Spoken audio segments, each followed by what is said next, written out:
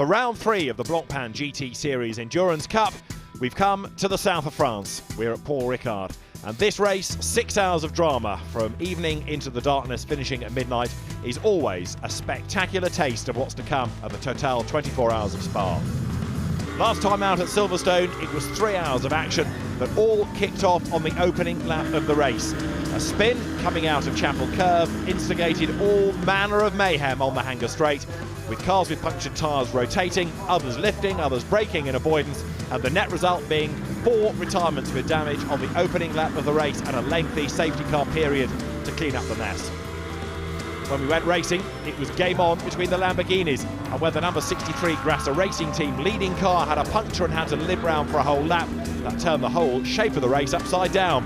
Number 72 Ferrari, the SMP Racing backed AF Corsa Run car, was working its way through to the front, having never had an outright victory before.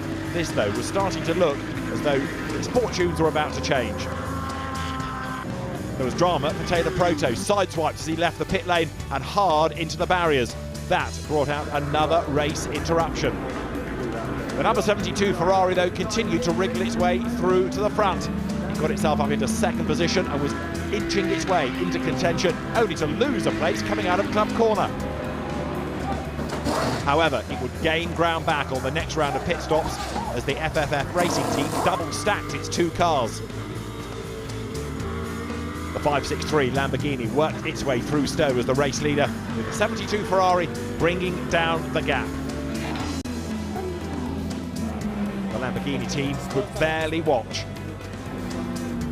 as eventually the Ferrari made its move. Miguel Molina, Michael Yashin and Davide Rigon, the drivers, and then they became race leaders with a demon move coming through Luffield, storming clear on the run to Woodcote. Davide Rigon pushing hard from Pereira and Phil Keane barely able to watch. The 563 Lamborghini was in more strife, this time tripping over the Stracker Racing Mercedes. That slithered itself off the road and dropped down the field accordingly. 563 Lamborghini lost more time coming out of Copse Corner, as up to victory came Ferrari. Finally, the SMP Racing car took an outright win, a delighted Miguel Molina, Michael Yashin and Davide Rigon, the winners at Silverstone.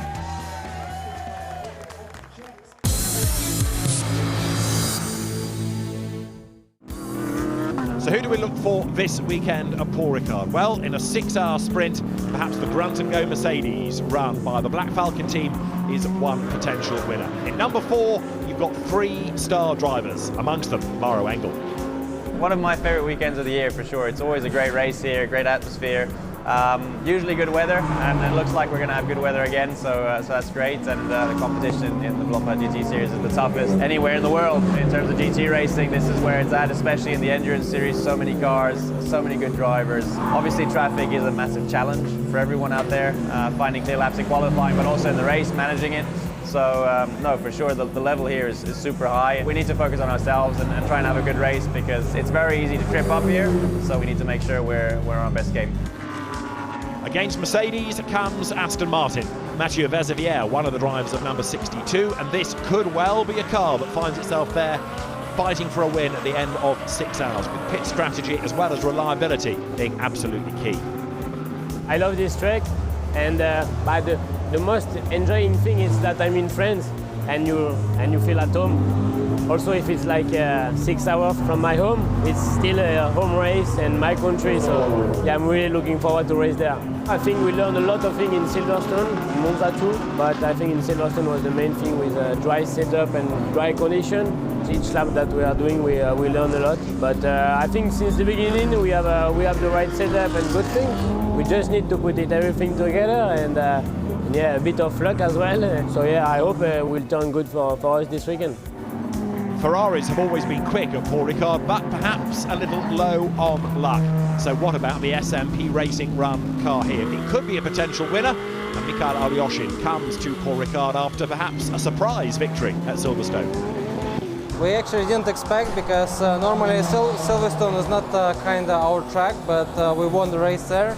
We almost won the race here, Paul Ricard last year, so let's see, but for now everything looks good. Our strength is always the corners, and some cars are fast on the straight but slow on the turns. and opposite, so that makes the battle even more interesting. Really happy to be here with Blancpain GT, and we'll be looking forward to win it. Another of the quick Mercedes teams, ACA ASP. Vincent Abril drives number 88 with Michael Meadows and Raffaele Marciello.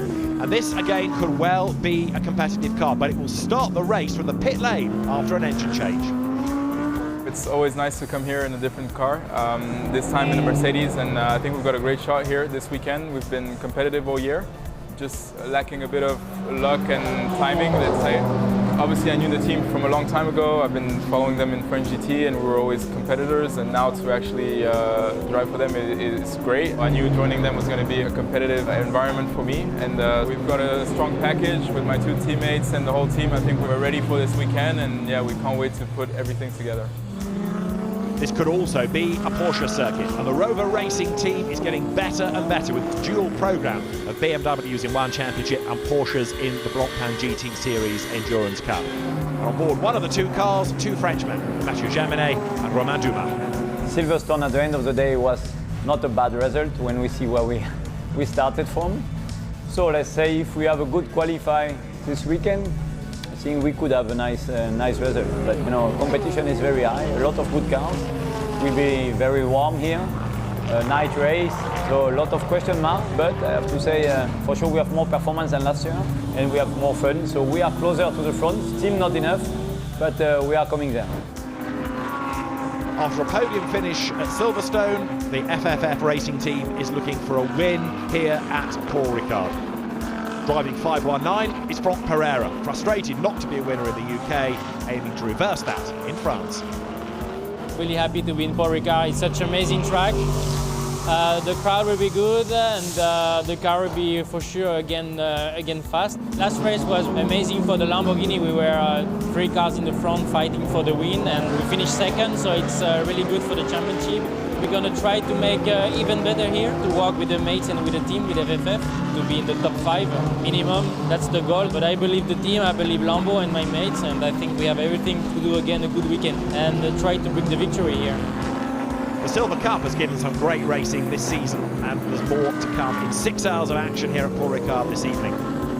The Team WRT Audi is Paul Petit. He had a very disappointing start to the season, missing the Monza race, but could be a winner here. It's my home race.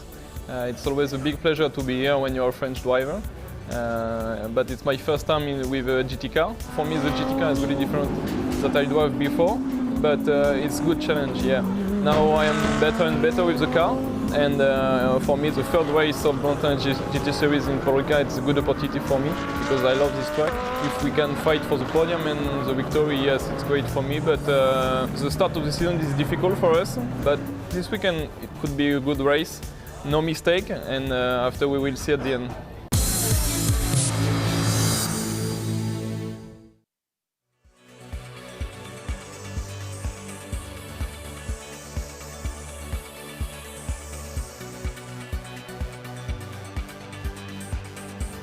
The grid is forming here at Paul Ricard, and we look forward to 6 hours of drama in this ultimate test before the Total 24 Hours of Spa. And it is another mighty grid with 2 cars having to start from the pit lane after engine changes, one of which is particularly fascinating, the 88 ACA ASP Mercedes, which is going to be started by Vincent Abril. At the start of the week in the area, there were very gusty winds indeed. There's a gentle breeze today. The track temperature 35.8 degrees, and the flags start to flutter. The teams will start in the heat and the sunshine and go into the darkness, a race that starts at 6 o'clock and finishes at midnight. And on the grid, we have a Bentley on pole position, and to talk to the drivers is John Watson. Jordan, it's Bentley Team M Sport's first ever pole position. I don't believe it. Yeah, me neither, to be honest.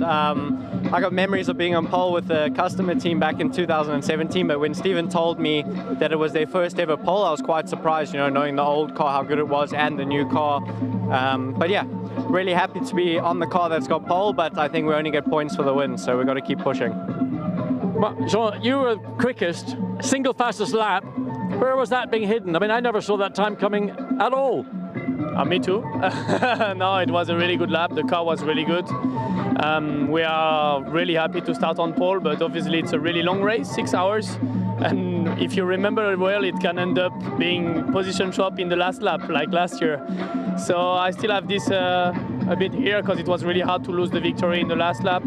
But I think we have the chance today maybe to try to do for a good thing. So let's keep it clear. I'm so happy to be with those two. They did an amazing job in quali. They got traffic, otherwise they would have been with me. So we have a good race car. Let's try to keep it together and see you, I hope. Thanks, Stuart. Stephen, let's talk strategy here. You don't normally stand around in your overalls unless you're going to be single stinting. No, it's we just have to stay out of trouble. We're obviously going to double. It's the fastest way to do the race. You know, we just have to stay out of trouble and try and win the race and be fast. That's it. As simple as that. Stay out of trouble and be safe. That's the race, is it? I'll watch you later. Sounds easy, doesn't it? Stephen Kane, Jules Gounod, Jordan Pepper drive 107. Bentley Centenary year, remember, which is why all the Bentleys have gained that 1-0 number against the 7 and the 8. 108 with a new driver, incidentally, Callum McLeod, replacing Alex Buncombe. They will be part of the squad for the Total 24 Hours of Spa, the next endurance race. So he's having a little bit of mileage here this weekend. Is Callum McLeod, former British Formula Ford champion, beat Nick Tandy to the title that year. So the grid formed, action very shortly.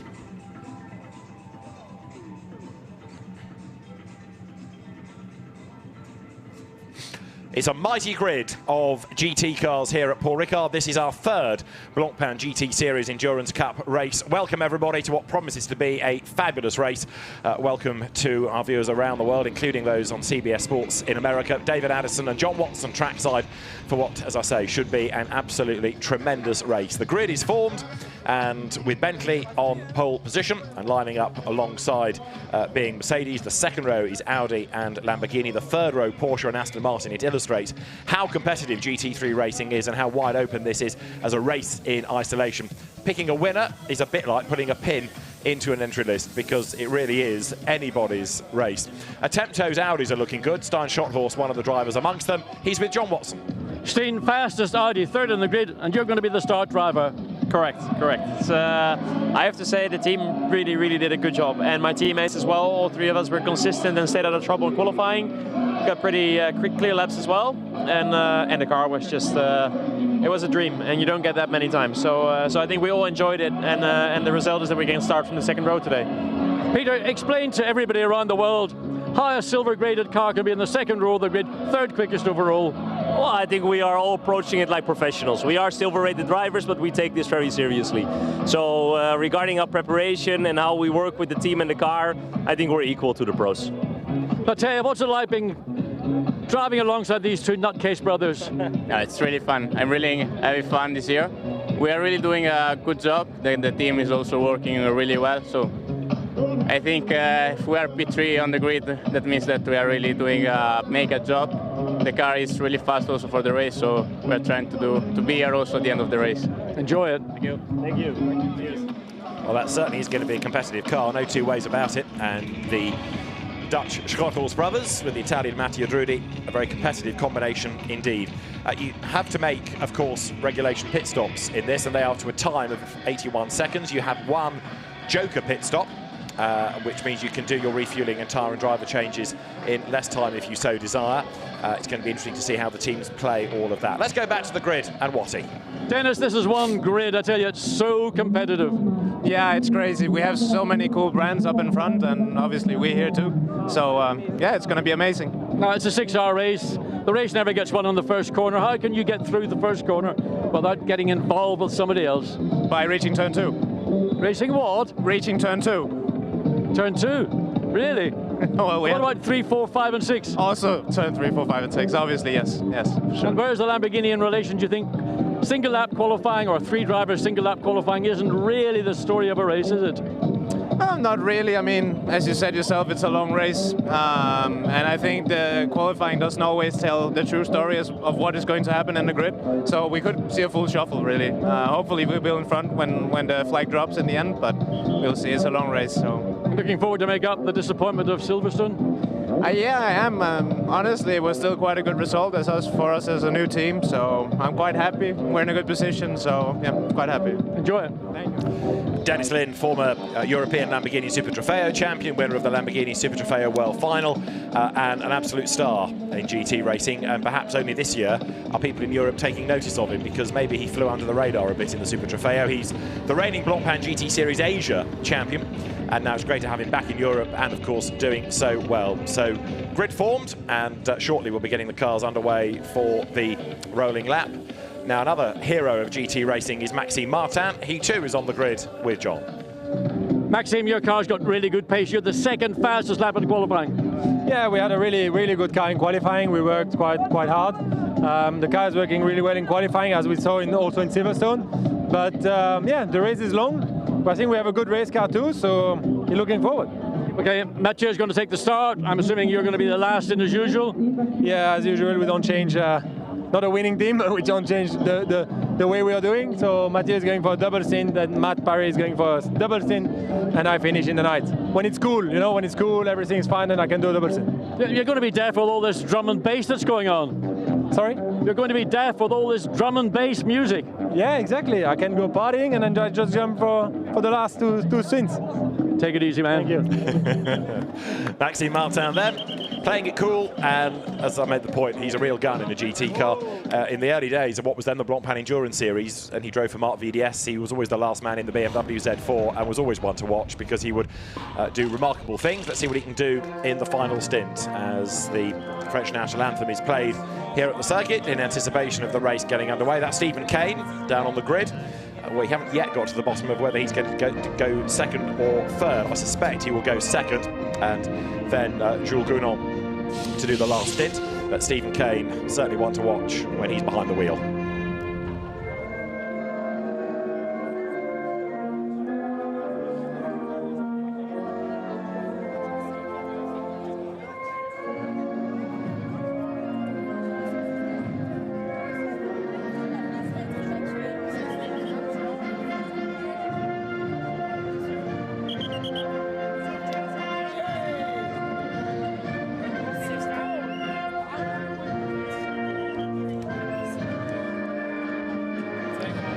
So Stephen Kane finishes his selfies, the Bentley being prepared, ready to go racing. That is the pole position car that Jordan Pepper will be on board with for 6 hours of racing here in France.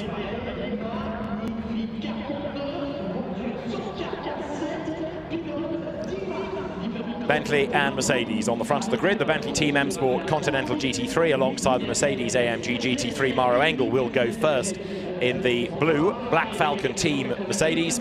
And then on the second row of the grid, you've got Stein Scotthorst, from whom we heard, and Dennis Lin lining up alongside. The best of the Porsche fleet comes on the third row. Matt Campbell, the Australian, starting with Mathieu Vazivière alongside. And Stephen Kane, I think it's just about done. Smile and wave is the instruction from the media team. He does exactly that, and will now head off to the pit lane. All the teams clear their equipment from the start line at the 1 minute board. The engines will fire up. The last engineer will leave the grid, and then we will be good to go.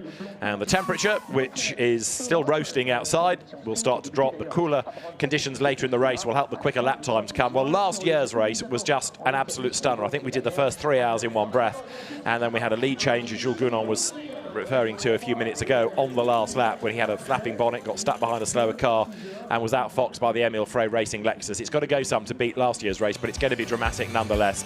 This is the circuit that we have, and we have, for the purposes of the Blancpain GT Series Endurance Cup, the full Mistral straight being used, and you'll see going into the fast right of Senior exactly who the brave drivers are. The twiddly Sector 3 up towards the line, but it's Sector 1 where you've got the chicane at the start, and then another tight sequence down to the bottom of the lap at the Virage du Camp, where all sorts of incidents could well break out.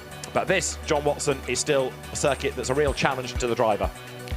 Very, very much so, and I mean, particularly, again, we keep referring back to it because we know that historically, opening laps with such a tightly packed grid, but not just because they're tightly packed, but because their times over a lap are so close. Everybody wants to steam into turn 1 and turn 2, and either consolidate, as the case of the 107 Bentley, or others behind trying to take advantage. So I hope that we're going to have a clean first lap, let alone a first corner.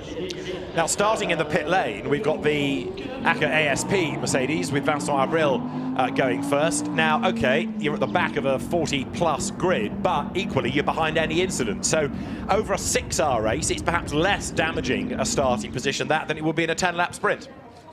You have to take the positive out of starting from the pit lane. That's the only positive I can think of. But having said that, you know, races are won. It's a 6-hour race. There's going to be 5 pit stops. A lot can go wrong at any part of those 6 hours. If you can just control your disappointment by not being on the grid and starting from the pit lane, you can do a good job. Another car with an engine change, another Mercedes. Interestingly, the Stracker car, Dev Gore, will start, and that also is meant to be starting from the pit lane, although I confess I've not yet seen it get to the end of the pit road. But there is the grid, all lined up, ready to go. We are about 9 minutes away from starting here at Paul Ricard.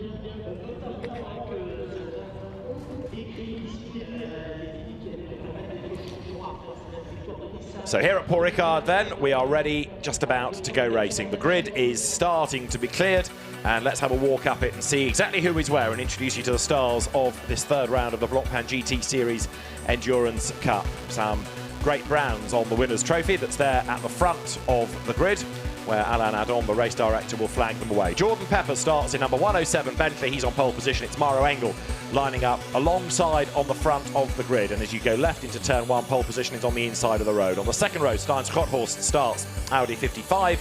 And Dennis the Menace, Dennis Lind, is for company in number 563 Lamborghini. Go back to the third row, and you find Matt Campbell for the Rover Racing team in the Porsche, lining up alongside Mathieu Vazivière in the SRO Motorsports Aston Martin.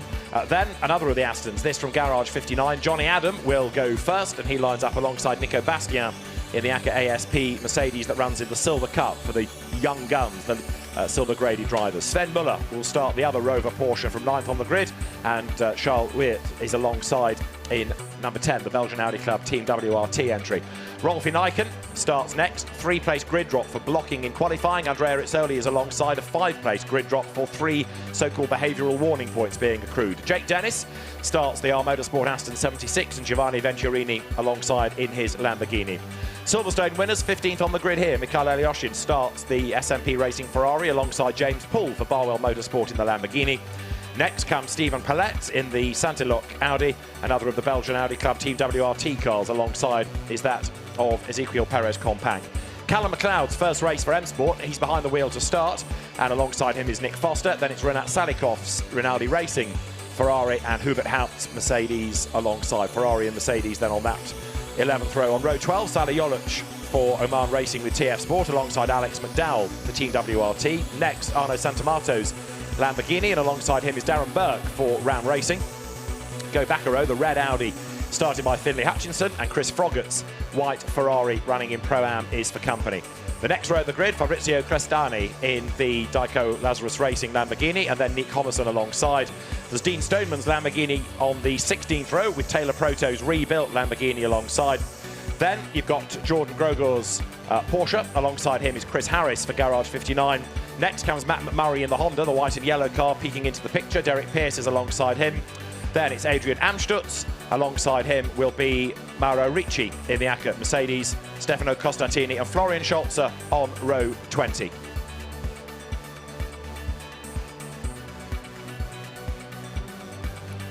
On row 21 of the grid, Jose Manuel Balbiani in the Rinaldi Ferrari. There it is, the green car, and alongside him is Pierre-Yves Pack.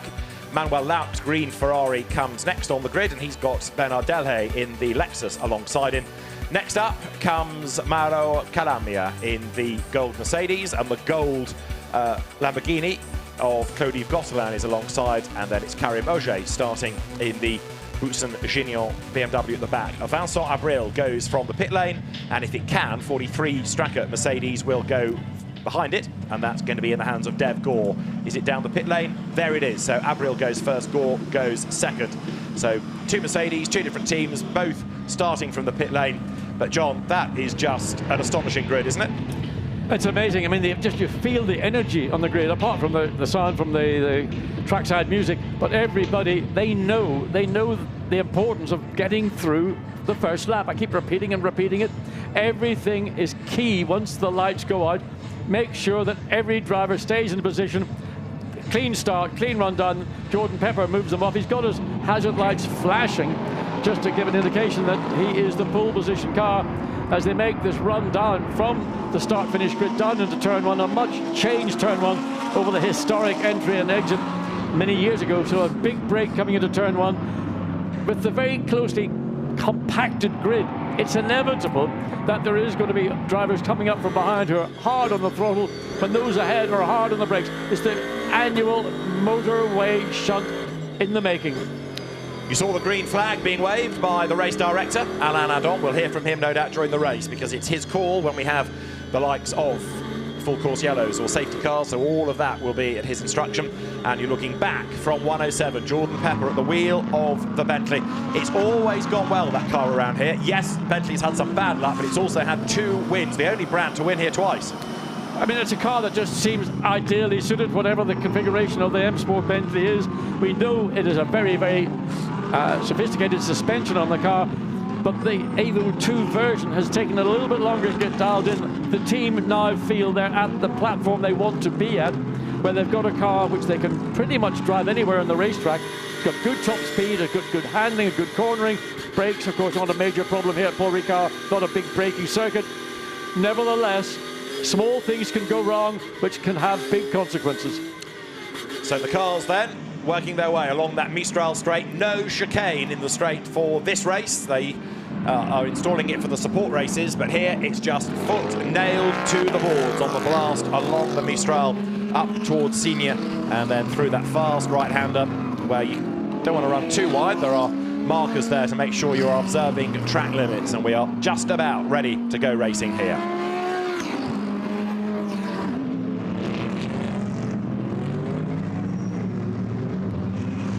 Pirelli rubber for everybody. The drivers, as you can see, weaving left and right to generate not only warmth in the tyres but also bring up the pressures. And it's going to be fascinating to see in these temperatures and with the pace of this race how the rubber copes. Well, I think there's going to be a certain amount of tyre management coming from some of the entrants. There were concerns 65-minute stint would be the maximum anybody could do, but they have to really be careful. It's a high-speed circuit.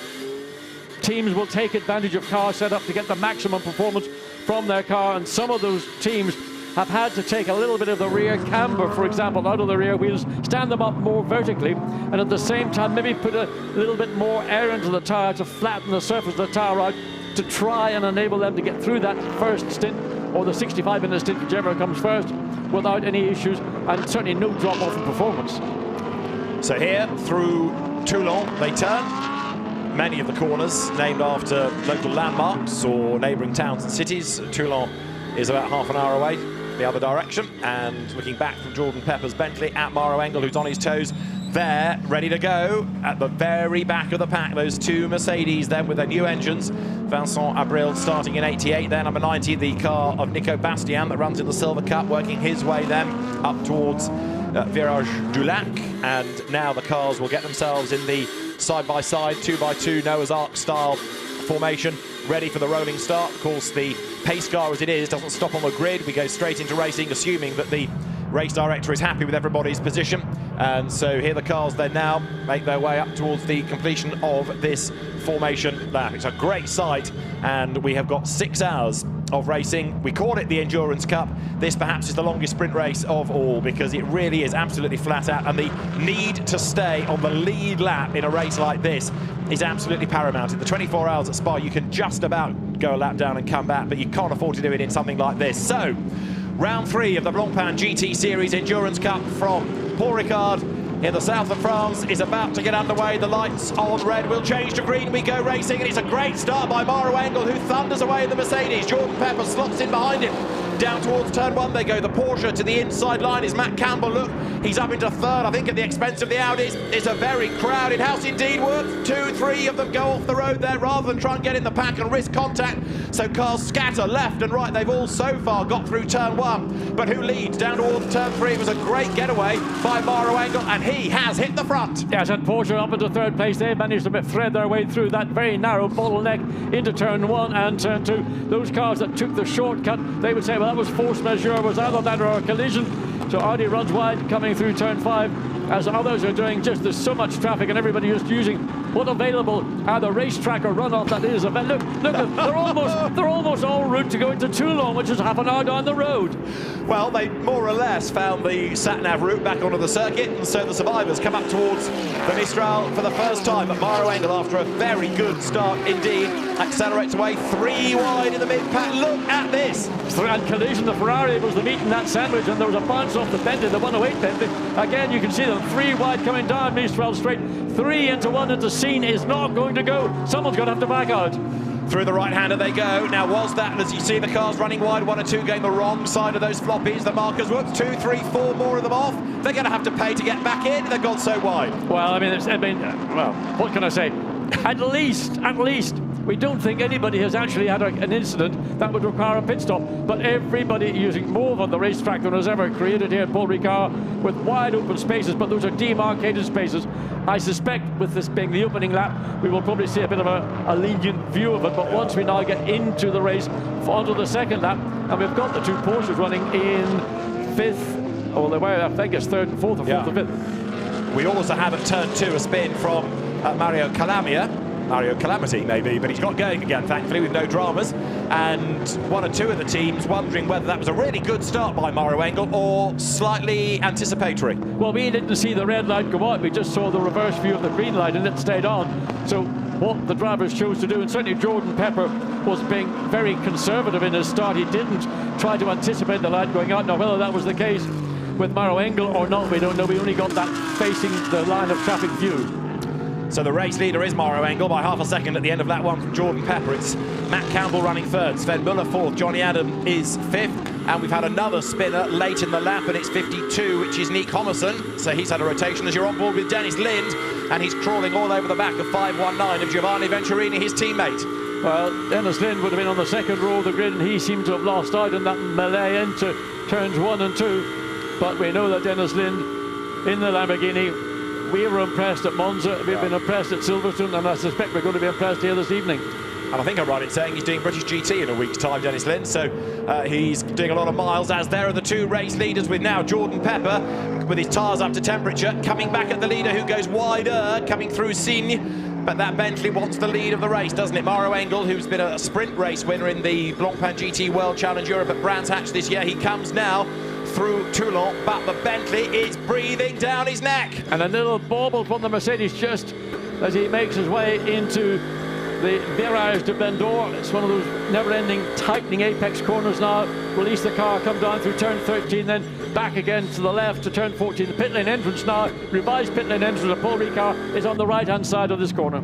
Nose to tail. Now, is this a part of the circuit where the Bentley can get through on grunt, or is it going to have to be under braking? Let's see. And while they're squabbling, so Matt Campbell, the hero of the Bathurst 12 hours at the start of the year, is coming back at them, taking Sven Muller, his teammate, with him. Johnny Adam is 5th, best of the Aston, 6th. Mathieu Vespier, safety car being deployed. Safety car already, and it's an immediate safety car, not full course yellow to slow them down first. And the safety car deployed, everybody there going past it, so it's been a scramble, but interesting that it's a safety car, John, and not a full course yellow. Well, we haven't seen any reason why the safety car should be deployed. Of course, everybody coming down pit straight, overtaking the safety car. We need to wait for the safety car once again to pick up the lead car, which of course will now. There is the safety car as it creeps down to let, well, he's going to pick up midfield, which is never going to be an easy situation. So the leading group of cars, the first 20 or more cars, are all ahead. There is the lead car, the Mercedes number 4, on board the 107 Bentley. So we don't know what the cause, whether it was possibly as a consequence of maybe some contact, bits of bodywork, carbon fiber in particular, could have found its way onto the track, particularly on the racing line. As Maro Engel now accelerates and pulls away a little bit from Jordan Pepper, but it's this sort of seesaw action. So, big time, somebody's gone off at the exit of Scene. So quickest corner here at Paul Ricard. So that's the reason why we've got the safety car on track immediately. No full course yellow, immediately a safety car. So that will be attended to, and let's hope that we can get back to green flag racing as soon as possible. Now, Derek Pierce, I tell a lie, is in the pit lane in the Team Parker Racing Bentley, so I fear that may have some damage, and the incident at Scene being attended to. So the teams are asking what's going on with the safety car and the race leader. I suspect the intention will be that having scrambled the safety car, get everybody slowed down, then the back of the field will be waved past, so it does pick up the race leader. Alain Adam and his team now, of course, have to run the race. They have to look at the incident zone as well. So they've got a lot of things to juggle. So there's the recovery vehicle heading up towards the incident zone. We'll get the order restored. Let's have a look at the start, John. Lights go green. Yes, it looks as if Jordan Pepper was either very conservative or Maro Engel very optimistic. It can't work out which it was, because until we actually get a view from the other direction as to who got the jump, but clearly the Mercedes got the jump. But the big winners here were the two Rover Racing Porsches, who ended up coming from the back of the third row of the grid and a bit further back for the second of the 99 Porsche. Again, usual problem, you run out of road, so everybody dives to the inside, goes off track, inside of the curb, comes back on again. Now, some will have benefited from doing so. Very difficult to determine how much and who would have been the biggest gainers in that, but certainly the two Rover Porsches were very, very good on that opening lap to get into third and fourth place. So we've also got Pierre-Yves Pack into the pit lane. Just looking at this incident, in the middle was the 72 Ferrari, Mikhail Alyoshin being pincered. That was Callum McLeod on one side of him in the Bentley. And so as the cars now are behind the safety car here at Paul Ricard, the number 444 Ferrari Florian Scholzer and number 2 Ezequiel Perez Compact, we understand, are the two involved in it. That's what's come up on the timing screen. So Ezequiel Perez Compact, who shouldn't have been that far down anyway, getting involved in the incident. Yeah, that car, you see the Audi creeping back in. The number 2 Audi had a problem, well, didn't have a problem, it was a driver problem, because Van Thord sort of in qualifying hit one of what they call the floppies on the outside of scene, that the plastic cones that demarcate racetrack from misuse of track limits, and it damaged the front aero on the car. They weren't able to actually change that in the time between the three qualifying sessions, so consequently the car was losing 3 to 4 tenths of a second a lap due to lack of aero on the front, and consequently that's the reason why that car, the number 2, qualified down in 19th position. So there Pierre-Yves Pack with a punctured tyre rejoins, but he will lose a lap, I fear, as a consequence of that. Safety car stays out then. Number 6 Mercedes goes through. That's the car that Hubert Haupt is behind the wheel of. There's confirmation as to why we have the safety car on track at the moment. So frustration for the drivers. They want to get on and go racing, but of course they can't for the moment because we're under controlled conditions like this. Yes, and particularly on the quickest corner on the circuit, the entry speed's around about 120 miles an hour when you're running clear. Obviously when you've got cars around you and cars either side of you, then the entry speed's a little bit lower, but there's a fair amount of runoff between the outside of Scene corner and the tyre bales which demarcate the outside of the racetrack.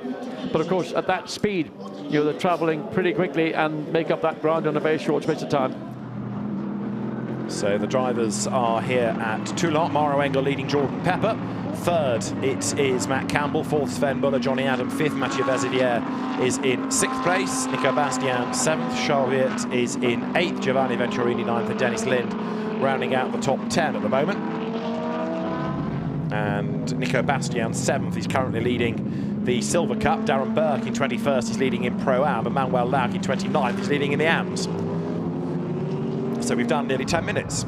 And the cars come towards the end of lap number 4 now, with the margin being, well, it's a notional one, 7/10 last time over the line, but Maro Engel being the man at the head of the queue. And now the teams start to crunch the laptops and look at the data and work out what this is going to do to their strategy. Now the safety car, you'll see, has picked up the race leader by letting everybody go. It's now got the leading car behind as we complete 4 laps of racing here at Paul Ricard.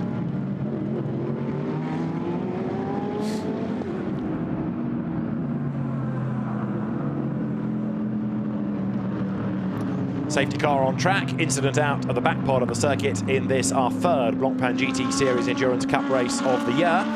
519 goes through, that's Giovanni Venturini. The yellow flags and the safety car boards fly all the way around the circuit. Charles Wirt there, almost being overlapped by Giovanni Venturini. Yeah, not a very good idea to do that under a full course or safety car intervention, to run into the car that you're following, so drivers need to be aware, because the car ahead of you might be accelerating and braking to try and maintain as much of the tire temperature, tire pressure in his particular car. So this sort of seesawing is quite common, but it can lead to contact, just somebody gets it wrong. I mentioned that Derek Pearce was in the pit lane in the Team Parker Bentley. He was also involved in the incident, I understand. Well, he's got away with it and got as far as the pit lane, but clearly has damage because he's now lost 3 laps. Yeah, and I mean, we saw in the opening lap with 3 cars abreast coming down the Mistral straight, and it is a high-speed corner. It is a one-line corner at speed with these cars, and for 3 into 1 or maybe 4 into 1, something's going to happen. We've got 1 car clearly in the tyre wall and the outside of scene, and the vehicle has been sent out to recover that car, and Ezequiel Perez's compact will be hopefully back in the pit lane very shortly, and able maybe to speak to Dakota Jane and give us his version of what actually took place. Fingers crossed, but curious as to why he was so far down. I know he had his bad qualifying, but it wasn't putting him towards the back of the grid unless he'd had a drama elsewhere on that lap. Anyway, there in the background, the corner workers are beavering away, and the drivers, of course, will always go to the medical centre in any incident, large or small. So we stay with the drivers, and there is the team Parker Bentley. Seb Morris awaiting his turn, but lots of frontal damage, and that, if it does go back out, will lose the best part of half an hour, I would have thought. There's Seb Morris in his shorts looking ever so cash. Derek Pearce frustrated, Rob Smith on his phone, but Stuart Parker's not having a lot of luck this year with that car, is he? No, and again, if you're in the middle of the back of the pack, you're in the danger zone. It's inherently the worst place to be. That's why I mentioned starting from the pit lane is often a disappointment, but frequently it's also maybe the best opportunity for you to get through the opening laps of the race without getting involved in another person's incident. So here the cars come up towards the Virage du Pont. The Paul Ricard circuit opened in 1970. Of course, for many years was the alternating home of the French Grand Prix with Dijon. It returned last year as the home of the French Grand Prix, something that surprised a lot of people really, because for many years it wasn't even a public race circuit. It was only a test track, hence all the blue and red extra grip runoff area that you see. And drivers often complain of that swirly paint, giving them nausea as they race for long distances.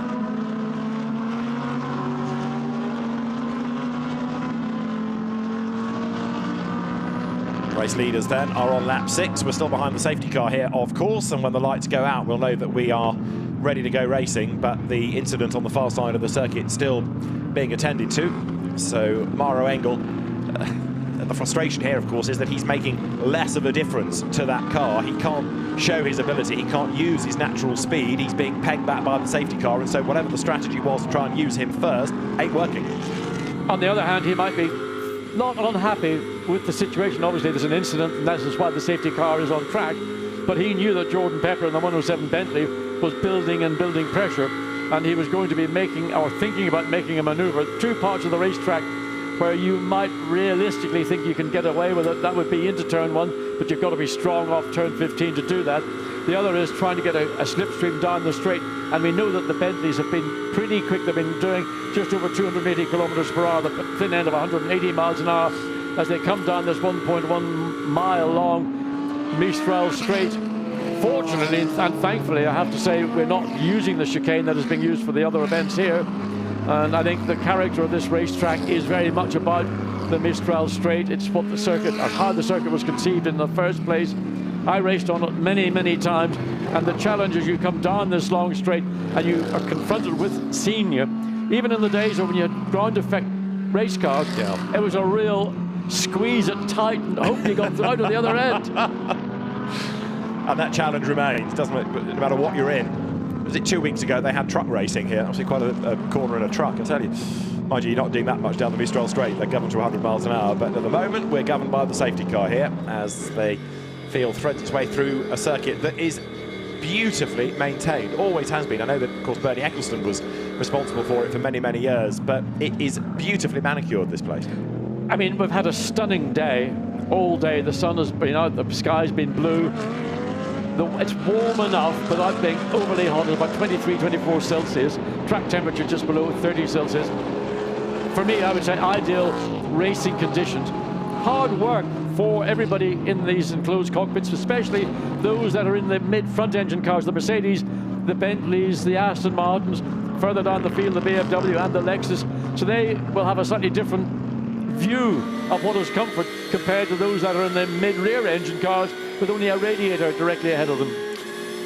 Yes, and some drivers will tell you, and perhaps this is more in humid conditions like in Malaysia, for example, but you don't want to be in a closed car like this in a long safety car period. You've already been sat in it long enough at the start of the race, and then if you have a safety car period in your early stint, there's just no air getting through, so you get hotter and hotter and hotter. And here is the view from Sven Muller's car as he accelerates now out of Saint-Baume. And one of the reasons for that, David, is the Bentley, for example, or the Aston Martin, or even the Mercedes, the engine location is so far back compared to what the production car would be. I mean, the engine is actually almost alongside your legs when you're operating the pedals. So there's an enormous amount of heat soak comes into the cockpit. So that's what the team have got to do. They've got to find a way of isolating that heat from getting to the driver. Marshall's busy with the yellow flags, and the safety car staying out on the circuit then, as the race is currently on lap number 7. All of this counting, remember, within the 6 hours. When this concept was first introduced, it used to be at the Nürburgring that we had the 6-hour race. It was 6 hours or 1,000 kilometres, but that made it rather difficult for the teams to work out driver stints and strategy, because they never really knew how many laps they were going to have to do. So it was decided to just make it a 6-hour race, but also to bring it before Spa, so that the teams and the drivers had practice of operating in the darkness, in the nighttime conditions, which is essential for the Blue Ribbon race coming up next month. The Total 24 Hours of Spa, always a fantastic event. If you've never been, I would commend it to you. Apart from the fact that the beer is fantastic out there, it's a brilliant race, and the track is never still from the moment we go green on Thursday morning, with support races and all the action from the GT3 cars as well. The start here, incidentally, is now being looked at as well, and we're on lap 7.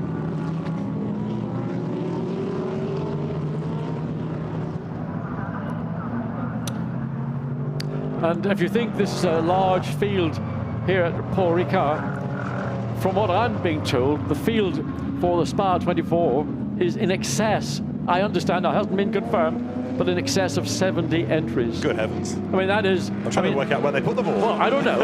I have no idea. But I'll tell you what, when the cars take the start of that 24-hour event, just as they run down into Eau Rouge, there will still be cars filing out of the chicane that would take them onto the start-finish line for the Grand Prix. It's going to be some sight, isn't it? And if you've never been, you really need to go. It's a fabulous race and a fabulous circuit, and it's got a great history, the Spa 24 Hours. But, of course, sports car racing, as well as Formula One, all part of the heritage of Paul Ricard. How good, though, John, is it, on a different note, to see these Porsches of Rover Racing up there? I know we've had a Porsche win with the dynamic motorsport car at Monza, and that currently is in 15th place. But Rover running the Porsches in Blancpain GT Racing, running BMWs in VLN, learning about these cars, developing all the time, and now they're starting to come good. Well, I think one of the reasons why we're seeing the Porsche perform so well here, remember they won in Monza, but that was the Dynamite Racing team, which won, one might say, unexpectedly. Yeah. But they have got, in terms of their balance of performance, they're probably statically about 50 kilograms lighter than some of the principal opposition. The balance of performance is to try and equalize across the field, and sometimes you're penalized with weight, sometimes you're penalized with an engine restrictor, sometimes it's an aerodynamic. But if you're carrying 50 kilograms or approximately that less than some of your principal competitors, that helps you in lots of ways, not least of all in tire management, acceleration, braking, and just overall speed. The dynamic motorsport Porsche, of which John was just talking, is now having its start investigated. We have a medical car on track. You can see the incident being cleared as the cars come through, and the team's being told to tell their drivers no weaving, medical car on track. So although you're following the safety car, you might suddenly come across another course vehicle, and that needs to be avoided. So Mauro Engel is on lap number 8, and he leads here at Paul Ricard. All the drivers itching to get going again. Yeah, I think that medical vehicle, actually, I saw just as it was panning across the exit of a scene, there was a vehicle that was on the infield, which would soon be going straight to the medical centre if that's what is required. So Mauro Engel it is, and the race leader Jordan Pepper second, Matt Campbell third, Sven Muller fourth, Johnny Adam fifth, Mathieu Vezivière in sixth place. Safety car stays out. Guy Claret, very experienced racer himself, is the safety car driver, and of course there's no way that a road-going Audi R8 can go at the pace of a GT3 car, but he's going to do his best when instructed to hustle on and try and up the pace for the drivers behind him.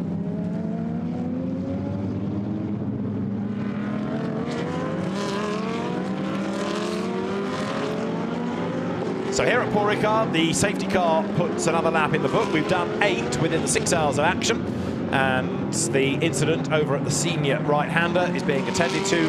Drivers will be taken to the medical centre, and then when the race director is happy, I suspect he'll give them a lap or 2, maybe 3, at quicker and quicker and quicker speed behind the safety car to bring tyre temperatures and pressures back up, ready for safety to go racing. So we'll wait and see when that decision comes as the drivers now turn their way through turn 2. This just looking back at what was happening not that long ago, only about half an hour or so, with a hugely packed grid, not only of cars but people as well. Stephen Kane there, part of the 107 Bentley squad, busy with his camera. Vincent Abril starting from the pit lane, number 88 Mercedes. And the race getting underway with a great start by Mauro Engel, putting him ahead of the opposition on the run down towards turn 1. Some teams shout foul. Black Falcon say it was just a great start. Either way, Mauro Engel ahead by the time they worked their way round turns 1 and 2. Others just having to run wide because otherwise they were going to end up with an accident. Yeah, it's a pinch point from when you turn left into turn 1 to turning right. So that pinch point, some people just decided to cut the inside of the corner. They may or may not have made up some positions as a consequence, and they would just say simply that that was a force majeure situation. So still running under the safety car.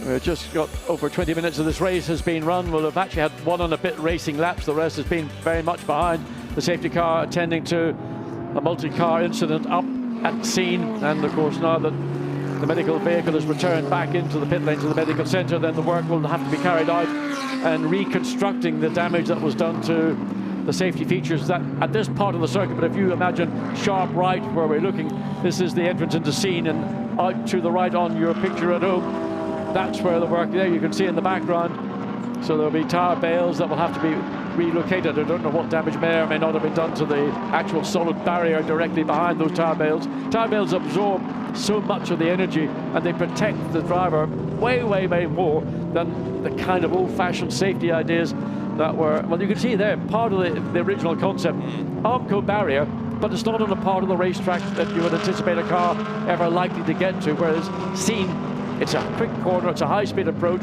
so you're going to travel the distance between the racetrack and whatever the barrier is in a short shift.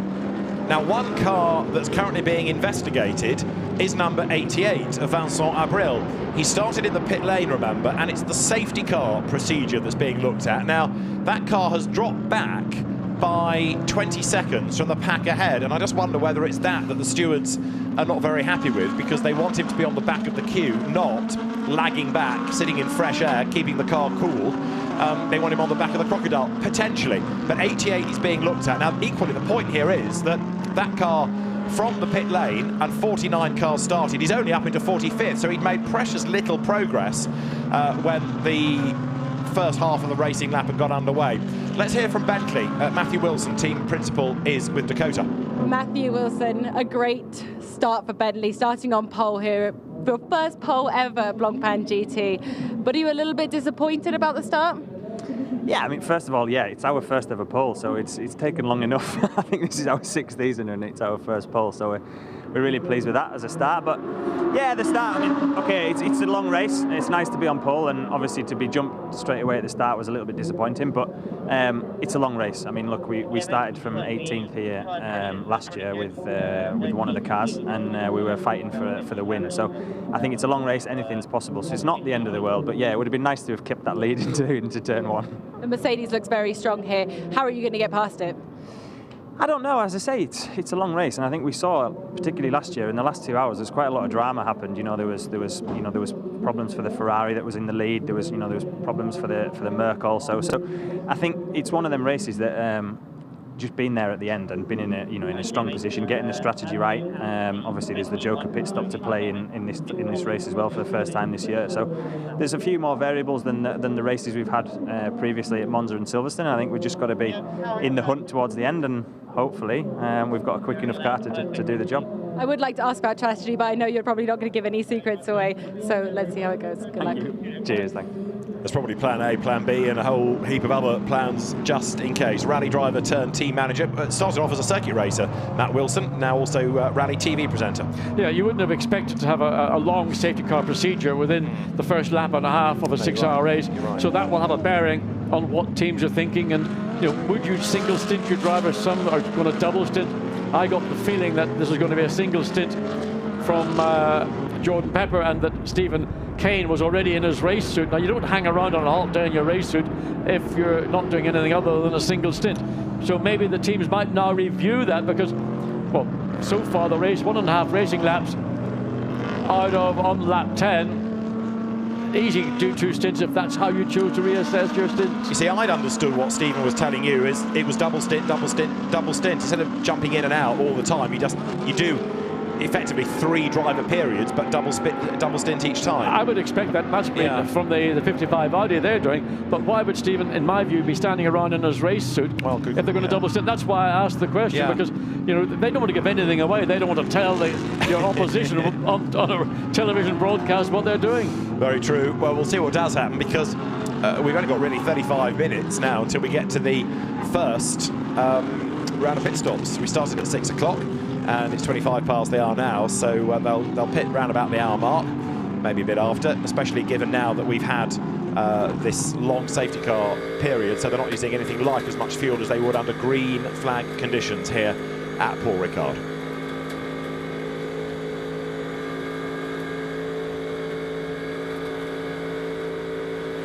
For my money, the pace is quickening here, so I'm suspecting that we're not that far off. In fact, yes, this time, safety car in at the end of this lap. So we are going to go back racing here at Paul Ricard this time around. It's the end of lap number 11. We haven't had a full racing lap, really.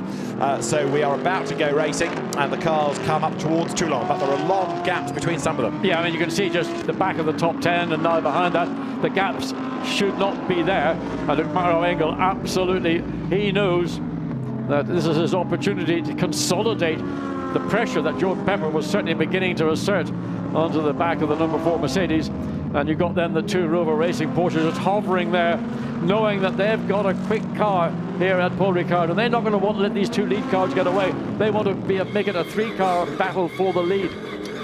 So Maro Engel then lifts, stacks them up. Now he starts to accelerate away. Once you go, you've got to keep going. You can't go and slow, otherwise you'll be in real strife. But the car tries to get away from underneath him there. It looks loose, and Jordan Pepper is going to be on his tail. So Maro Engel pushed. It almost got away from him. Mercedes, Bentley, Porsche, Aston Martin, and then everybody else as they come over the timing line. They're still trying to get the tyres warm and the pressure's up. Yeah, indeed. You can see just how much they're having to do. The Bentley in particular, Jordan Pepper weaving one side to the other. Now that's not to prevent the 99 Porsche getting through. That's to try and get that temperature and pressure issue back to racing spec.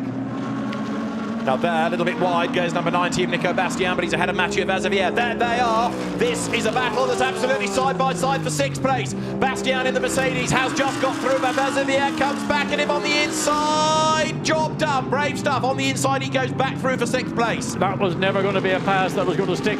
Now the Audi slips down the inside of the Mercedes as well, so trying to battle to keep position, and a little light contact on the exit of turn 6. Then all the way through this long right-hand corner, and losing places, 2 places in the space of 3 corners. Probably going to lose another one, the Lamborghini that's following directly behind Bastian. So one little move off track on the exit of turn 4 loses 3 positions, or will lose 3, I think, by the time they get to the end of the straight. So the clock ticks on down with 5.5 hours to go. 3 wide. Look at the Lamborghinis, absolutely level pegging as they make the run now up towards senior. This is fantastic GT motor racing.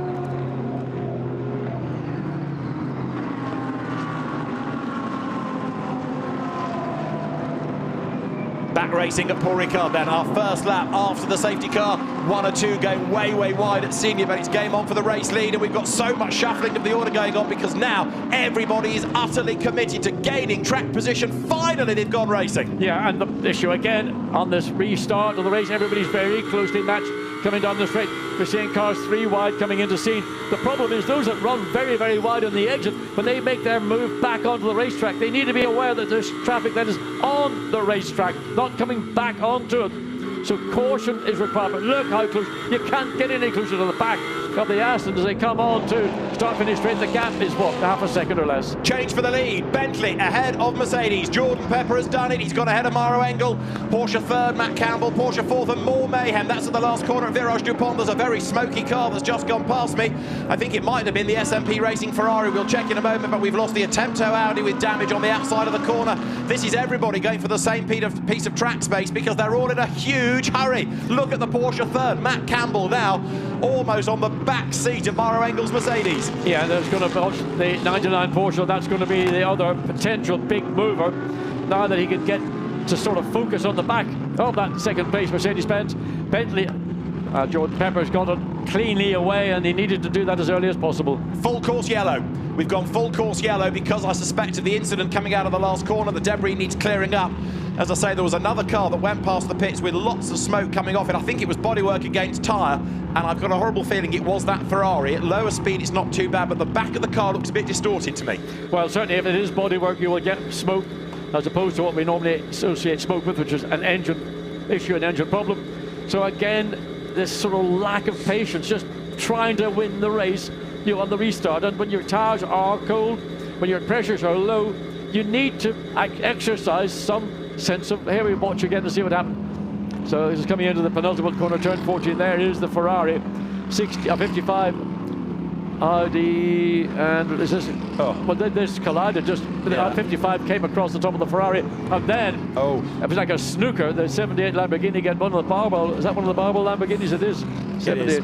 It's got running again.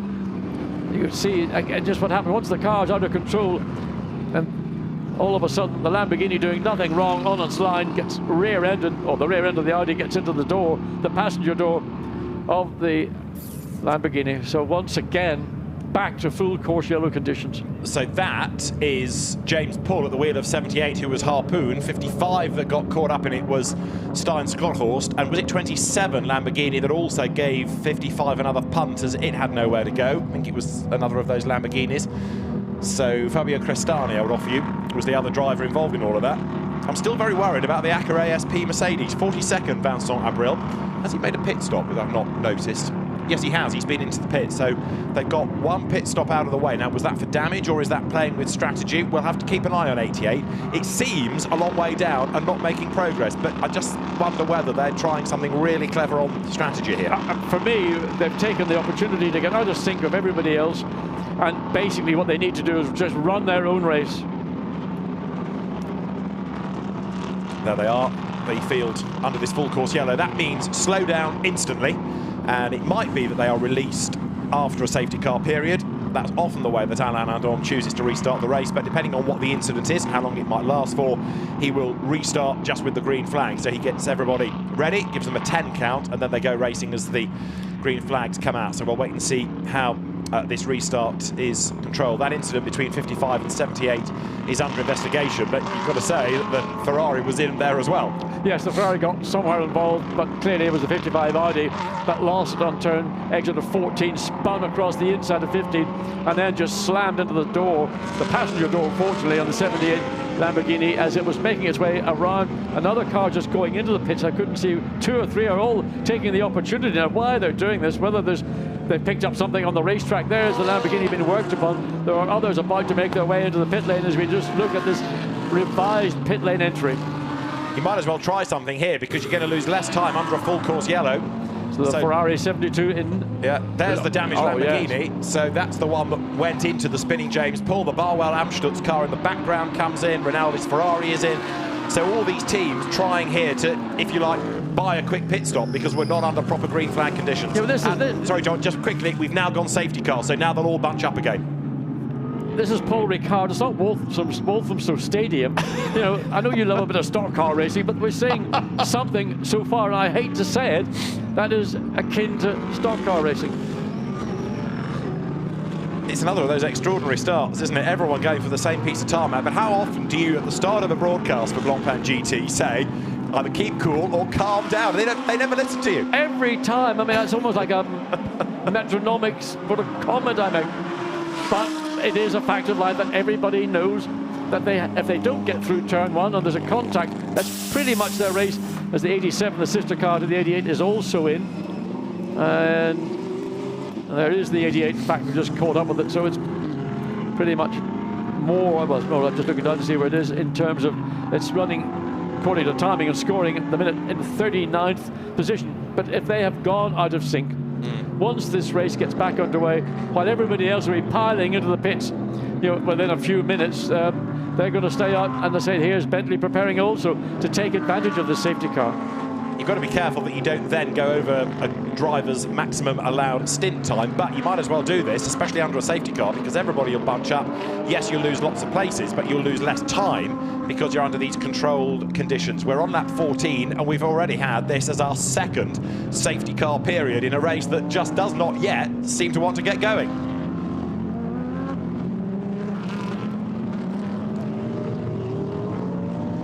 Full course yellow was called for because of an incident, a debris on track. Now we've got everyone bunched up and the safety car on the circuit. 563 Lamborghini, which is the car in the hands of, help me out John, Dennis Lind, has done its Joker pit stop, which means they've refueled and done tyres, but not waited for the 81 seconds. You're allowed to do that once. You get 2 uses of an extra second's worth of grace plus a Joker pit stop, and the teams have to notify when they've done the Joker. So that was a Joker stop for 563. I think that's a good call. I mean, why not use it? There's no point thinking, well, I'll wait until the final hour before I use it. The race will be so well set. This is an opportunity to take advantage of that Joker situation. More and more teams are all piling into the pit lane, and these cars are not cars that have suffered damage either, well, particularly from that last incident that we saw in the final turn, turn 15. Interesting how some teams elect to do it now, but because everyone's in a queue, you're not really perhaps benefiting as much as you might do under natural green flag conditions. And number 63, the Grasser Lamborghini, has also served a pit stop, and it's got Rolfin Eichen at the wheel of it. So that's a pit stop and a driver change. Yeah. So which one's that? 33? Yeah. Manuel Lauk out.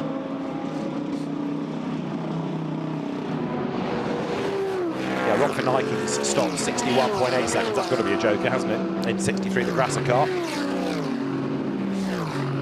So, safety car for the second time on track, and the damage bill is going up and up and up here, isn't it, with lots of gaunt cars, unfortunately. Well, it's just, unfortunately, we had a lot of damaged cars on the opening lap at Silverstone, particularly on the first lap out of Chapel onto Hanger Straight, and again incident, particularly here on the opening, or I think it was the second lap in Scene, and then damage to cars in the final turn. So Stein Scott-Horst's Audi, after being turned around, is still going. Jordan Witt with a puncture, 78. Oh, it was James Pull at the time. Jordan Witt's taken over 78. That's in the pit lane. Fabio Crestani with damage after that incident. He is also in the pit lane, and Jordan Pepper is remaining as the race leader. And you're looking back from Bentley 107 at Maro Engel here on lap 15.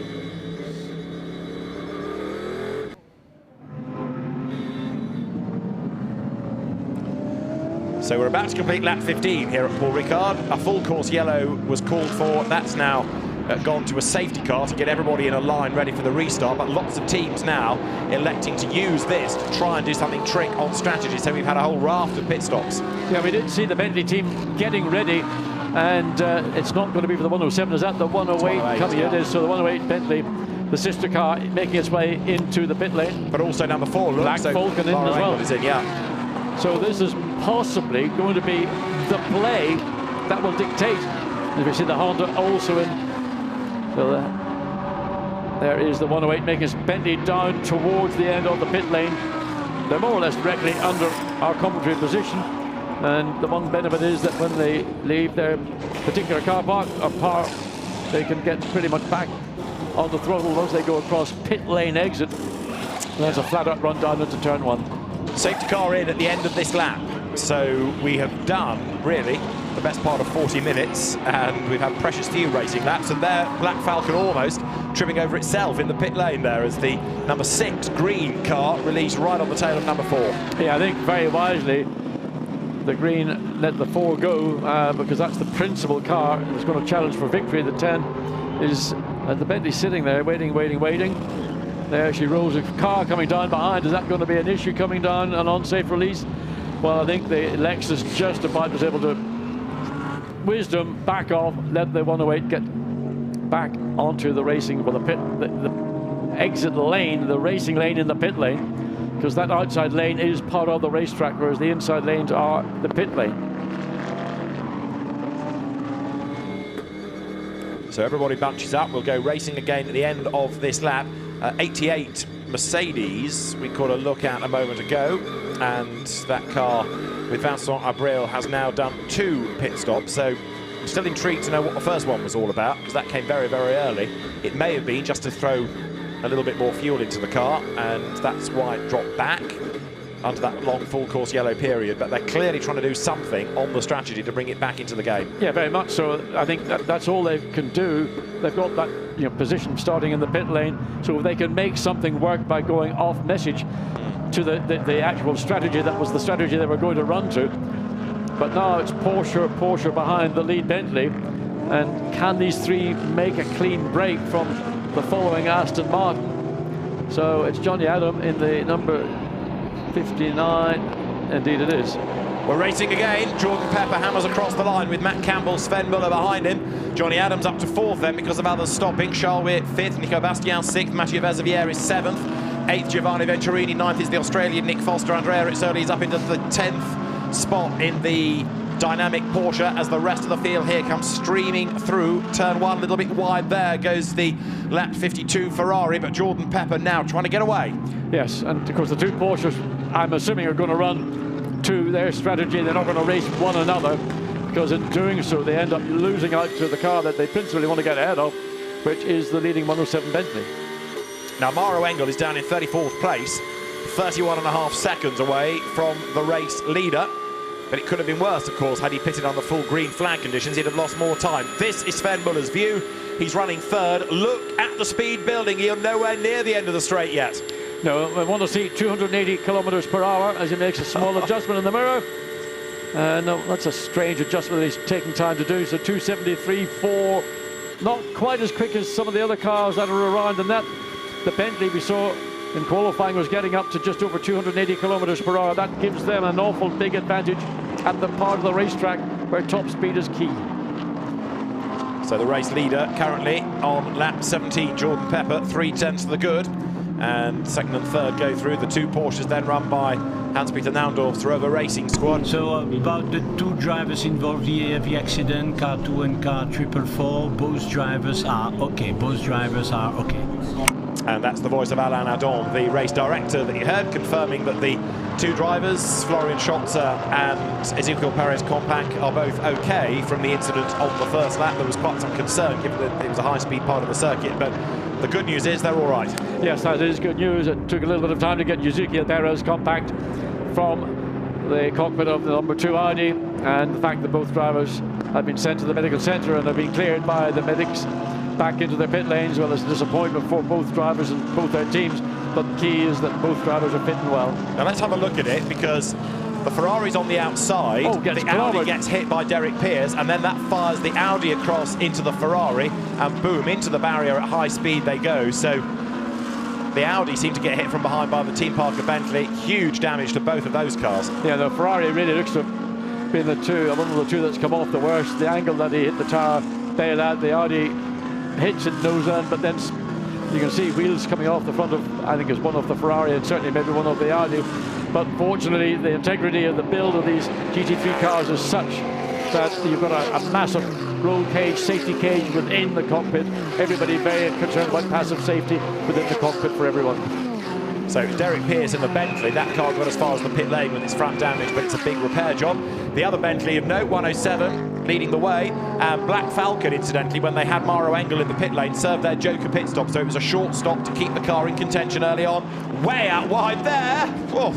And that's the danger. You go wide coming through scene, and then you just swing back across the racetrack as if there's nobody there. Luckily, there was a sufficient gap for them to blend back into that battle.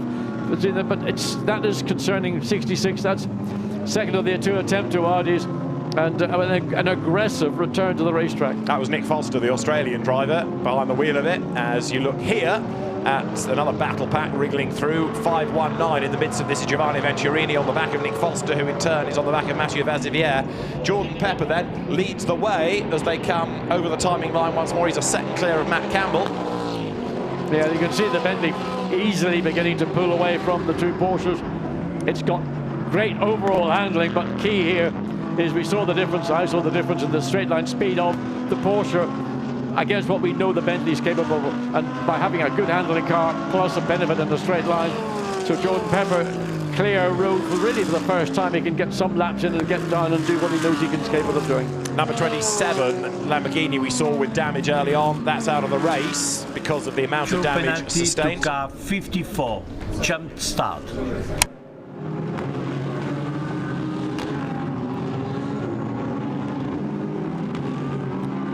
The Monza winning Porsche given a drive-through penalty for a jump start. So the start was being investigated. The car had already got a 5-place grid drop anyway, thanks to Andrea Rizzoli getting behavioural warning points, but now a drive-through penalty for number 54 for a jump start. Well, I mean, the grid is so tightly packed. I'm not making an excuse for anybody jumping the start, but it has been observed and it's been penalty is being served, so a drive-through penalty is going to do a lot of no good for the 54 Porsche, the winning Porsche from Monza. Still 5 hours, 13 minutes of this race remaining, and coming down into Beausoleil, tight, 3 cars all battling for fundamentally the racing line. Still the Aston controlling this group. What was that running very fast? That's the Porsche. That's the penalised Porsche. Andrea Rizzoli's got the red mist coming down, I think. Again? Yeah, it's got. So he's way out wide over the curb. Now let's have a look at the green Porsche in the replay. Well, you can see he's pulled into the middle of the line of cars, which is a serious no-no. I mean, if you want to be subtle about it, just put your car in the middle of the grid. You'll get away with it. Yeah, it's more of an out of position than a jump, but either way, it's going to be censured. There's the Stracker Mercedes just having, I think, served a pit stop, and that car is ahead of the leader. It's still Dev Gore at the wheel of it, and Jordan Pepper is leading now by nearly 1.9 seconds over Matt Campbell. So the margin is increasing a little bit between the top two. It's Bentley ahead of Porsche, Aston Martin 4th, Audi 5th, Mercedes 6th, Aston Martin 7th, Audi 8th, Lamborghini 9th, and then Aston Martin now 10th. Andrea Rizzoli is serving his drive-through, and the pit exit of number 63 now, Rolfi Nyken in the Grasser Racing Team. Lamborghini under investigation, and that's very committed stuff indeed. 5.19, Giovanni Venturini says, I am coming through. And he did. He just launched it down the inside into turn 5, got the position, and simply there was no coming back. In the traffic, race leader, Jordan Pepper blasts past Dev Gore in the Stracker Mercedes. David Fuminelli replacing Jack Hawksworth in that car this weekend. And the team wanting blue flags to be waved to the Mercedes. Well, it's of little use now for the 107 leading car because he's gone past on sheer grunt. One of the things that we get in these races, particularly getting so much close racing, but later in the race when you're coming up to overtake back markers, is the amount of radio traffic that is going on between the drivers back to forwards to the pit, you know, wanting blue flags waved. Get them out of the way. It is apparently amazing. Number 88, Vincent Abril, drive-through penalty for overtaking under the safety car procedure. A drive-through for Vincent Abril. So we're still trying to get to the bottom of that first pit stop, but either way, anything they tried to gain, they've just negated because this drive-through is going to drop them back down the order. They're just not getting anywhere in this race.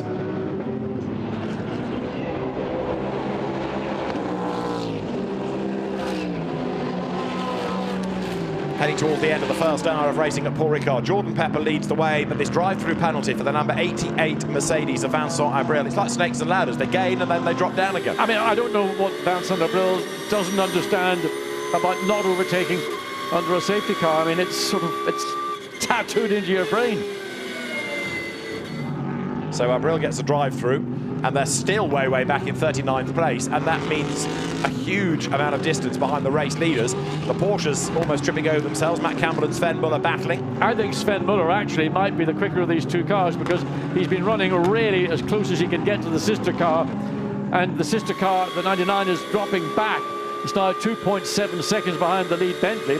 So maybe Rover Racing want to let these two cars swap positions. and give Sven Muller the opportunity to try and run down the Bentley. We're just 10 or so minutes from what we would imagine. Again, working at the mirror or doing something. It's strange. I don't know what he's like. He's got an adjustment that he's adjusting. Lifts off, down to 5th gear. 214 or so is the slowest speed just at the exit of Scene Corner. Again, this group battling the Aston, Audi, Lamborghini, all looking pretty competitive.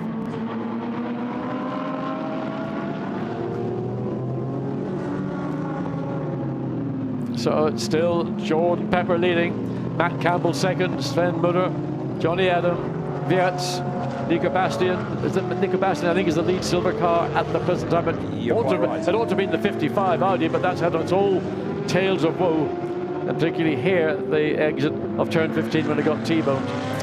Now, Vincent Abril is swearing blind that he did not overtake under the safety car. And the fastest lap of the race has just been posted by Jordan Pepper, and the first pit stop for that 88 Mercedes was strategy. They are trying to do something clever, as we've been suggesting, to try and get out of the mix and try and gain places in the long run. Whether it works, we'll wait and see. But that drive-through penalty has not yet been served. I think there's a discussion still going on about it, but the officials are adamant that that's happened.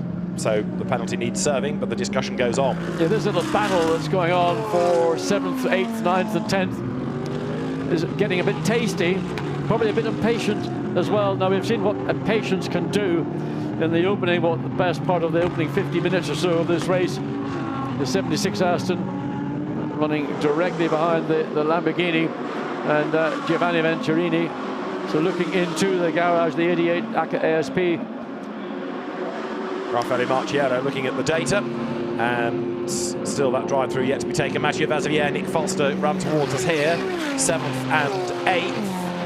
Up towards senior, the race leader, Jordan Pepper, getting away now from Matt Campbell. They're in and amongst the traffic, and they're a change for 3rd. Johnny Adam round the outside of Sven Muller, but he's off the road, and he's the wrong side of those floppies, isn't he? He is indeed, and Porsche reclaims that position. So brave move by Johnny Adam, but the consequence was, as we saw, just couldn't keep the car on the racetrack, went wide, and good thinking by Sven Muller to get the Porsche back down the inside and once again keep his 3rd place. But Johnny Adam, he knows that the pace of the two Porsches is not that of the lead Bentley. He wants to make progress. He's getting pressure from behind. From the Audi of Wiertz. And you can see the Audi even looking to try and make some progress indeed. Coming down into the final turn. Nico Bastian sitting, riding shotgun, just really watching what's going on ahead of him. That's probably the most sensible thing to do in the silver category, not running for the, might we call the pros. And a little bit of a block. You can block once, you're not allowed to weave around. Bastian went from left to right, had to try and make a manoeuvre, but not something that was going to be realistically a pass. Charles Weir looking better in this race than we've seen in any Blancpain GT race this year, looking as though he really belongs up there in 5th place, keeping Nico Bastian at bay as the leading quartet wriggles its way through turns 3 and 4 and 5 down towards as they come. Number 90, Nico Bastian running 6th, still leading within that Silver Cup, but now crawling all over the back of Charles Weir. And I just wonder, is the Audi beginning to struggle a little bit with rear grip, rear traction? The Mercedes clearly, to me, is the quicker of the two cars. Wait to see the Mercedes make a pass. So there, the Porsches accelerate up the Mistral straight. Muller in 3rd place.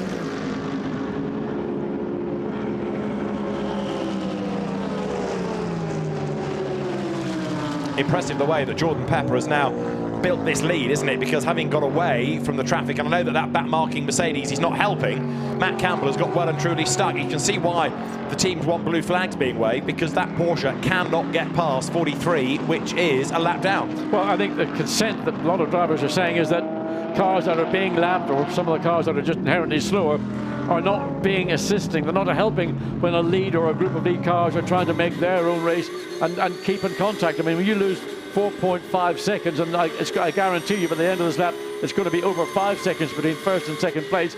And the Mercedes has got good straight line speed. The Porsche hasn't shown that so far, and it makes it really, really difficult. What's going to happen is you're going to get a back-up between the car that's due to be lapped, then 2nd, 3rd, 4th, 5th, and they're all going to once again concertina. So the Mercedes should step aside, let this group of cars go free. It's not going to have any bearing on its race.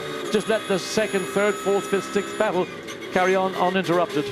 Because now the lead gap is up to 5.8 seconds. Right now, Matt Campbell is well and truly stuck here, and understandably, Rover Racing not amused. Stracker will say, well, we're trying to drive our own race. If you're not quick enough to get past, tough. Yeah, but what goes around comes around, and one day it'll be the other way around, and then you'll hear who's doing the crying most of all. So there are the Porsches then, running second and third. Sven Muller back ahead of Johnny Adams, as we saw. Charles Witt, fifth. Nico Bastien in sixth place. Up into 15th is a man that spun on the first lap, Mario Calamia, in the gold Mercedes. Taylor Proto up the order as well. It's a very shuffled order because of people stopping under full course yellows and safety cars. We're about 4 minutes away from the end of the first hour, and now the move's about to come. Yeah, Johnny Adam getting right under the rear wing of Sven Muller's Porsche. He made a move around the outside a few laps ago to try and get up into third position. Gets up virtually, well, he decides to back out of it because he's going to go into that area where it's a bit of no man's land. He tried it once and it didn't work. He's got to be a little bit more patient. He is being patient.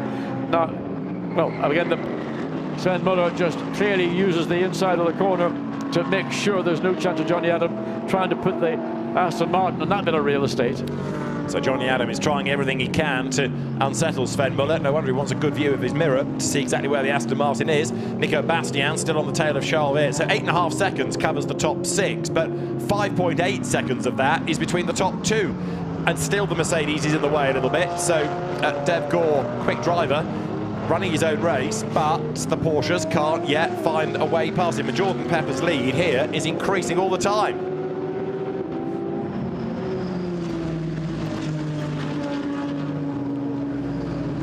Jordan Pepper leads the way, 6.6 seconds clear of, ignore the Mercedes from second place, but then it's Porsche, Aston, Audi, Mercedes as they round turn 1. The black and green Stracker Racing Mercedes is a lap down, but as yet, other than the leading car, nobody else has been able to find a way past, and Dev Gore is not rolling over and putting to one side and letting them go, is he? He's certainly not, and all he's doing is just building up, you know, a head of steam for the following Porsches, and as Johnny Adam in the 4th place Aston Martin, that really is going to be well placed. We've seen him on a couple of laps come through this sequence of corners onto Mistral Straight. Gets a good run here onto the straight. The two Porsches stacking up one another, and Johnny Adam once again trying to start the process of getting closer. But he needs to be alongside before they get into the braking zone, otherwise he's going to have to back out. Now, we've had Maro Engel make a pit stop under full course yellows. Let's hear some thoughts about that. Luca Stoltz, his co-driver, is with Dakota. Luca, now it was a fantastic start from Maro, diving into P1, but the pit stop didn't quite work out for you. You guys are way in the back now, 28th pick. Yeah, first great start by Maro Engel. He really pushed at the start, took the lead. Then we had a big accident with a safety car where they had to repair barriers, so it took quite a long time. Now we are P28, as you said. But we're on a different strategy now, so we made quite a first short stint and we're stretching out the other stints. So it really comes together end of the race. Pit stop seems to be very critical here, and it's very hard to not get stuck in that traffic, isn't it?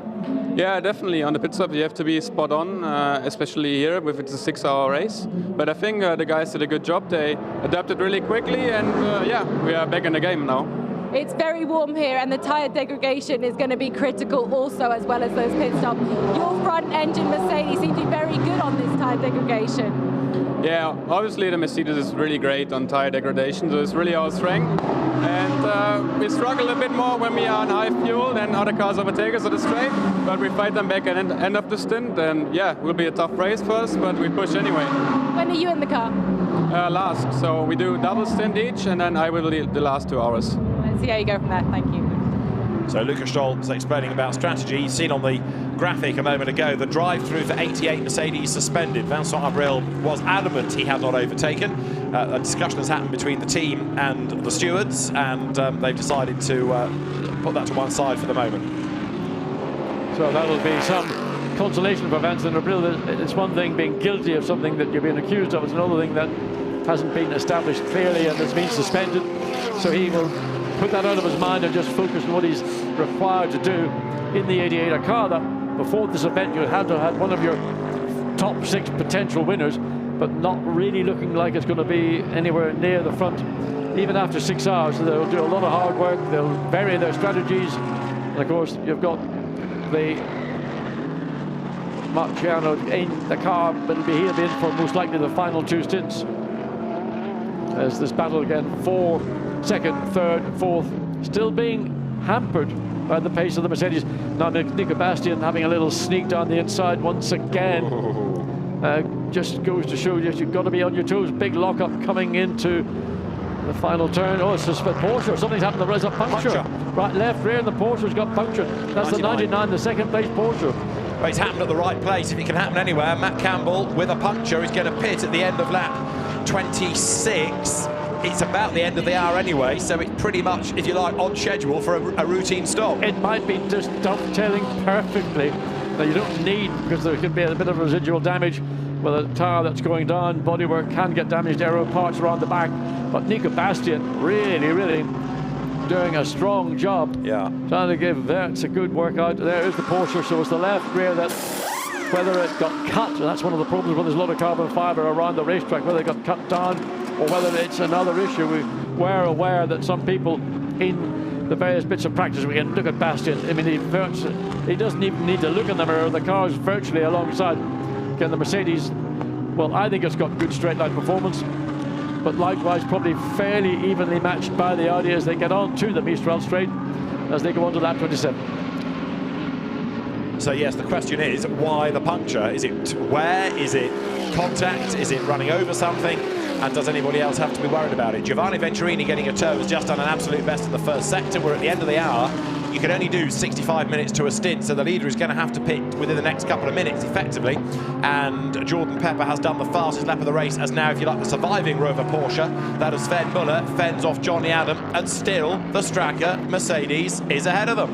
Yes, I mean, the reason for the 99's pit stop, we assume it was something picked up on the racetrack, but nevertheless, all around the racetrack, you slide over curbs, some of the serrated curbing, you can, just at the wrong angle, just cut a tyre down, and it takes so little. And it gets even harder, of course, later in the race when it's dark, because you are limited in what your headlights will pick out. And Charles Weert under attack. Nico Bastian at the inside. Is Weert going for the pit lane? Yes, he is. So Charles Weert pits. Well, that was opportunistic, possibly. But anyway, the key is Nico Bastian has got through finally, and that will bring Nico Bastian up into 4th place. So car number 10 pits on lap 27. Now this is 88, and behind the Lamborghinis, it was up the inside, but didn't quite overtake. It was close, but it didn't quite overtake.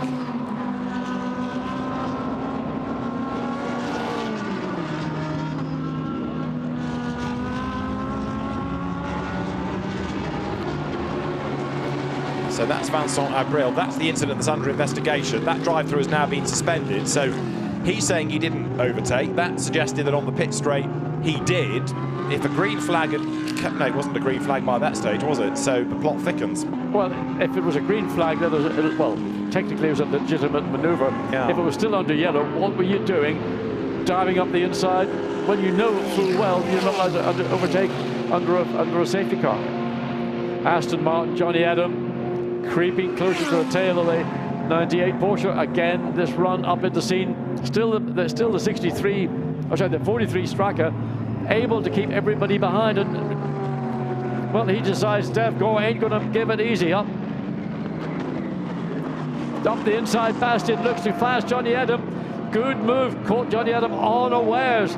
So Nico Bastian slips up. And that brings now Nico Bastian up into 3rd place. Johnny Adam, somewhat, I have to say, caught unawares by the dive down the inside. Well executed, well thought out by Nico Bastian. This is the lead silver car up into 3rd position. So lap 28, race leader is in. So Jordan Pepper into the pit lane. As is Nico Bastian, so he made that pass, but also decides he had to come in anyway.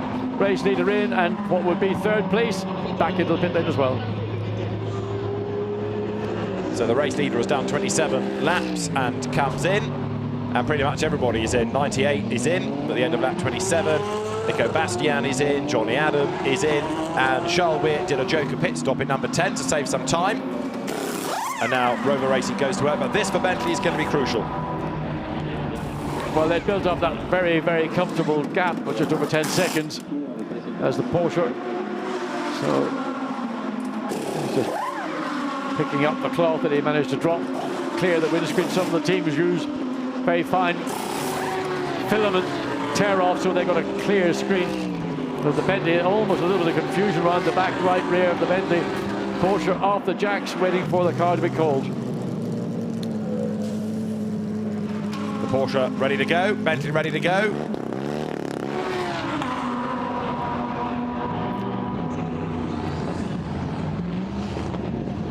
Pit stop cycling through here at Paul Ricard. The leading Bentley has just pitted. Now, does it come out ahead of the number 4 Black Falcon Mercedes is going to be one question, and relative also to 88, the ASP car from the pit lane start. 4 gets through. And the drive-through penalty for 88 is confirmed for overtaking under safety car. The officials have had another look and said, yeah, you're guilty. Do your drive-through. I don't understand how Vincent Abril could believe that he hadn't overtaken under a yellow, and it was as clear as your face.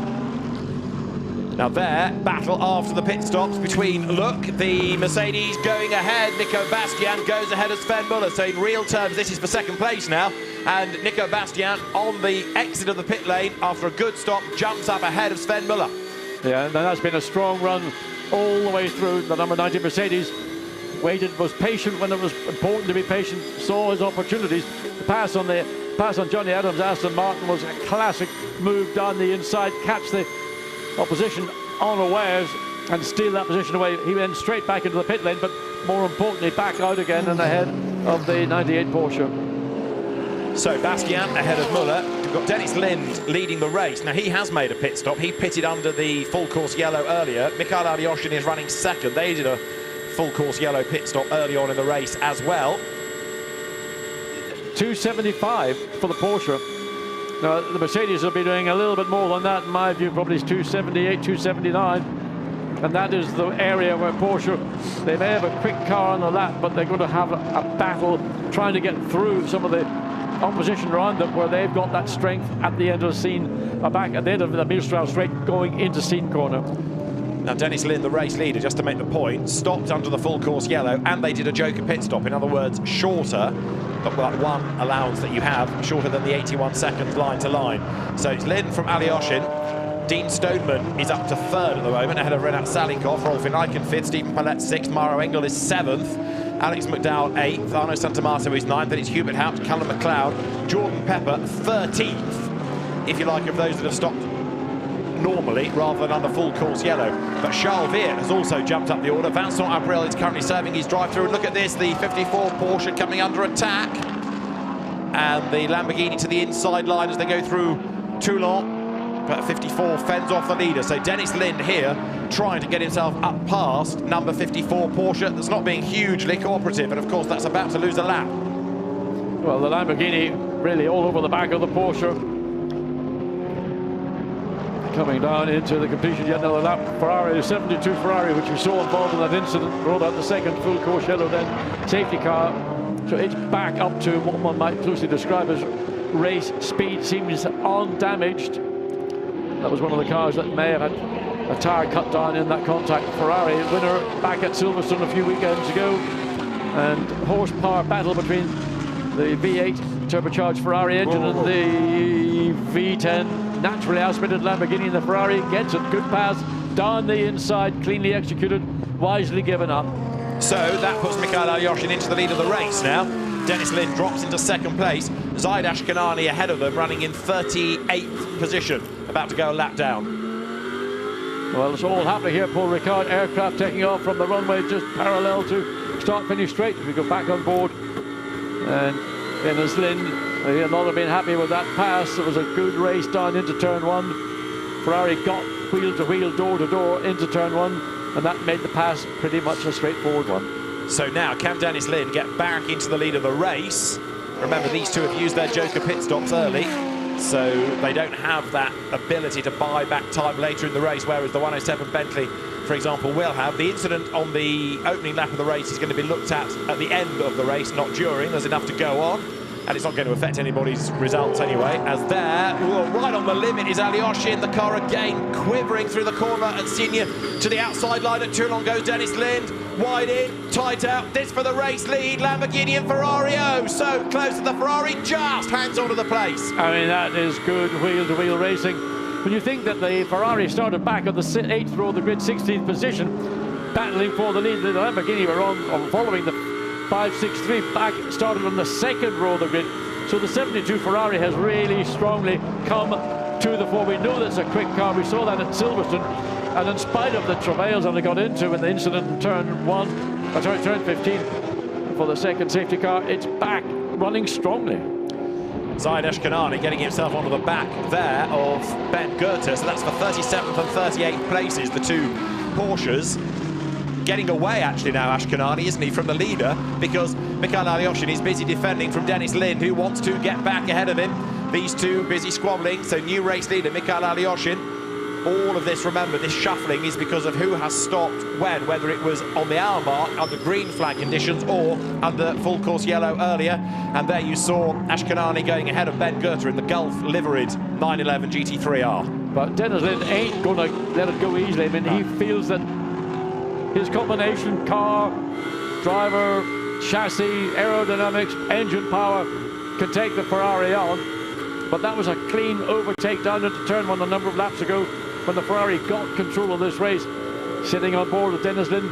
Now, the Ferrari's got the benefit of a slower car ahead, so he's picking up a toe, one of the Goethe of the Porsche, the Gulf Porsche.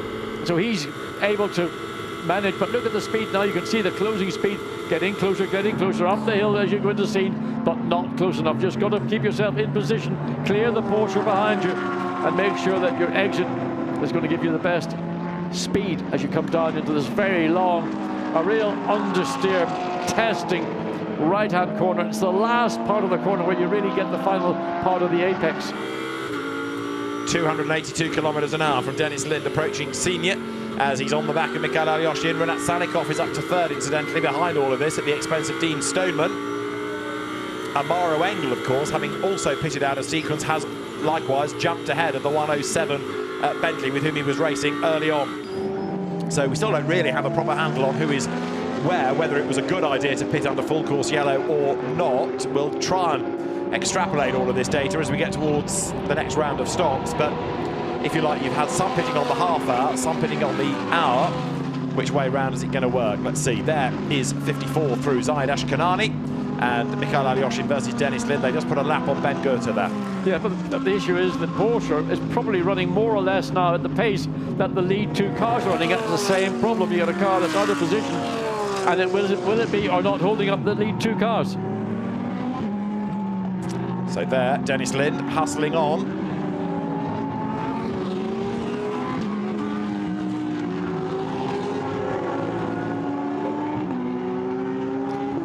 Still trying to do some crude maths. I still think that those that pitted under the full course yellow earlier might have gained track position, but I still think they're going to have to make an extra stop because they're still going to need to do an hour for the subsequent stints. They can't avoid another pit stop, so they're going to have to pit at 5.5 hours, whereas those that stop at 5 can then go to the end. So I still think that those that have pitted most recently are in the pound seats, but I'm willing to be proved wrong. I'm trying to do this on the fly. Well, I think that's why teams employ people that are strategists to work all this out. And unfortunately, they don't come up with a commentary booth and explain it to us and chat their own about, which is what we need to understand precisely the reasoning behind the steps that any individual team has taken. Fastest lap of the race, Johnny Adam, 1:53.895. The Aston Martin in 17th place at the moment. Renat Salikov running in third.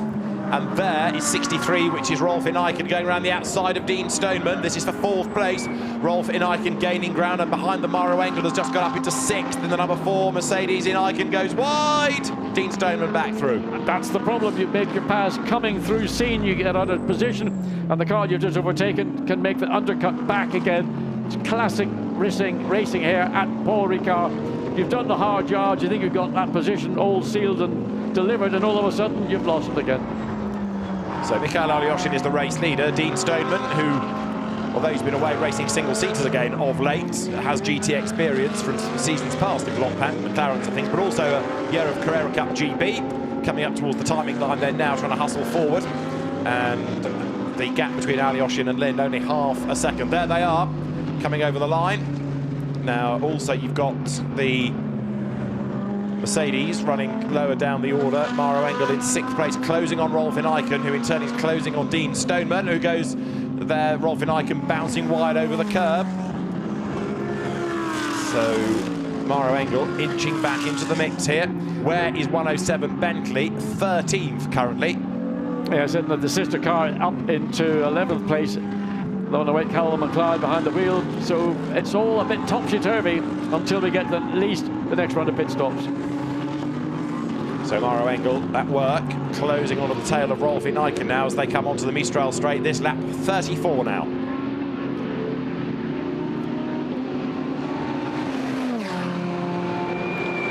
Johnny Adam has done the fastest lap of the race in this third Blancpain GT Series Endurance Cup race. And Alyoshin, Lind, Salikov, Stoneman, Nyken, Engel, Palette, McDowell, Santamato, Haupt is the top 10. Jordan Pepper, the best place of those that pitted round about the hour mark, and he's currently up into 12th place as there Mauro Engel, look, has virtually got himself onto the back of Nyken. Now this for 5th place, John. Well, again, with two Lamborghinis down the inside. Good pass, clean pass to Rolf Nyken.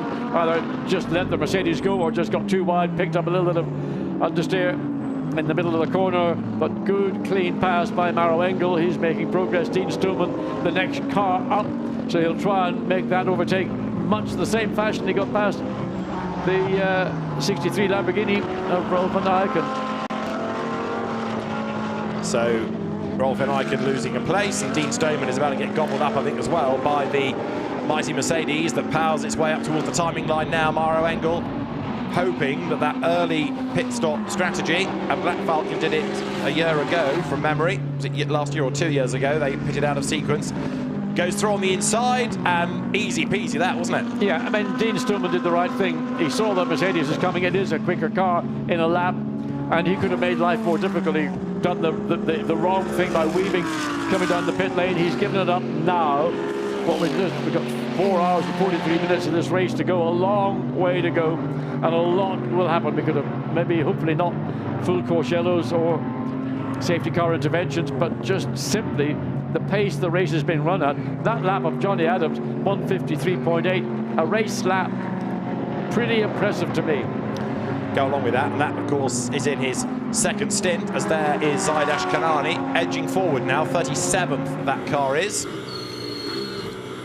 There's Ashkanani ahead of us, going wide. Out of Toulon, that's the corner that John was talking about, that real understeerer. Next one to be negotiated is Pierre Eret. So Dennis Lind here, hustling on behind Alyoshin. Yeah, and Dennis Lind, you know, good sense of using his car, using the racetrack to his advantage, got through relatively quickly and cleanly, didn't lose any time. And the worst thing is when you're chasing down, in this case the race leader, you don't want to allow that gap to stretch even by half a second. You'd lose that little bit of contact and on you go. So a battle. Dennis Lind, second place, comes across the line, comes now 8.10, it was 2.6 of a second one lap ago, now 0.8 of a second. That's due just to the overtakes that were required coming up to the conclusion of a lap. Dennis Lind will have the focus now back onto the rear of Alyoshin in the Ferrari as we go on to lap 36, 4 hours and 41 minutes remaining. Right, so Dennis Lind hustling on and still trying to inch his way back onto terms with Mikhail Alyoshin. We're talking fractions of a second here. Mauro Engel up into 4th place. Now Engel is 21 seconds off the race lead and hustling on. I think Dennis Lind's been a bit of a discovery, really, now that he's in a proper car. Yeah. And I mean, he's able to show just what he's made of. I mean, doing it in Lamborghini Super Trofeo is one thing, but doing it in a proper GT3, in this case it's the Endurance, very impressive. The year after he won Super Trofeo, he did do some Blancpain in a not brilliant Lamborghini and rather got forgotten about. And then he had a year off and tried to regroup. Then he had a year in Blancpain GT Series Asia and he won the championship. And now he's back on the European stage. And you're absolutely right. If you haven't discovered him before, you certainly have now. And Dennis Lind, he's a great character as well as a good driver, isn't he? I tell you what, a bit cheeky on the grid.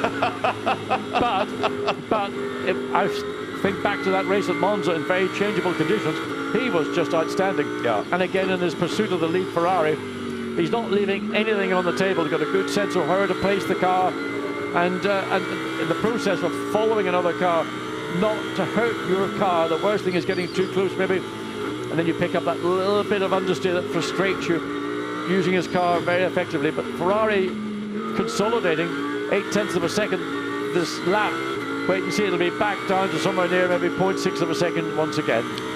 So Dennis Lind over the line, last year's Blancpain GT Series Asia champion, a very emotional champion.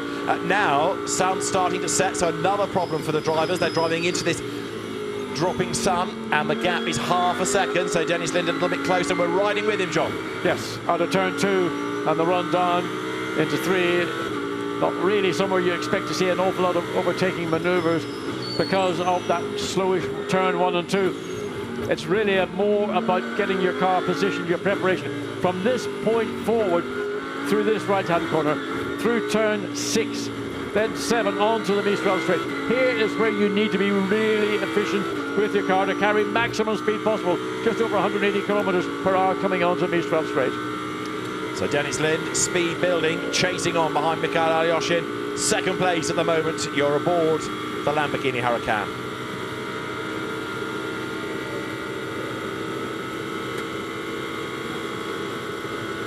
.275 and rising is the speed of Dennis Lind's Lamborghini. 281, 282, just before he had to hit the brakes. Yeah, he just kissed it.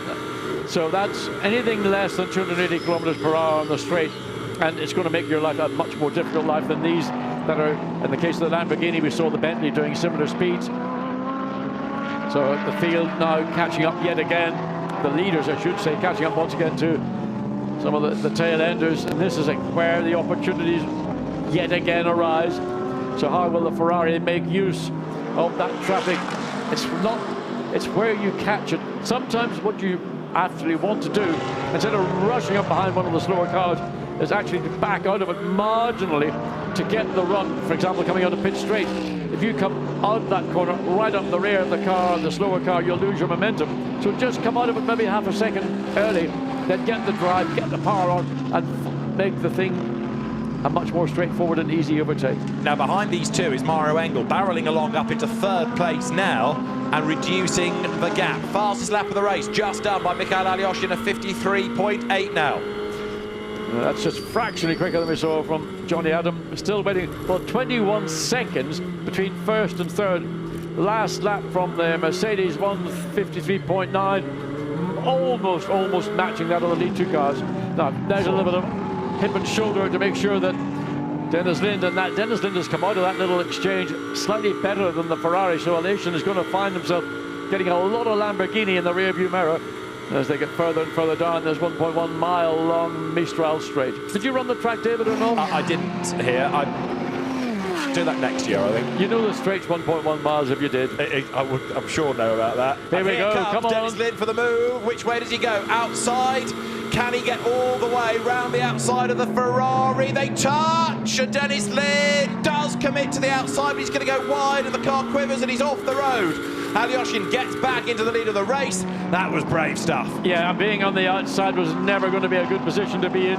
He tried to close the door and the entry into scene, but Alyoshin wasn't going to give it up. But you could see the preparation started way back before they come onto the straight, and that's basically what he's got to do it once again. Maybe just get that little bit closer if it is possible. So the compromise came to the Ferrari initially, and that's what gave Lind. But Lind looks closing up now. Once again, the Ferrari in the pits. Mikhail Alyoshin dives for the pit lane now.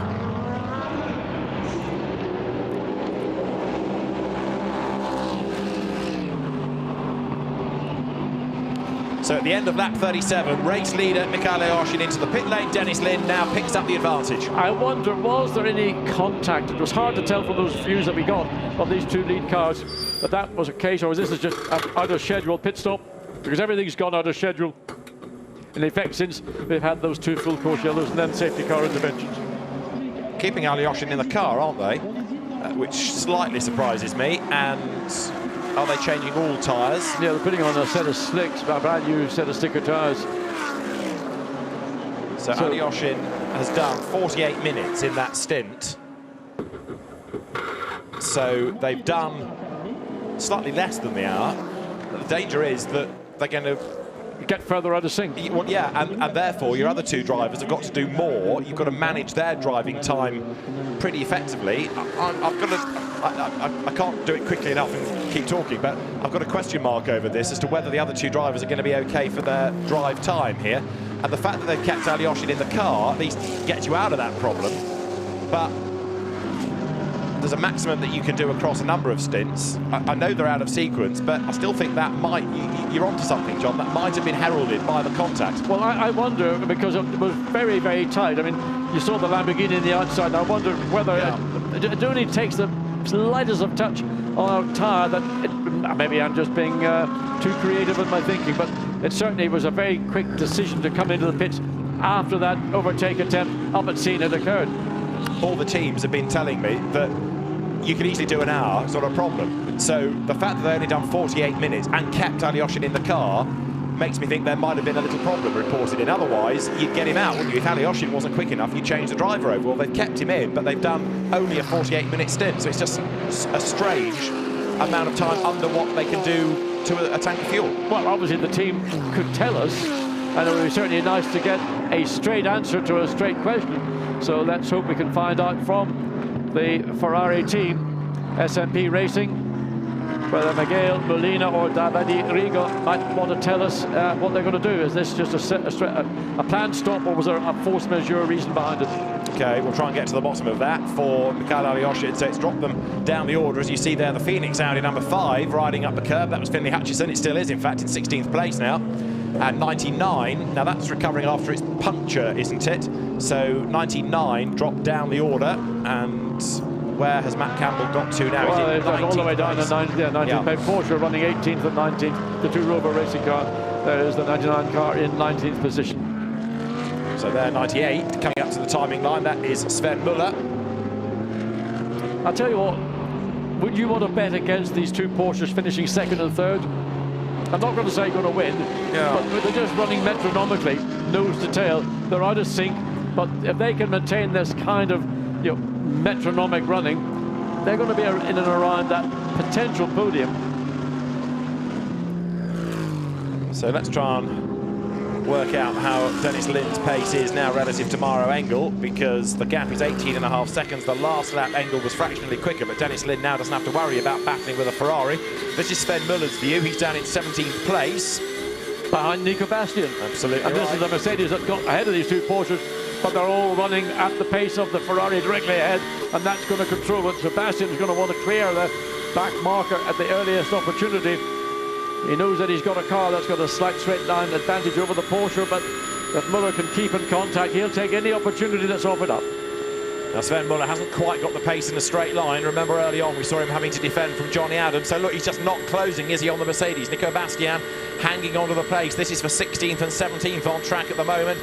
And this car does not get to the 280 mark as others do, heading into Senior through the right-hander. And ahead of Nico Bastian is Finlay Hutchison. So this is 15th, 16th and 17th all running together. And Hutchison goes wide. Bastian tries to get up the inside. And that down the pit lane is the number 4 Maro Engel Mercedes into the pit road. So that's come in from 4th position. Indeed, so Maro Engel then in from 4th at the end of lap number 40.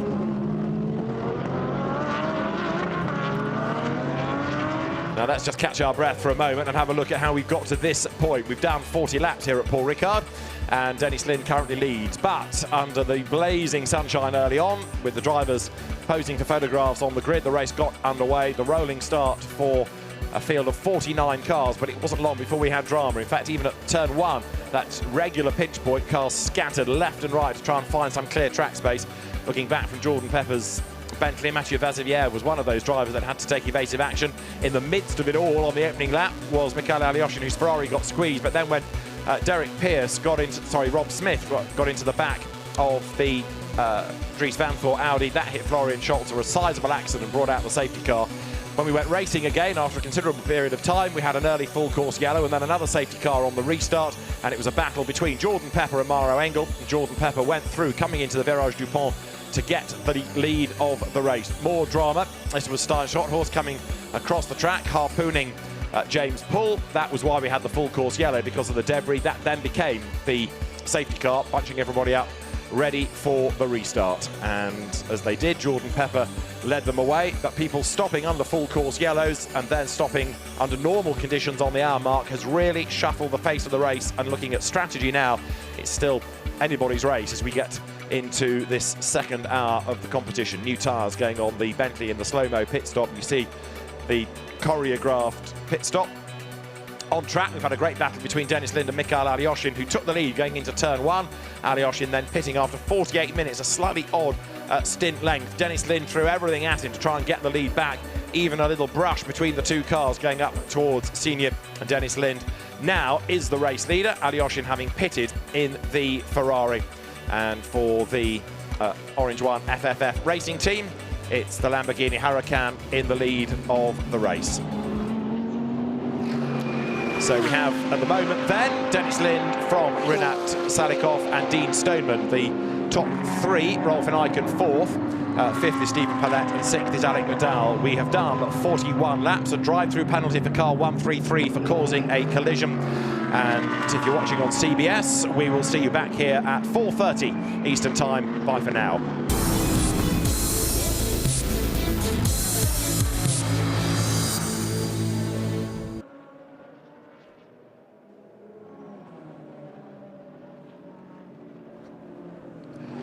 Dennis Lind leads at Paul Ricard. It's been a drama-filled race thus far. 133 then being given a drive-through penalty for causing a collision. Let's get to the bottom of that, because that is Stefano Monaco who's been given the penalty. Dennis Lind leads the way, and Maro Engel, having just done a pit stop, number 4 Mercedes, has given way to Jelmer Burman, and that car is in 28th place now, John. We've now got a race that really is difficult to predict, because people have gone out of sync in their pit stops. We've still got Dennis Lind leading in the 563 Lamborghini, the 333 Ferrari. Rinat Salikov in second place, but he's some 20 odd or more seconds behind Dean Stoneman, third in the Lamborghini. Rolf van Eiken fourth in the 63 Lamborghini, and Palette in the 25 Santolok Audi running in fifth place. So everything currently needs to get back on schedule as best as possible, but it's not going to happen. So we will have to read the race basically as we see the leader coming across. And those that went off message as aware, certainly the lead Bentley, the 107 Bentley, making its way back up through the field. It is in 10th place currently. Well, it's a long way back. It's 44 seconds behind the number 9, the 108 Bentley of teammate Callum MacLeod. And then further through the field, Johnny Adams, who had been battling for third, fourth positions. He's down in 13th place. Nico Bastian in 14th. So he's 4.5 seconds behind Adam. That battle, Finlay Hutchinson in the Audi 15th. Sven Muller leading the first of the two row racing Porsches, 16th, and Campbell in 17th. Nick Foster in the Audi 18th. Jake Dennis has lost the position to Nick Foster in the SRO Motorsports Aston Martin. And then as the sister car in 20th place, Mathieu Laverieux. So looking down from scene as the cars make their way. The light still high-ish as the cars drive into the sunset, which sun is to the west, and they're getting it in their eyes all the way down pit straight, all the way down, effectively down to turn 4 here on the exit. And there's Bentley coming through quickly. Is that the 108? It is indeed. So that's the car, Callum MacLeod, getting past the Mercedes in the Pro-Am category. Now, number 99 Porsche Matt Campbell being given a drive-through. So also is number 17 Alex McDowell for doing a best sector time under yellow flag. So 99 Matt Campbell, he'd already lost time because of a puncture. There's the confirmation. A drive-through penalty is coming his way now. I mean, how do you explain something that is so fundamental? There's obviously very good reason from the driver's perspective that's why these things happen, but they know that they are not permitted to go through a sector outside of the pace that you're being. Here is a pro driver who is being paid to go as quickly as possible, and he's pushing the boundaries, and occasionally you just push a tad too far, don't you? I suspect could be the answer. Let's go back down to the pit lane. Let's join Dakota. David, now we saw you come in for a bit of a strange pit stop. Was that part of your strategy? No, it's not part of our strategy. I mean, the last one, yes, because we was running out of fuel. The one just half an hour after the start of the race, we had an issue with a puncture. And nothing. Actually, we didn't do the full service in that moment. So now we hope to a full Corsiello, actually. We was fighting, we was leading that moment, but it was just for show actually, because we needed to bid for fuel and full service, and that's it. Now we will stay out and let's hope for some safety car or something, because we have the pace, but now will be tough for us because we are a little bit in the back. Now I heard the commentators, David and John, trying to make a few quick calculations whether you two will make your stints or not. Do you think that's going to be an issue? No, we are okay to arrive in the end of the race. We will do the stint, but depends the other. And yeah, I mean, it depends a lot if it's coming the full course yellow in the right moment actually now.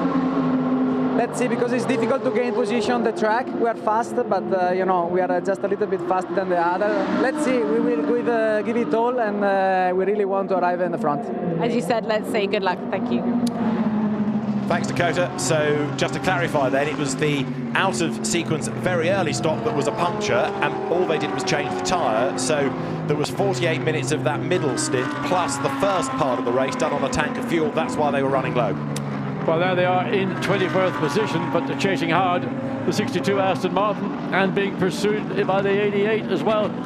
So 88 is Vincent Bril still behind the wheel of the car that did, we saw the evidence on the replay, overtake under the safety car, and that is something, again, looking to find a way. Vincent Bril has had a frustrating race, but certainly fired up right now, trying to find a way around the 72 Ferrari as they come up to the completion of what will be lap 45. Absolutely right, with Dennis Lynn leading the way on track from Renat Salikov, 25 seconds being the margin.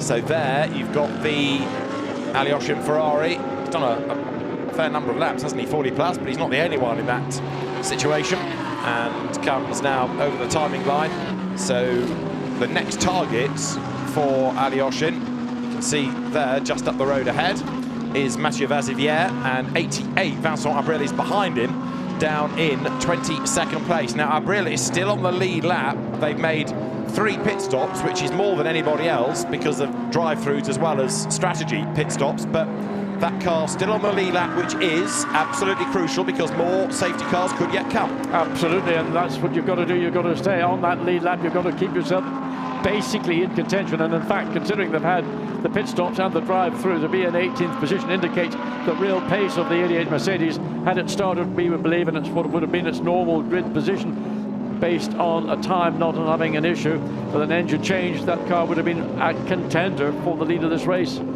Rover Racing is querying the drive-through penalty given to Matt Campbell. As you see there, 63 Rolf and Eichen get ahead of Dean Stoneman, who bails for the pit lane. So that puts Eichen up into 3rd place.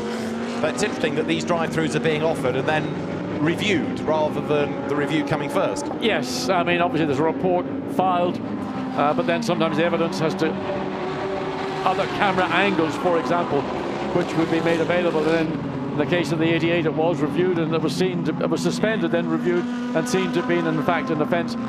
As look at the 19 Audi, which is actually running in 4th place. Yeah, Arno Santamato, the second of the Grasser Lamborghini, is on the back of his teammate, Rolf van Eichen. Now, Stephen Paulette 5th, and then in 6th place, look, Callum McLeod. Now, a word about Callum, because we've seen him in Blancpain in the past, in Pro-Am Bentleys, but this is the man that won the British Formula 4 Championship probably a decade or so ago now. Is it that Callum McLeod? Yeah, beat Nick Tandy to the Formula 4 Championship. He's getting on a bit now, Callum, and he's going to be part of the Works Bentley squad at Spa, so this is his initiation, if you like. He's been in the car since the start, and he's racing very nicely indeed, isn't he? He's doing a good job. Again, the Bentley, you can see, just be able to basically pull out midway down the straight and just surge ahead. Whoa. And that's just sheer grunt out of crew. If anybody doesn't know where crew is, it's where Bentleys are manufactured in the northwest of England. Well, I thought he had got to take the position, but the idea was in the position to consolidate, so not quite as easy for Callum McLeod, and he's also getting the pressure from behind. Yeah, that's Hubert Haupt in the Mercedes, and Callum McLeod gets up the inside line. Nicely done, wow. But again, the Audi fights back. Stephen Paulette up the curb, outside at Toulon, the inside for this next corner of Bendour, and Callum McLeod again is given the wrong side of the road, and Stephen Paulette is not giving up 5th place without a fight. Well, 25 Audi Sanderlock Racing, one of the cars, so one of the sleeper entries in the field, one that I thought, given a bit of a fair wind and whatever, could be again a contender for a podium. Callum, drive-through penalty for car 62 and on, safe release, Aston Martin. That's Mathieu Vazivière in 19th place. It's the Motorsport car, so we've got great action on the track, and it's all busy off the track as well. Jake Dennis in the sister Aston has now done the fastest lap of the race, by the way. But there is Callum McLeod running in 4th place. He effectively replaces Alex Buncombe for this race. Alex is here, keeping an eye on things, because he and Callum will drive together at the Total 24 Hours of Spa. Yes, apparently it'll be a 4-car Bentley. Wow. And so it's going to be a big effort to try and secure that victory, which would be in the centenary year of Bentley, an absolutely outstanding achievement. Would it ever? Right, we've got 4 hours and 19 minutes still to go. Andrea Caldarelli has just made a pit stop in 5.63 then. That means he takes over from Dennis Lynn, doesn't it? And Jake Dennis, the fastest man on the circuit, I think I've told you. So Rolf Ineichen now takes over the race lead, but he's got Arno Santamato right up behind him. And here again comes Callum McLeod. This is now for 3rd place. Audi on the inside, Callum McLeod on the outside. Again, it's sheer horses that bring him ahead. But then Stephen Paulette, who's also got a leaden right foot, stays on the gas up the inside, takes back the place. I mean, the Bentley's got the speed in the first half of the straight to put him in a position to get alongside, but the high speed at the end of the straight, the Audi is able to just keep the Bentley on the outside. Hubenhout looking around to see if there's a way I can get myself between the Audi and the Bentley. And the answer is no, not yet. So the 108 just coming up, just out of picture there in the background. So, the 107, I beg your pardon. 107, Jordan Pepper. Still. Yeah, so Bentley, nice to have the 2 Bentleys in that, so they can start maybe to use somebody just diving off into the pit lane. I couldn't quite see who it was. Now, was that anybody out of our leading battle? We'll see in a moment. As no, it was that the 63? It's 63, no. And also 25, Stephen Paulette is in. So Rolf Ineichen comes in. So he pitted on lap 14, and now lap 47 under the safety car. So will it be Christian Engelhardt or Mirko Bortolotti getting in? One would assume it will be Engelhardt, but not necessarily the case. So there, Stephen Paulette down the pit lane, and behind is the Rinaldi Ferrari, also serving a stop. Christian Hook at the wheel of it. And 17 is in, Alex McDowell to give way. Right, so Arno Santamato now takes over the race lead. Callum McLeod is 2nd, Hubert Haupt is 3rd, and Jordan Pepper is 4th. Santilok getting ready for more pit stops. Wouldn't really have imagined that the 19 Lamborghini, although it's in the pit stop window again, would have found itself on the lead, but they've been doing good run, running in the middle 154s against the high 53s of the quicker cars around. Lexus just gets out ahead of the 63, and that will be, well, not a frustration, but you're just got to be patient. You've got to try and clear that car before you get into turn 1, but you've got to be careful not to run over the blend line on the pit lane exit, because that in itself could be a penalty. It would say a drive-through. The Audi also, the Santilok Audi, makes its way ahead just of these 2 other cars. So the Lexus between the Audi and the Lamborghini, and whichever of the 2 drivers is now behind the wheel of that Lamborghini is going to want to... There, he's got through quickly and cleanly. That's good. Now there is... It's Engelhardt behind the wheel. It is indeed, of 63. Pierre-Yves Pat's out. He just went through the shot. As into the pit lane now comes Arno Santamato. So he'd had his lap in the lead. Day in the sun. Absolutely, yes. Yeah, down he comes. So that's going to put Callum McLeod into the lead of the race, unless he also pits, and the GLT Grasser Lamborghinis all up at the top end of the pit lane. Right, there is Callum McLeod. No, it's not. There's 107, because into the pit lane has come Callum McLeod to give way to Andy Soucek. So Jordan Pepper goes back into the lead of the race. Kind of recycled its way through after, what, an hour and 20 odd or so minutes. Or 2 hours now and 20 minutes. So there is the 108 making its way down, the long way down to virtually pit lane exit, and some of the other, that looks like a lot of dust coming off. We just can't quite see the car that's being worked upon. Is that dust or smoke or bolos or tire? Somebody's had a flat tire, and that's the reason why. And that may well have been thrashing against the bodywork. There was very little left of the tire. The Bentley boys go to work. Right, so Callum McLeod gives way to Andy Soucek. They've done 33 laps on that stint, some of which were, of course, behind full course yellow safety car conditions. Callum McLeod straps in Andy Soucek. The drive-through for Mathieu Vazivière has been suspended not quite sure about the number 99 Porsche drive-through. So that's the 74 Mercedes that had a tyre cut down. You can see them working on it. It's still being worked on as the Bentley now rolls, gets through, just sneaks out. There's the blend line that you must not cross. You must follow the left and then the right before you get back on track. And a 63 Lamborghini wanting to get ahead of the cars that are on track before they get into turn one. Didn't quite manage it, so that's a frustration. So the battle is back on, and there, look, the 54 Dynamic Porsche trying to buy back into this as well. That car creeping back up the order. Zaid Kanani now running in 24th place. Yeah, and he's managed to put the Porsche ahead of the Lamborghini as it's come out of the pits on that fresh set of rubber. Of course, a full load of fuel on board. We don't know what the level of fuel is as we go back there to Honda. So that's the NSX down the pit lane. And who's behind the wheel of that car? Ryan Ratcliffe, in fact, who's a regular Bentley driver in British GT, and he was running in 17th position. 107, Jordan Pepper then, race leader, only one pit stop serve. Now, he stopped, didn't he, under green flag conditions on lap 27. So he's got a few more laps to go yet. Probably another quarter of an hour's worth he can get out of this car before the next stop. They're trying to keep this on the money for the hour. Well, they're going to stick to their plan. It looks like certainly with the 107, the 108, maybe they've gone slightly a different way. So good run. Jordan Pepper has done an absolutely perfect drive so far. Comes down in Mistral straight. Enjoys the benefit of having a car that is a quick car in a straight line, as is the 108.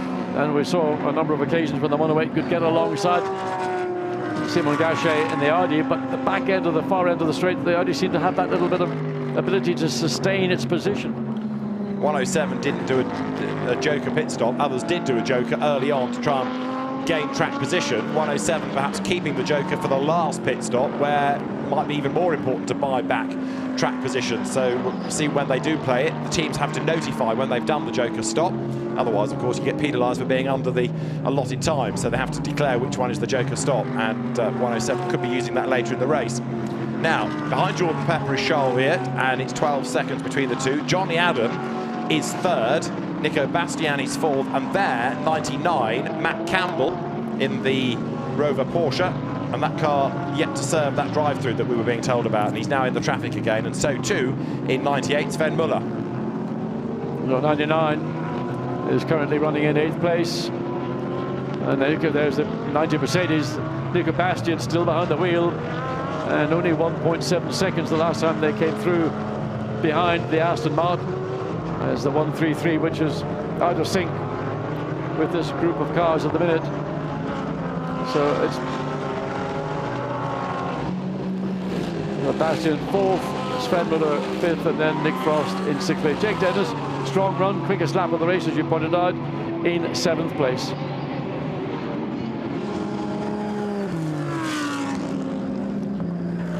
So this is the lead Silver Cup car. Nico Bastian behind the wheel, and he's going to hand over either to Felipe Fraga, always exciting to watch, yes, and or Timur Bogorlovsky. So I suspect it'll be Bogorlovsky in the middle stint, then Fraga will bring the car to the flag. But a great driver yet again by Nico Bastian. Given the importance of having your gun in at the end, it's slightly puzzling that they didn't leave Nico to the very last stint, but that's the decision taken. The leading AM, incidentally, at the moment is 16th overall, and it's Chris Harris for Garage 59 in the 188 Aston Martin. So going nicely, as we've got 4 hours and 11 minutes still on the clock. And Jordan Pepper is leading from Charles Viet by 12.8 seconds. Charles Viet's in second spot at the moment then. Johnny Adam third there, 76. Jake Dennis running in 7th place, and fending off the advance of Matt Campbell behind us. There in the traffic now goes Jake Dennis. He's going to try and find a way past the gold Mercedes, which he does, of Stefano Monaco. Yeah, he's just being cautious. He didn't want to launch himself down the inside and not be confident that the Mercedes was either going to let him through, or more importantly, had seen him and then let him through. So that's just a little bit of common sense from Jake Dennis. Still a long way to go, 4 hours and 10 minutes remaining. And of course, we'll be running the last final hour and a half to 2 hours in darkness. The sun beginning to gradually sink behind the hills that within which the circuit is basically established. So the leaders go through there. 99 Porsche Matt Campbell goes by, and his next target is Jake Dennis. So 8th place Matt Campbell. He's still only 25 seconds off the race lead. Actually, the gap is there between first and second. After that, they're all pretty evenly matched at the moment. Yes, that 13 seconds to round it up between first and second, but second all the way through down to 8th position. It's relatively close. Oh. And off the road is 33. The driver out of the car. Absolutely. Now that is Manuel Lauk, who did an early first stint, but he's out of the car. That looks like retirement, so he's not going to drive away from there. No, he's abandoned it. I don't know whether that was a mechanical error. I can't quite see if there's damage to the left rear. Maybe it's just the angle the camera's picking it up. But certainly the car isn't going to take any further part in this event. And that will have to be removed. And will that see a full course yellow and then a safety car, or will it be able to be removed just under localized yellow flags? Interesting, isn't it? It's in the last sector. There are the yellows. And why has he abandoned it? There must be damage on one side of it, or something in the transmission maybe has pitched him off the road. But either way, if it can't be moved because of damage or a breakage, then you would anticipate, yes, the race would need to be neutralised in order to move it. And what's that going to do to people's off-message strategy? Absolutely right. Absolutely. Mikhail Alyoshin up into 10th now at the expense of Mathieu Vazivière.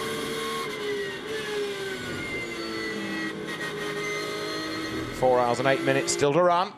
And no sign yet of full course yellows or safety cars. Still got the yellows out in sector 3. There over the timing line comes the Honda. Matt McMurray at the wheel of it. The Adrian Amstutz Lamborghini and Am Cup car about to be monstered by Nico Bastian, and behind Bastian still is Sven Muller. So they are running in 4th and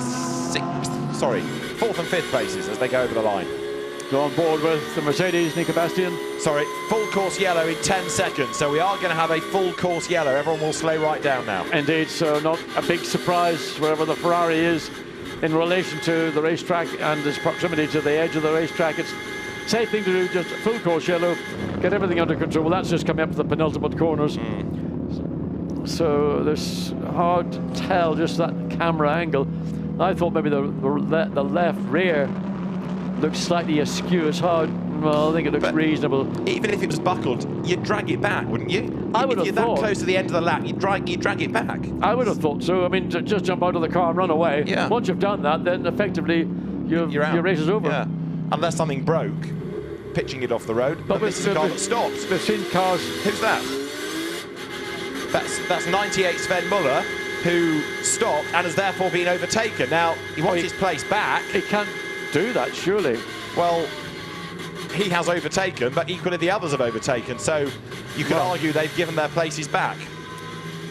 Discuss. Interesting. I think that'll be certainly something that will get the eye of race director. He'll no doubt make a judgment on it, and you can see that there's a certain amount of frustration going on. I think maybe in the bottleneck, everyone slowed down so much he had to stop, and then either stalled or couldn't get a gear, and others that had the momentum drove past him. He is now back to where he was. Now, you could argue that he shouldn't have overtaken there, but the others shouldn't have overtaken him. So it's kind of redressed the situation. But yeah, we'll wait and see what develops. But do two wrongs make a right, as they say. Well, that's what my schoolmaster taught me. It's a fair point, John. Yeah. And look, they're almost tripping over themselves here. Well, the pace they're running at is, what, 50 kilometres, maybe 80 kilometres an hour. I mean, it's like you're standing still, having been doing 280 kilometres an hour down the straight. And while they're actually technically are following one another, they're not doing it line astern. They're bunching and gathering up. Look at it, I mean, as they come down. Now, part of the problem is that number 15 Lamborghini, the Butz and Gignon car, has got a puncture.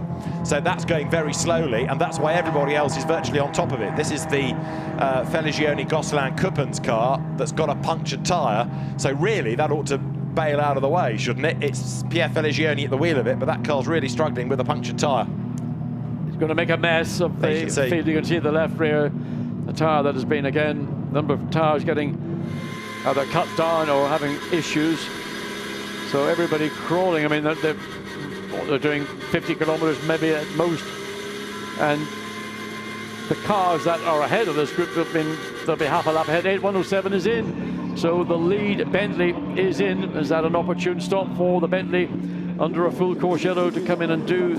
Jordan Pepper will jump out. We're expecting Stephen Kane to get into the car. He'll double stint as Jordan Pepper has done, and then it'll be handed over to finally to Jules Gounon, the man who had the single fastest lap in qualifying, which helped get that Bentley 107 on to the coveted pole position. So Bentley boys go to work up on the jacks, and out steps Jordan Pepper, having done a very impressive job, just 6 minutes short of the 2 hours behind the wheel.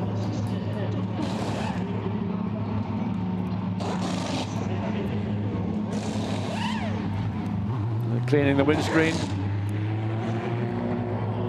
particularly at this time of night when you're driving down pit straight and all the way down to turn 4 and 5. You're driving now into the sun is low. And they're still in the way, and every team is shouting to race control, come on, it's ruining everybody's race, this, get it out of the way, or give us the signal to overtake. Oh look, it's happened, somebody had the Honda. Because it's gone in the pit lane. But the Honda's, they're all bailing into the pit lane. So they've all taken the opportunity now. We're being compromised. Let's try and uncompromise ourselves as best as possible. The signal's been given, everybody can overtake number 15, but it's come, you could say, for some teams, half a lap too late, because they've been badly affected by being stuck behind that car that couldn't do the regulation full course yellow 80 kilometres an hour. I'll tell you who's going to write the story of this race. Blimey. I mean, so many of the potential cars that were caught up in that moment. So probably it's going to be the beneficiary, is going to be Stephen Kane. Yeah, I think so. That car only did 25 laps in its stint, but it's got the lead of the race, and Stephen Kane's at the wheel of it. But those that were stuck behind number 15 and its puncture have, I'm afraid, been dealt a bit of a bad blow there. I mean, I wonder, is there any precedent for a car that's limping back into the pits under a full course yellow, for that car to be instructed to pull over out of the way and let everybody go through? I don't know if I've ever seen it. I think we have had it in Blancpain. I think we have had it. But there, with everything else that's been going on in race control, I think that was next on the list, and all the teams wanting an instant answer. But they got there, but pretty much at the time. What's that all about? Driving out like out of the pit lane? Well, that's going to be a drive-through penalty straight away. Surely. Unbelievable. Who's that? Well, look and see which number comes through. Probably one of the AM Ferraris, I suspect. And they're all doing it. Porsche's done it as well. Are they mad? What do they think they're doing? The Mercedes pulls back in, the 90 Mercedes. Have they forgotten? That is absolutely a no-no. For the AM to do it, all right, not great. But for the pro drivers in the Porsche, bizarre. Safety car. We've now gone safety car to batch everybody up. Two cars, in my opinion, now they're all under the safety car rules. Nevertheless, pit lane exit, crossing over the demarcation line, probably an automatic drive-through penalty. You'd have thought, wouldn't you? Which, was this the Porsche? This was 90... Was it 98? That's Romain Dumas. Now, you're not telling me Romain Dumas doesn't know how to leave a pit lane? Obviously. Well, there was something else on his mind. I don't know what it might have been, but I mean, I can understand. Watch again. So the white line John's talking about is not that. You don't cut that. It's that black line. The Mercedes coming behind, the 90 Mercedes. Oh, pulled back. Yeah. I realise I made an error. Look at the Aston. That does it properly. You weave through with that other white line on the racetrack on your left-hand side. That's how you should do it. I mean, it's a no-brainer. How can you? I mean. I'll say no more. Jerry Tassan at WRT is saying, what about all the cars cutting the white line on pit exit, live on TV? So all the teams have seen the pictures, of course, and saying, what about that? Wait, but first of all, immediately I saw the Ferrari cutting across. Okay, maybe it's a man behind the wheel and whatever. There's the discussion going on the Rover Racing. They know that there's been a serious offence has been, and that's going to see that car getting, in my view, a penalty. And some very grumpy teams having lost time behind number 15 and its puncture. So there's quite a lot being discussed at the moment. There's 98. That is Romain Dumas. So we're behind the safety car. At the moment, everybody's hammering along to catch up to it. Yeah, I mean, Romain Dumas, according to timing and scoring, well, he's just dropped a bit, just collecting the laps. Here's the replay, John. I mean, we want to see the Ferrari. It was even a bigger offender. But a driver of the quality and the knowledge of Romain Dumas I can't believe what we've just seen. Very, very strange indeed.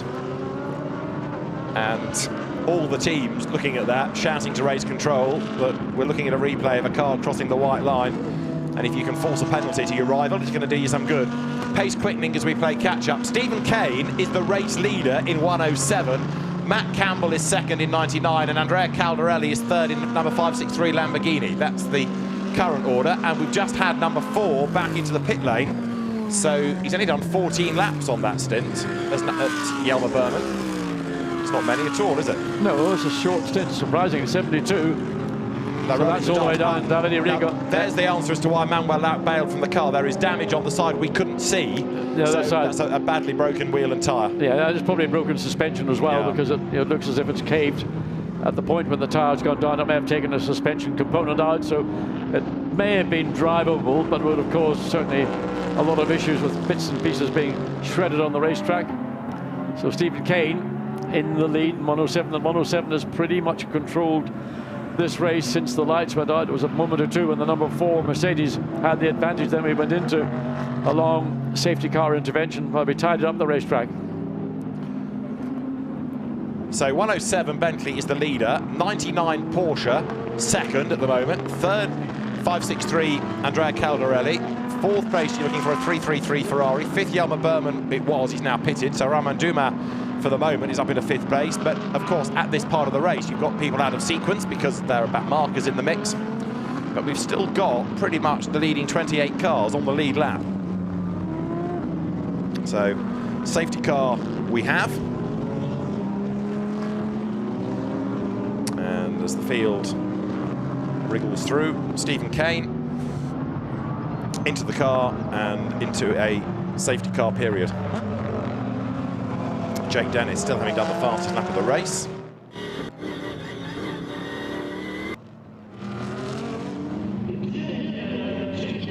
And I think those earlier drive-throughs that were being offered up, 99 Matt Campbell, well, he's just pitted anyway, in fact, out of 2nd place, and also 62 for the unsafe release, they are confirmed and do have to be taken.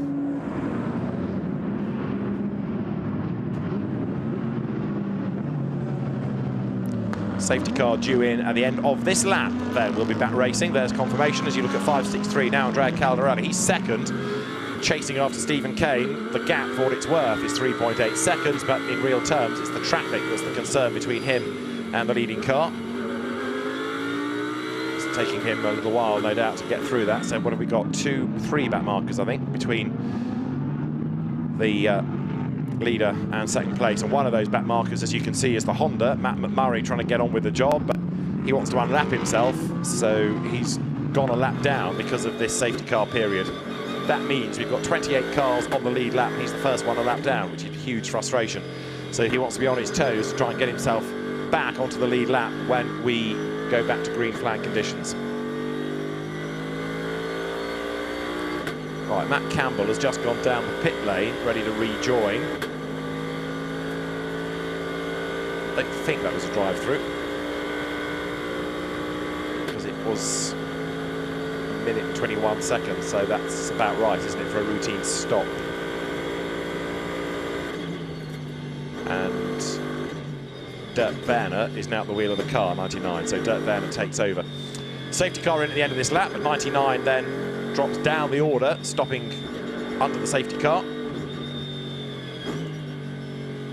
So number 99, Matt Campbell pitted on lap 26, and they pitted on lap 55. What's that, 29 lap stint? Right, safety car in at the end of this next lap that we're on now, and Stephen Kane will try and make the break. 3 back markers between him and Andrea Caldarelli, but equally Matt McMurray in the Honda wants to try and get past the Bentley to unlap himself. Safety car will peel in this time, and Stephen Kane gets ready. Bentley, twice a winning brand in the Paul Ricard round of the Blancpain GT Series Endurance Cup, and Andrea Caldarelli in 2nd place. Then will be on his toes in a moment, ready to go racing once more.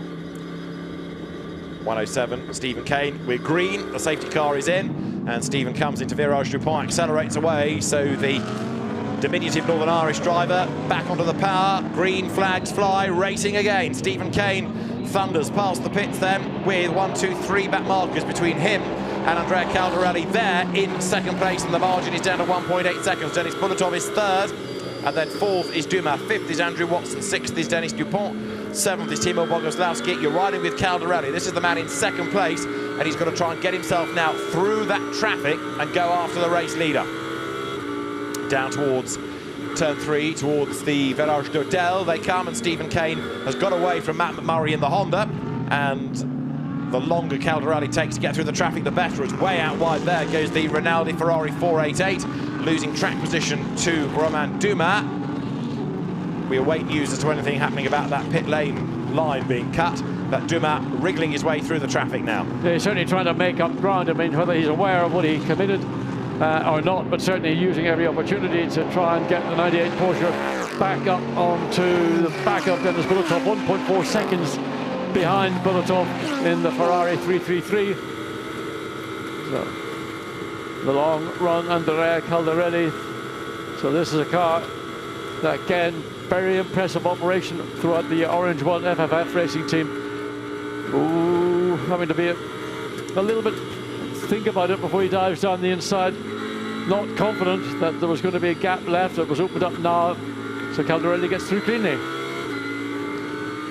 And 62, which is now Matt Parry at the wheel. Remember, we talked earlier about an unsafe release. Well, it's been suspended and now it's been confirmed. So the car is going to have to serve its drive-through penalty after all. The team have argued, they've had another look at it, and the stewards are sticking by what they decided a little while ago. Caldarelli up towards the end of the lap, but he's still got traffic ahead of him. Matt McMurray's Honda is the next one to negotiate. So up now towards the end of the lap comes Stephen Kane. Absolutely wild coming through turn 15. Stephen Kane stretching that advantage over Caldarelli, who's getting a little bit caught behind. So just over 3 seconds between first and second place, Denis Bulatov and 333 Ferrari. A further 1.6 seconds behind Caldarelli, but a full 4.6 seconds behind Kane in the lead. There is 333 Denis Bulatov. Right, so Denis Bulatov going nicely. Another Silver Cup car that he shares with Salikov, and that was the drive-through, in fact, done for 99. So I was saying it looked like a scheduled stop by its time. It was the drive-through done by Matt Campbell. So he carries on. And that drops 99 now, way, way, way down the order.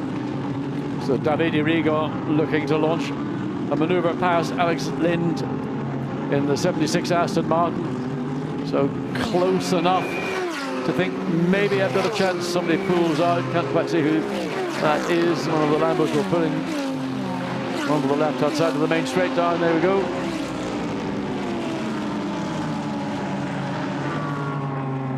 So we're on lap 58. Stephen Kane is leading by 3 seconds for Andrea Caldarelli. And I'll have another go at this 99 Porsche saga. It was a pit stop for Dirk Werner. Since then, they have done the drive-through. Right, end of problem. There is 108. Now, who have we put into that? Andy Soucek, and he's in 8th place, edging his way forward, 10 seconds away from the race leader. Timo Bogoslavski is the next target. Not going to be an easy target to find a way past. No, you're absolutely right. So there is Andy Soucek in this car that he shares with Callum McLeod and Maxime Soulet, and Callum has done a good job of keeping it up there in the opening stint of this race. And the Soucek coming off the back of success in North America the weekend before last, so spirit high. We are hearing that there's a drive-through coming for 98 Romain Dumas, which must be for the pit lane white line cut, mustn't it? I tell you, you wouldn't got big odds at the bookies for that one, would you? Not at all, not at all. Drive-through penalty for car 98 crossing white line. It's there on the screen. Well, John, you called it at the time. I mean, I called the Ferrari, first of all. I couldn't believe I would see Romain Dumas, you know, schoolboy error like that from a driver his experience and years behind the wheel of Porsche in one form or another. But that was a fundamental error on the part of Romain Dumas, and he's going to pay the price. And 43, the Straka Mercedes out with suspension damage, just to clarify that point of the race, as 108 Andy Soucek is under attack from Christian Engelhardt now. So two of the star drivers in Blancpain GT racing running absolutely together, and the field accelerating now up towards the right at Senior. So Soucek and Engelhardt, straight line speed of the Bentley and the Lambo probably fairly similar, so no big advantage gained by one or the other as they come up into scene. And you launch the car in there is the 108, and there's the Lamborghini following through. So Engelhardt might be a bit impatient to try and find a way down the inside, but no opportunity being opened up. Great battling going on there. Diving up on the inside goes the Aston Martin. Also trying to follow through is Davide Rigon. So Alex Lynn 11th in a hurry. You're riding now with Davide Rigon, who's been put into the car on that most recent pit stop. He wants to clear the Ferrari directly ahead of him, not in this battle. They're in their own race. So every corner he gets trapped behind the sister brand. It's just going to be even precious. 519. Phil Keane running down in 13th position, right again in the middle of a group of cars, some of whom are out of his battle, and others the Porsche 54. Look how wide it runs coming on to pit straight. But that 54 Porsche, now Klaus Bachler, we talked earlier about it trying to hang on to the lead lap in 38th place. Now the car is back up the order and it's running in 15th position. Not bad work, I mean, considering all the difficulties that they faced at the start of the race. Absolutely right. So back into the mix there, 76 to the inside line. That's Alex Lynn looking to try to gain track position. And 108 still Andy Soucek. Well, now there, look, you've got Engelhardt versus number 12, is that Dennis Dupont? So that's a pass, and Dupont's dropped down, well, it's only one place, two places in fact. So Engelhardt needs to get latched onto the back of the Bentley and not let Andy Soucek get away, because if he gets traffic between himself and the 63 Lamborghini, then it's going to be a difficult afternoon.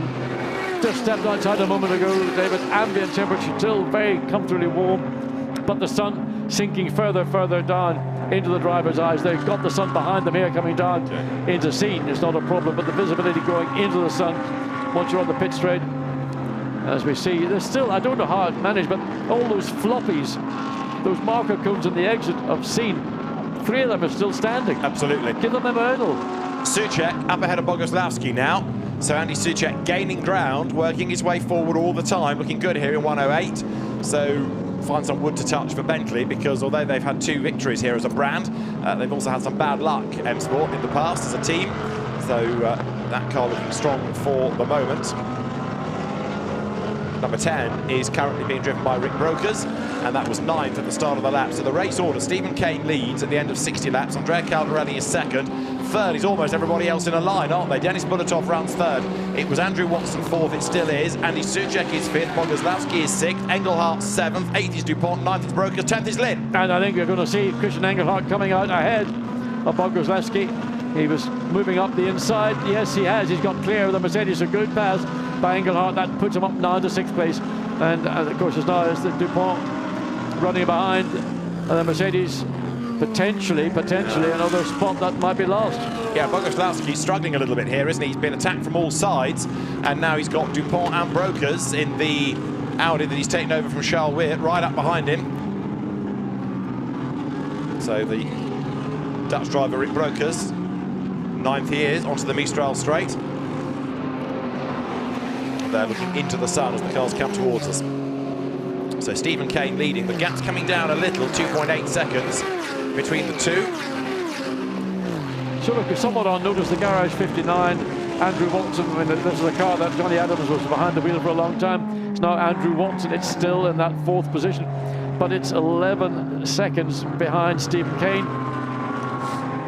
3.6 seconds behind Bulatov. Stephen helped a little bit by having those back markers between him and the opposition on the restart. There to the inside of the traffic goes Andy Soucek, so that now puts him ahead of number 77. Still, Adrian Amsterdam shown as being behind the wheel of that car. He seems to have been rooted in it all day. 108 then. Andy Soucek edging his way forward. He's 12.5 seconds back, as 63 now. Christian Engelhardt comes up to try and get through the traffic as well. But it's this Aston Martin just ahead of the Bentley. That's going to be the next target for Andy Soucek. And you can see just what's happening with the traffic coming into play. The lead group of cars getting caught up behind some of the tail enders, and the consequent loss of pace, loss of momentum. Engelhardt, just a 10th of a second behind Boguslavski. That was the last time he got So it's Engelhardt up into 6th place, cleared by just 1.1 seconds. They're coming back inside. Boguslavski puts a lap on Adrian Amstutz and keeps at bay Dennis Dupont at the same time. Rick Brokers is next. Engelhardt then up into 6th, as you saw, so he's got ahead of Boguslavski. And Amstutz underlining his pace, trying to stay on the back there of the Silver Cup car. Yeah, in fact, he was slightly quicker out of the exit of turn 2. And of course, that's having a bearing on what Dupont in the 12 Lamborghini is doing. Now he steps up the inside, nicely done. Amstutz gets out of the way, lets this lead group of cars without really having any disruption to his natural pace. So Danny Dupont goes through and accelerates onto the Mistral straight, with Stephen Kane leading now by 2.4 seconds. On the last lap, Andrea Caldarelli was quicker, so the gap is coming down between the top 2. Still Jake Dennis with the quickest race lap, set on lap 45, Renard on lap 62, 153.7 the lap, and Andrea Caldarelli's last lap was 154.8, so against his best of 53.9, so maybe track conditions not quite at the level they were at the start of the race, but still the 72 battling its way. Davide Rigon still looking to find a way past the 76 Aston Martin of Alex Lynn. This is Rigon's view. Alex Lynn new into the car, of course, and doing a good job, replacing Nicky Thiem for this weekend. And Davide Rigon riding the curb, using all of the width of the road and then a little bit more into the setting sun, this difficult part of the race. And Rigon tightens his line, tries to get up the inside as they come through Virage du Lac towards Virage Dupont. Race leader goes by, the gap 2.4 seconds now. And Davide Rigon knows this Ferrari inside out. Look, you can see how close he is to the tail of the Aston now coming up. And Alex Lynn goes left. He's got to be careful, he can't make too many moves one side back to the other side. And he might get away with it once, but he doesn't need to be doing that on a regular basis if he's getting a serious threat from Davide Rigon. That's something, again, race directors do not like to see aggressive. I would call it a kind of single-seater defense. The Rigon having a little look down into turn 3, not really an opportunity. Into 4, you can be very brave and launch it down the inside, but not close enough to consider doing it. So get your work done, make sure you get a good clean exit here, going into turn 6 at the car 6, and then through 7 on to straight close to the rear of the Aston Martin. So Davide Rigon has now put himself into the position he needs to be in, but of course he needs to pick up a little bit more momentum, a little bit more straight line speed to get alongside, and Alex Lynn is not going to go to the left of the racetrack. He's going to hug the right all the way down and force the Ferrari the long way around. If he thinks he's got a chance of making a pass, Lynn now moves over to the left. Nothing wrong in doing that. He's got a bit of brake into the corner, down a gear for the Ferrari, and then the exit of scene. So Davide Rigon once again being just can't quite get that little bit of extra speed on the run up at the scene to put himself ahead of Alex Lynn and the Aston Martin. So the battle of the 10 still rages on. Another effort by Davide Rigon, but Alex Lynn, who's of course come from single-seater racing into sports cars, and a very, very good driver. He has occasional historic outings as well in his early days, because his dad, Sean Lynn, has a nice collection of historic race cars. This is Davide Rigon still crawling all over the back of him. Patrick Assenheimer in the green Mercedes, he's not that far behind them either. Rick Brokers is still up the road ahead as they come over the line. The leading gap 2.3 seconds, Kane to Caldarelli, and as we get to 3 hours and 41 minutes to go, things are calming down just ever so slightly, but only slightly, as there Boguslavski and Dupont go side by side for 7th, and Boguslavski hangs onto the place. There's just that view of the exit out of the final turn. You can see how abrupt the curve ends, and it's if you slide your car over that at a funny angle, that may be accounting for reasons why we're seeing a number of cars with tyres going down. So back down, oh well, back end of the car for Dupont all of a sudden got out of shape, and Rick Brokers will be looking at that and thinking, well, give me a bit more of that and I will most certainly take every opportunity you're offering up to me. Again, at the part of the racetrack where you want to be as clean and smooth as is possible. Back on board with 72. More or less deja vu to 1 lap ago, and what can you do? Well, no more than you did in the previous lap. So Alex Lynn hugs the right-hand line all the way down the straight. Almost at the end of the straight, he'll just drift the Aston Martin over to the left. There she goes. And look, what can I do in the Ferrari? Davide Rigon, he's going to push his foot through the front bulkhead if he wants to go any quicker. Well, he's trying, but he cannot yet find a way through. And this again underlines how the BOP works. Certain cars good at certain parts of the circuit. We've got more cars being investigated. Remember, we saw Manuel Lauck off the road. Well, 43 has retired with suspension damage, and an incident between them is under investigation. So I think we can piece that together, can't we? Oh, I wonder what happened. Yeah, quite. And a pit stop for 333 from Rinaldi is also under investigation. Romain Dumas has served his drive-through. We've lost a Barwell Lamborghini, that's retired. Stein Scotthorst is out, Fabrizio Crestani is out. So we've got 5 confirmed retirements in the race. No, make that 6, because we also lost Manuel Lauck. He's now also gone grey on the timing screen. Now this is 108, Andy Soucek, he's up into 4th place now at the expense there, look, of Andrew Watson. So we've had a place change between those two. And also the gap between 1st and 2nd, we're not watching that battle at the minute, but it's only 2 seconds. Andrea Caldarelli has done a very good job. I mean, the matching virtually the times of Stephen Kane, but there is the 108 with the Honda, again Silver Cup car, so it's a different race between these two. So the Jensen Team Rocket RJN, once again the 12 Dupont and Barucos battling as they come through the long right hand, and then the quick flick.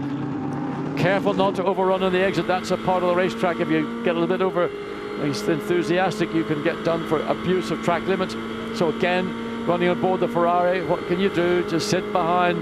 Not going to pick up very much in terms of any draft, and a slightly bigger gap this time between the Ferrari and the Aston Martin in 10th place. So waiting to see what comes at the exit. Aston running a little bit wider. In fact, Rigon's got past. Davide Rigon has finally got past Alex Lynn. So we're looking at the back of the Audi rather than the back of the Aston Martin. Oops, a little bit of work on the wheel. The back end of the car steps out. As you're turning, you've got brakes and turning at the same time, so never great for rear end stability. So I wonder where that passed. We didn't see it, but Davide Rigon finally has found a way through and put the Ferrari up into the top 10. He tried valiantly, and finally the pass has stuck. And there he comes across the line, updating on the overall positions. Rigon 10, Lynn 11th, Bachler in 12th, and then Assenheimer in 13th place. And Andy Soucek, 13.8 seconds off the leaders there. Look, Bachler tries to get past Alex Lim. Klaus Bachler, like at Monza here, is a man on a mission, isn't he? He's going great guns in that green Porsche. No, that's a good run from Bachler, bearing in mind that they did have setbacks early in the race, so he is going to give Alex Lynn a workout. Davide Rigon soften them up, and now Bachler is going to try and get the winning punch, if you want to put it in pugilistic terms. But the trouble for Rigon is he's caught up on this group of cars further down the field, and his momentum, the one that he wants to carry him forward now to get onto the back, well, he is back on the tail of Brocos in 9th place. So Davide Rigon is going to look to make a pass. Slightly easier than it was with the Aston Martin, I might think. But the Audis, for some reason, seem to be showing good speed in the second part of the straight.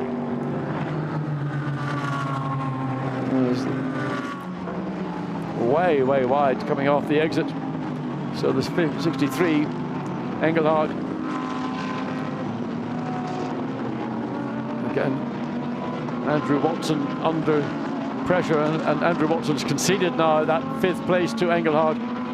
So a change of position yet again. Engelhard again steaming up through the field in the 63 Lamborghini. Andrew Watson in the car, he is sharing with Johnny Adams, dropping back. And then behind it, he's going to come into the attentions of Bogolevsky in the 90 Mercedes, a car that was for many a lap leading the Silver Cup.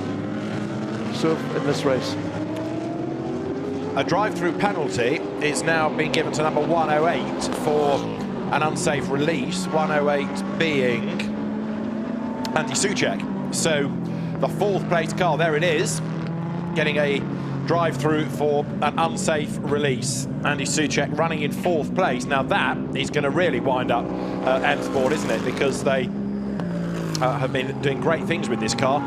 and 1:08 then. An unsafe release. Drive-through penalty goes the way of Andy Soucek, who for the moment he's being held up a little bit as well, isn't he, there? He's got the Ferrari out of Pro-Am ahead of him, the Chris Froggatt, Chris Buncombe, it's Chris at the wheel of it, Chris B, and Jonathan Hui car. That's in 40th place, number 93. So Andy Soucek losing pace for the moment behind that Ferrari, but the drive-through is going to come very shortly, and that is not great news, far from it. So Andy Soucek goes when he's told to go, but if it was in front of somebody, then the officials will have a look. Now, it could be that the team can go and argue that. Lots of people seem to be arguing about penalties today. Not always successfully, but discussions take place, and the team might feel that it's worth having a word about that. So an unsafe release drive-through comes, or will come, for Andy Soucek. Boguslavski hanging on to 7th ahead of Dennis Dupont, and then Rick Brokers catching up, bringing along with him Rigon and Lynn. So there's a whole line of cars all queued up there. Brokers to the inside of Dupont. This is Davide Rigon's view. There's the change. So up the road ahead, look, through has gone Rick Brokers. That puts him 8th, and now Rigon fancies his chances of doing this as well. Round the outside into the sunshine he goes, but Denis Dupont hangs on to the position up towards the Virage du Lac. They will go now, and Rigon crawling all over the back of the Lamborghini. This then now is for 9th and 10th places, and Rigon under the rear wing of the Lamborghini comes up to the line. Klaus Bachler also going excellently because he's hauled that car back into contention over the timing line. Andrew Watson and Christian Engelhardt running side by side. Watson on the inside line, Engelhardt on the outside line for 4th place. And Watson up the curb gets his place back. They're trying to lap Chris Buncombe as well. The Ferrari eventually gets to the outside line. Andrew Watson to the inside, he will go through. Chris Buncombe's trying to drive his own race, and here comes Engelhardt trying to get between them. He can't do it, so Andrew Watson just about hangs on to 4th as they come down through turn 4 of the Virage d'Hotel. Wow, all tight stuff. There, Matt McMurray keeping himself ahead of Chris Buncombe as well. Boguslavski is next up. Behind him, you've got now the 97 Aston Martin. Now that's a lap down, is it not? Ahmad Al-Hafi, yes, he's dropped a lap back, and off the road goes Al-Hafi into the tyres. Ahmad Al-Hafi, a little bit of contact, spears him off coming out of turn 7. Quickly back onto the racetrack, but Ahmad Al-Hafi, oh so close to being wiped out as he got going again. Others came off turn 7, and then I think it was Kim Louis Schramm in the Phoenix Red Audi who had to go off the road in avoidance. That was very close indeed, as there, round the outside goes Engelhardt. That gives him 4th at the expense of Andrew Watson, who says, oh no, it does not, and he tries to fight back on the inside into Toulon. On the inside line is the Aston, on the outside line is the Lamborghini, and Andrew Watson gets his place back. Good effort that indeed. Through he has gone. So Andrew Watson goes through, and he picks up 4th place again on the inside line. All of this drama going on all the way around the circuit. 3.5 hours still to go. They've just got Nick Homerson coming down the pit lane as look number 4, which has had another pit stop. This car, Jelmer Berman, yo-yoing its way up and down the order, looking for a way by. So Jelmer Berman then in now 17th place, and about to dart to the inside to get past Chris Buncombe. Off the last corner, Kane leading, and the gap's coming down to Calderani 2nd. 3rd is Bulatov. 4th is Andrew Watson, who's not only got the place back, but he's also gapped by a couple of lengths. Christian Engelhardt behind him. The further back you can see the Porsche 54. All of a sudden, maybe the Ferrari is within reach. So 8th place Davide Rigon, 9th place Bachler. Alex Lynn dropped back, but he's still very much in touch. So the gap between 1st and 2nd, 1.9 seconds. Very, very difficult, and trying to get past lap cars, not to put yourself. Rigon tries to go the long, long way around, and in doing so, Bachler, if he'd maybe read that slightly earlier, maybe would have seen a way to get himself alongside the Ferrari going into turn 6, then exit turn 7. How frustrating is it when you're stuck in these situations? Multiple cars in and around you on the circuit. There's the Mercedes directly ahead, Boguslavski. Brokers gets up alongside. Audi's got good straight line speed. The Ferrari's getting that double too, and needs to get his car at least half a car length ahead before they get into the braking zone. And it doesn't look to me like Ralph Brokers is going to do anything about letting Ferrari Davide Rigon. No, he doesn't. Rigon's got to get out of it. So he needs to be careful that getting out of it doesn't let the Porsche, which is just hovering around waiting for the door to open before he can plant that car up into 6th place.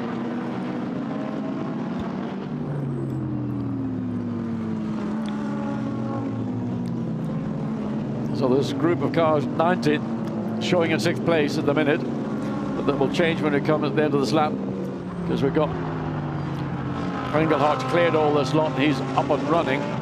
Andrew Watson amongst those that are struggling, cars out of order, and the run into final turn. You have to be patient, not try and be aggressive here, because you'll lose your exit speed, and you want to use that maximum where possible to get a run down into turn 1. Is one of the few overtaking spots on the circuit where you can make a clean and straightforward pass. And all of a sudden, is that the 4 Mercedes coming back into play? Whereabouts? Well, Hjalmar Berman currently in 15th place. So the Black Falcon Mercedes, which started this race, led this race, but then had eventually made its pit stop. So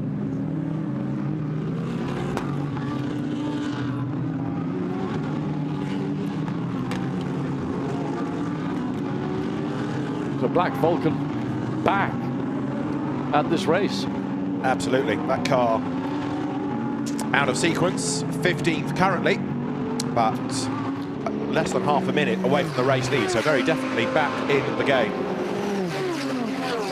So 3.5 hours of the race remain. We are on lap 70. Stephen Kane leads the way. Let's remind ourselves of exactly what's been going on to shape the race, with the very, very busy grid being full of drivers and teams and everybody else that's here at Paul Ricard. And Stephen Kane with his pole starting car, soaking up the atmosphere before the race got underway. And it was a great start by Mauro Engel, who jumped ahead of Jordan Pepper, to the annoyance of M Sport running the pole car. But it wasn't long before we had high drama on the opening lap, with contact coming not at turn 1 as perhaps some feared, some cars having to spit across the runoff area in avoidance. Not here on the Mistral, with Mikhail Alyoshin being sandwiched in the middle, but here contact putting into the back of Florian Scholze the Audi, triggered by number 31 Bentley, it seems, tagging the rear of the WRT car. Race got underway after a lengthy safety car period, and through into the lead went Jordan Pepper, the 107 Bentley, going through into the lead of the race. There was more drama though to come as Stein Schotthorst got turned around and he clobbered 78 coming through. Also he was attacked by 27 of Fabrizio Crestani, and that brought out full course 14 yellow. We've already had this as our safety car yet again. Period. So the safety car was out, bunched everybody up ready for the restart. There was discussion as to whether Vincent Abril had overtaken under the safety car. The answer was yes, he had, and so he was given a drive-through penalty, which has dropped that car down into 18th place. Game on for the race lead between Mikhail Alyoshin and Dennis Lind. The two cars squabbling amongst themselves. Dennis Lind just giving a little rub to the Ferraris. He tried to get the race lead, but couldn't do it on the outside line. Nervous faces from the teams in the pit lane.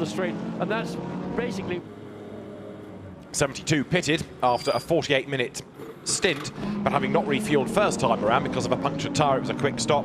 The car was running low on fuel. Another great battle involved Callum McLeod in 108, and then there was high drama for the 74 Ram Racing Mercedes that limped along.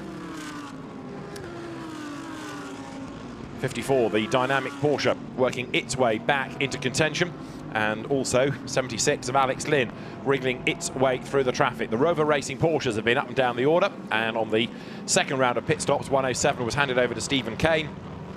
That all happened under a safety car period. A punctured tyre on number 15 causing mayhem as people got boxed in behind it, and Romain Dumas cutting a white line on pit exit, meaning that that car was given a drive-through. Dirk Werner also serving Matt Campbell's drive-through at Rover. Stephen Kane leading on the restart of the race, trying to build that gap over Andrea Caldarelli, as 108 now in the hands of Andy Soucek worked its way up through the order, but an unsafe release drive-through penalty has caused that car to fall back down the order once again. 107 it is. Stephen Kane currently leading the way, but only just. More battles included this off the road going Ahmad Al-Hafi, trying to keep out of everybody's way, running out of road and slithering off across into the tyres. So, game on for the race lead. Stephen Kane to Andrea Caldarelli. The gap has been coming down and down and down. It's less than a second, and there they are. The Bentley that towers over the Lamborghini has the advantage, but it's a pretty modest one, with Denis Bulletov third, fourth Andrew Watson, fifth Christian Engelhardt, sixth David Rigon. Can Stephen Kane hang on to this race lead? Bit of a change round in that 4th through 6th place. Andrew Watson had been overtaken and now he's back into 4th place, Engelhardt 5th, gap a second between them, and now Davide Rigo is 3.2 seconds now behind the 5th place Lamborghini. To go on board with Andrea Caldarelli still just under the second. There you can see the Bentley directly ahead, so Stephen Kane's been kept on his toes very much. And interesting, different approach, different lines for the Bentley and the Lamborghini up around the virage de Bendor. No, we've got a yellow flag turn somewhere. 12. Yeah.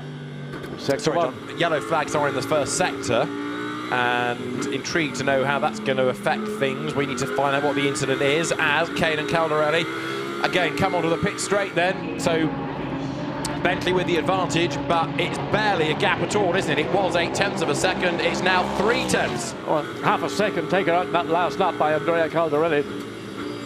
And certainly the lines that Caldarelli appeared to be able to take, he's able to hold a tighter line around some of the sequence of corners before we got on to start, finish straight. Stephen Kane being pursued remorselessly and looks to go down. Well, he's not trying to pass there, just he wants to get into the mirror and really frustrate Stephen Kane as much as possible. We know the Bentley's got that benefit straight line speed, but the Lamborghini looks to have a lot more bite, a lot more grip than Bentley's able to show right now. So coming on to the critical part of the circuit where the Bentley can maybe relax momentarily. Andrea Caldarelli certainly run down the Bentley on the tighter, twistier parts of the circuit. And watch and see, the Bentley we know can do 282, 283 kilometers per hour as they come to the end. Lamborghini's a couple of kilometers an hour slower, but there's the gap that opened up on the initial part of the straight. That's where the Bentley's really shown huge advantage, as well as just at the very end where it's got good top speed. But Caldarelli has to be patient. He can catch. The key now is, having done all the hard yards, can he make that final yard to get ahead of the Bentley that's leading the race? The gap when they came across the line in the last lap was just over 0.3 of a second, and it's hovering around half a second or so right now. A 60-second stop-go penalty for car 43 for causing a collision. That's a car that's retired from the race anyway with suspension damage, so that's somewhat irrelevant. But the stewards have decided to give it a minute stop-go penalty. There's the confirmation, but we knew that car was out. Change for the lead. Caldarelli up the inside, and Stephen Kane fights back coming off the corner, but Caldarelli's got the job done. Well, as I said, the Lamborghini appears to have more grip. He's able to use more of the racetrack. We were saying that from the last number of laps. He was slightly offline at the apex, so Stephen Kane ought to have had the better exit speed, but can't really come back. So Caldarelli has done a very good job, used everything he's got. And he's got pace. He is currently the quickest car on the racetrack. That last lap he did was a 55.0 against a 55.5 for Stephen Kane. Now there's a bit of a compromise from both of them. So, but nevertheless, watch and see how quickly Caldarelli is able to pull away from the 107 Bentley. That car, I don't know why, but it just looks like it's glued to the circuit. Drive-through penalty for Ferrari 333, pit stop infringement.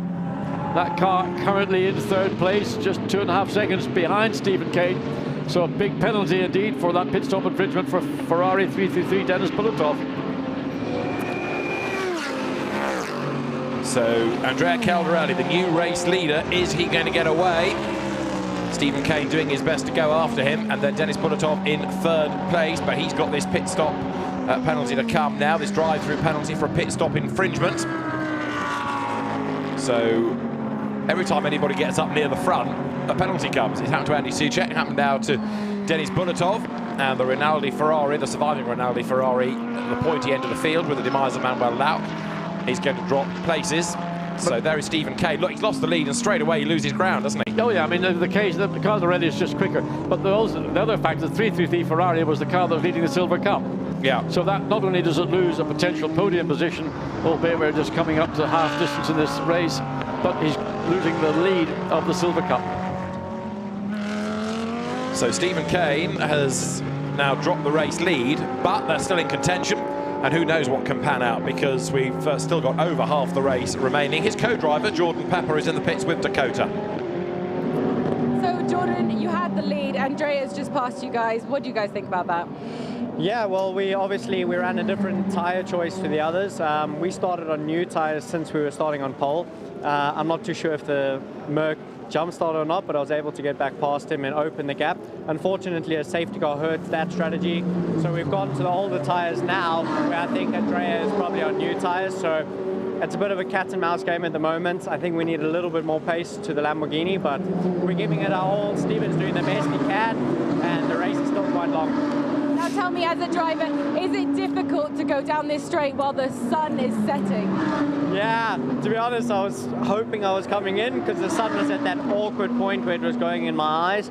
But yeah, it's a bit difficult, but I think now it should calm down as the sun starts to set, and I'm sure it looks pretty cool for the spectators and on camera, like pretty good for everyone else, so at least you get a bit of everything. It's still quite a long race to go. Is there anything else up Bentley's sleeve to try and regain the time? No, I think just pure pace at the moment. We've got to gain time. It's a bit tricky. Everyone seems to be on a similar strategy with the way the safety cars played out, or at least the cars in the front. So let's see, let's give it our all. Steven's got to push on for another stint after this, and then we put Jules in for the end, and hopefully he can pull another magic one out the hat like he did this morning. Is it tough watching Steven? Well, you know you can do nothing, just sit back and watch. No, we have so much confidence in one another.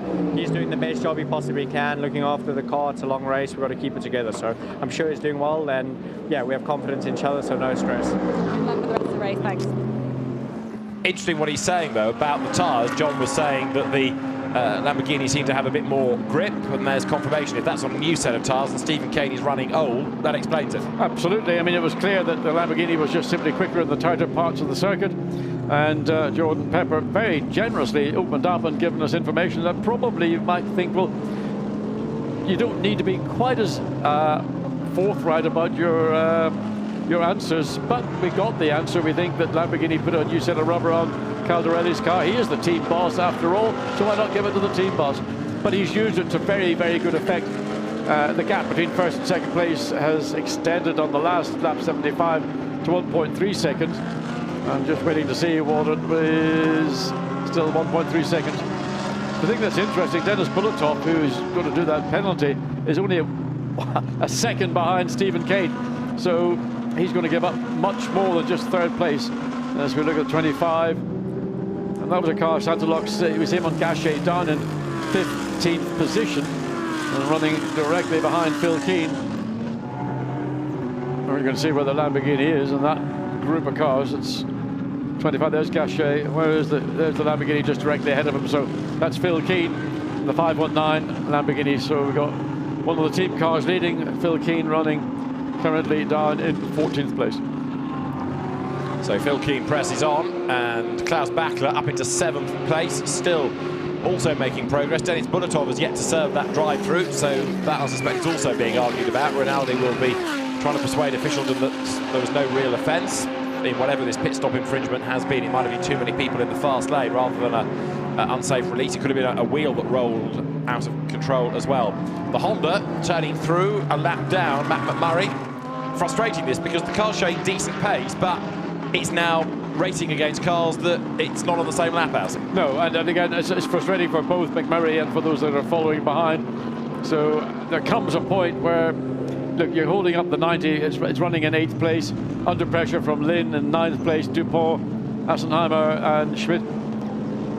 The thing that I'm finding actually quite interesting is the fact the lead Porsche is the, one might call the total private entry of Bachler, running in 7th position as the Ferrari number 12 dives off, Dupont into the pits.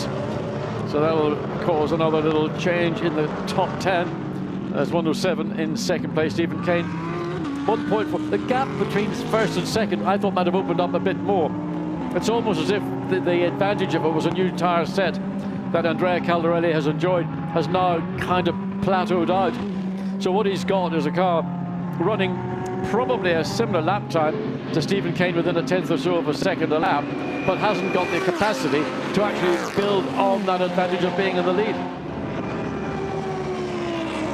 So 3-3-3, Dennis Bulletov still leading in the Silver Cup and is now 19 seconds ahead of Andrew Watson. There in 2nd place going through is Stephen Kane, but on these older tyres, being reeled in, isn't he now, by the charging Bulletov. It's a real shame that there's this Dan McLeod penalty because Bulletov's pace is really impressive. Absolutely. I mean, he's driven away the last lap 54.7.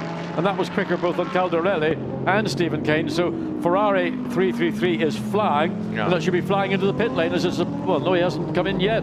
How many laps can he do without making a pit stop? Unless his team, well, he's actually coming up to the pit lane entry now, and he is coming in, so he's going to serve the penalty. And so also in, was that the Bentley ahead? Thought I had... Caldarelli and Bulletov are in, so the race leader is in, as is Bulletov. So Stephen Kane has regained the lead through the round of pit stop. So everybody, having gone off message early in this race, are now... I mean, what the final strategy is going to be, how it's going to play out in the last stint before the checkered flag is really stick the tail on the donkey. Absolutely, we're a long way off that yet. So Stephen Kane, as John says, back into the lead. And that car trying to stay as close as it can to stopping on the hour. Look at the windscreen, the smeariness. That's rubber, oil, just general track detritus. Yeah. Going into you can see the sun, it's almost now virtually at the same level as the racetrack, and makes your visibility, it's horrible. So away goes Caldarelli. And we've lost number 19, Gerhard Ferraza, from the race, a retirement for number 19. So that was the car that Arno Santamato was doing a pretty decent job in earlier on. 3 hours and 14 minutes are to go.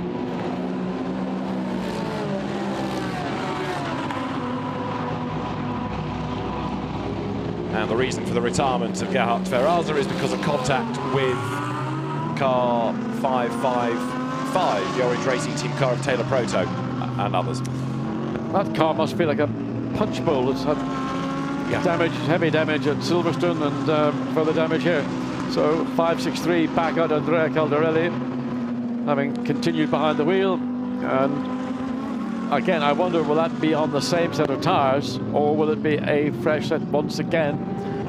As there is our race leader Stephen Kane, who's gone currently, well, it'll be more like an Andrew Watson, who will now be in second place, a 22nd advantage over the second place Aston Martin, as the 98 Porsche comes in having made that schoolboy error, somewhat uncharacteristically. Romain Dumas, what was he doing? Romain, what were you doing? Well, you can't say the sun was in my eyes, because everybody's got the sun in their eyes. So and that 88 stopped. Michael Meadows at the wheel of it, 16th he was. And that was like he pulled off coming onto the Mistral, doesn't it, on the outside line? Yeah, I mean, there doesn't appear to be any reason other than some kind of mechanical, whether it's electronic or hydraulic or mechanical, we can't tell. Porsche going into the garage, the 98 being pushed back into the garage, so they won't have more than 2 people allowed to work on that car. So what has happened for the 98? So 2 potential front-running cars in trouble, and Michael Meadows out of the car. It's just not been a good year, has it, for the team that mopped up pretty much most titles going last season? Michael Meadows, Raffaele Marciello, Vincent Abril, new combination of drivers, and it seems as though Raffaele Marciello won't even get to be behind the wheel of that car. Engine change overnight, and the race hasn't even got to half distance for them. So Black Falcon, are they back at the races? Yes, they are. Hjalmar Berman in 9th place. So that car will be, is that the lead? No, it's not, it's the second place Mercedes, still Pogorelski in the Silver Cup car running in 6th place. But this group of cars, all concertini, as they are on the Mistral straight. Hjalmar Berman, 9th overall. And he is hustling on behind Clement Schmidt. Number 5 is Kim Louis Schramm coming up in the Audi, the Phoenix car, to have a go at Phil Keane. This is for 10th place, Kim Louis Schramm. Into senior, is he going to go through? Yes, he is. Gets the job done, coming into that fast right. Goes wide, but not too wide. That was a good move. Yeah, it looks like somebody's been nibbling the left rear corner of Schramm's car. I thought I noticed a bit of the bodywork as we go back to Alex Lind with Bogoslewski in 6th place. There's the car that may well be the ultimate threat of this group of cars.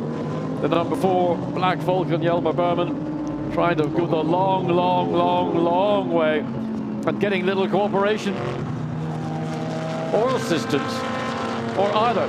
And trying to get past Clement Schmidt, which is a battle for position for, it was 8th, it's about to become 7th because Patrick Assenheimer is now into the pit lane, so it's a proper fight that as they come across the timing line. And Stephen Kane is currently the leader from Andrew Watson. Good for the Northern Irish, this 21.182 seconds between them. Davide Rigoni is up into 3rd. More pit stops, Assenheimer and also Matt McMurray in the Honda down the pit road. So Hjalmar Berman will be happy about, well, will he be happy? Clement Schmidt is still ahead of him, 0.6 of a second. He needs to try and clear the 66 Audi, but that isn't going to be a give me. That is a race for position. And directly behind Berman, you've got Phil Keane, who's sitting there just waiting. And if anything goes wrong, he'll just pick up the pieces. Absolutely right. Now, what about Stephen Kane's last lap, a 1:54.4 relative to Andrea Caldarelli, a 1:54.9. The danger now for Caldarelli is he's stuck in traffic, so he can't lap as quickly as he wants to. No, and that's the luck of the draw. That's how, when you go off message as yellow flag. Full course yellow. Full course, what's that for? Good question there. Well, there's a reason. You don't normally get a full course yellow just without any immediate warning. That's suddenly everybody slows down yet again. Hold station, don't accelerate, don't brake, maintain the pace. So we understand it's debris on the track at Toulon. There it is. Oh, sorry, not turn 11. That's turn 15, isn't it? Well, a bit of a front splitter. And what's that on the outside of the corner? Well, they're trying to replace. It's a marker cone, isn't it? Well, marker cones, yeah. So they've got cones, they've got flappies. That looks like a very abused cone. Yes. And it ain't going to be there for very much longer if anybody gets out to that extent. There is the Bentley 107 race leader. It has come in, Stephen Kane. Shrewd move under the full course yellow, isn't it? In at the end of lap 80. Or the beginning of lap 80, is it? It is the beginning of lap 80, in fact, he's come in. End of lap 80. He's done 80, he's crossing the timing line. He's on to lap 81 now, yes, that's right. So down the pit lane comes Stephen Kane then. So 107 in. Lap 80. So new tyres, hopefully. Yes, sticker set this time, so the pace is going to be good. Very Mercedes just about the Scuderia Valaroba Corsa. Mercedes just about missed clipping the rear of the Bentley 107. Well, it didn't, so no problem. But I would have been keeping an eye on that one next time you make a pit stop, and those two cars are in close proximity. Stephen Kane's last stint was 28 laps, taking the rip-off windscreen off the car. So like you rip off visor on your crash helmet, rather than try and clean the screen, you just rip one layer off and then you've got clear visibility. And 107's back into the race. You can't believe the difference it makes when you take one of those very fine filaments off the windscreen. It's as if you've been given new eyes. Particularly, you can see the light shining into the cockpit of the 72 Ferrari. Well, that's the light that is now directly into your eyes. You heard Jordan Pepper talk about it, and he's been out of that car now for 28 laps, and he was beginning to feel the effects of it. So, Davide Rigon has pitted, so has Klaus Bachler to give back to Zaid Ashkanani. Andrew Watson is in, Alex Lynn is in, Boguslavski, Schmidt, Berman back in. Hjalmar Berman's car seems to be making pit stops every time there's a yellow flag shown to try and gain places on the strategy here on Joker pit stops. Just watching Alexander West running in 16th place. Safety car has been deployed.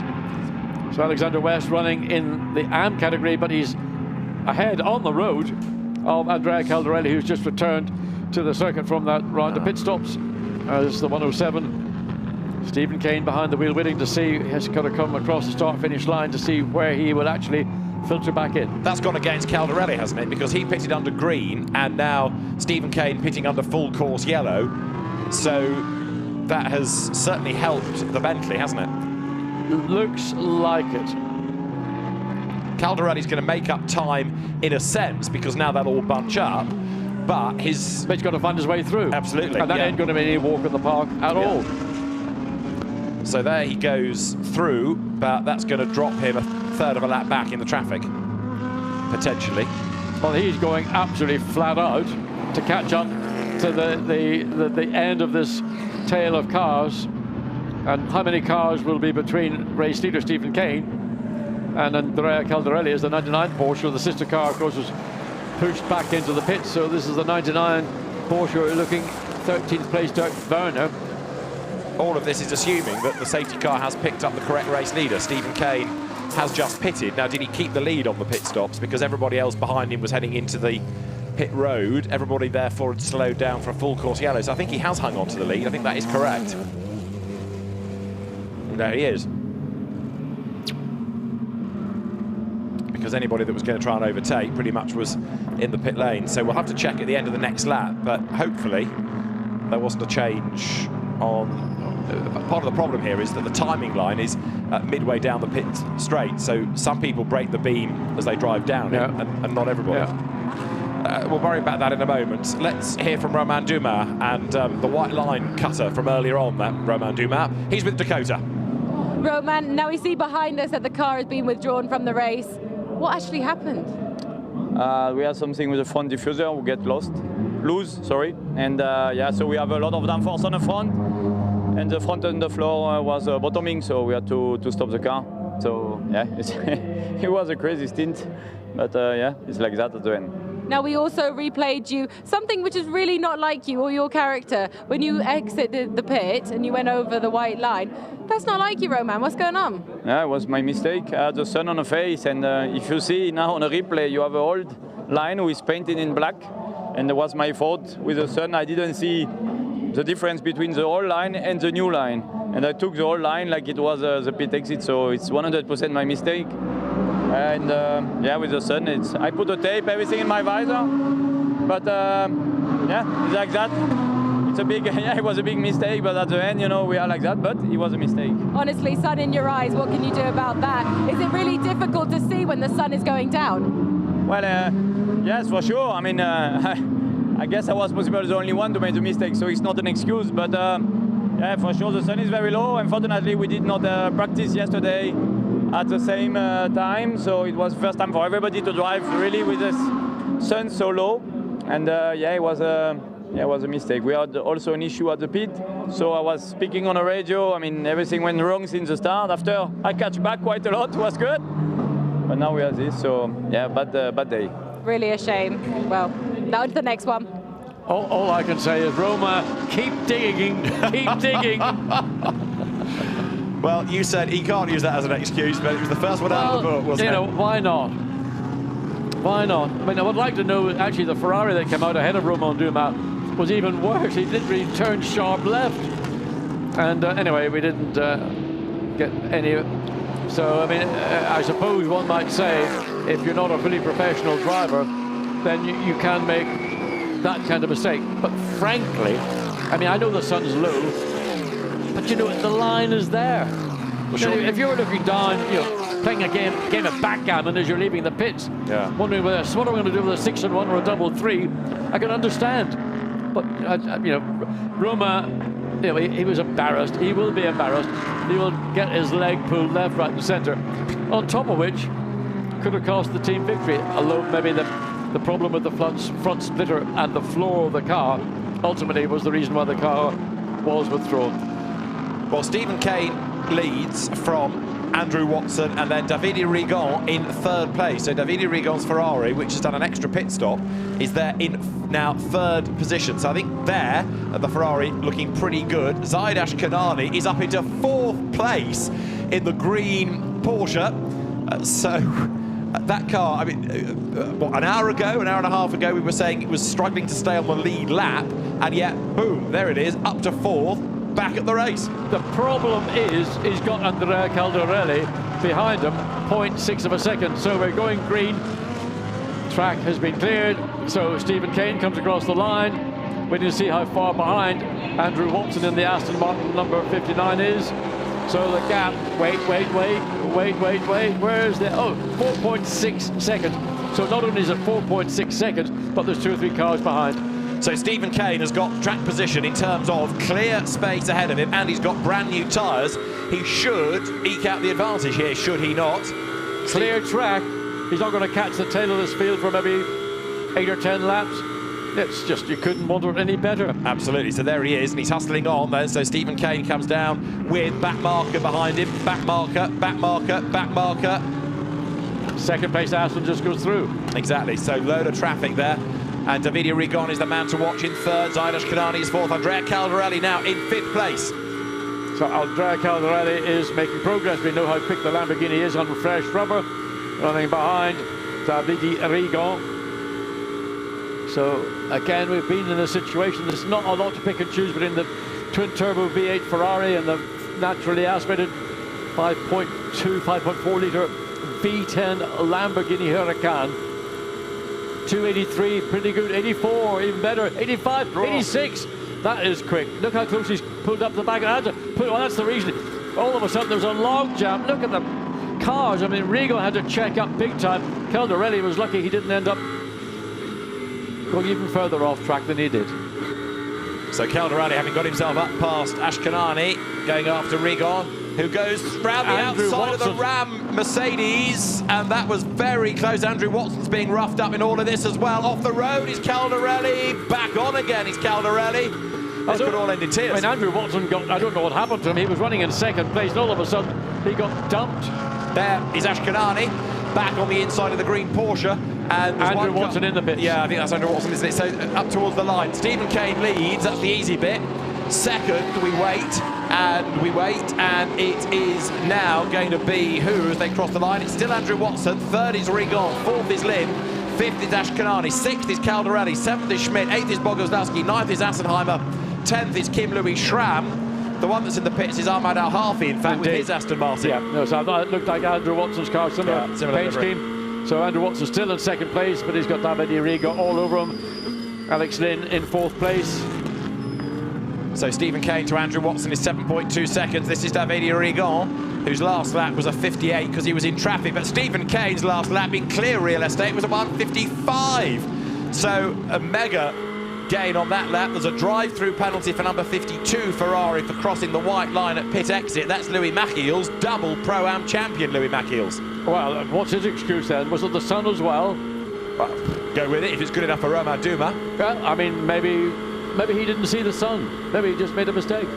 Anyway, here we are, driving down, but on board the Ferrari, running behind the Aston Martin up the hill, and then lift, lights come on. I mean, a lot of left foot dab on the brake. So down into the 59 Aston, Andrew Watson. Having to try and find a way around the Lexus, which is not going to be any easy task. That's a quick car in a straight line. Oh, contact indeed. The Aston just clipped the left rear corner. Little love tap, Andrew Watson might say, but it's allowed the Porsche and the Alex Lynn car to get through as well, almost get through.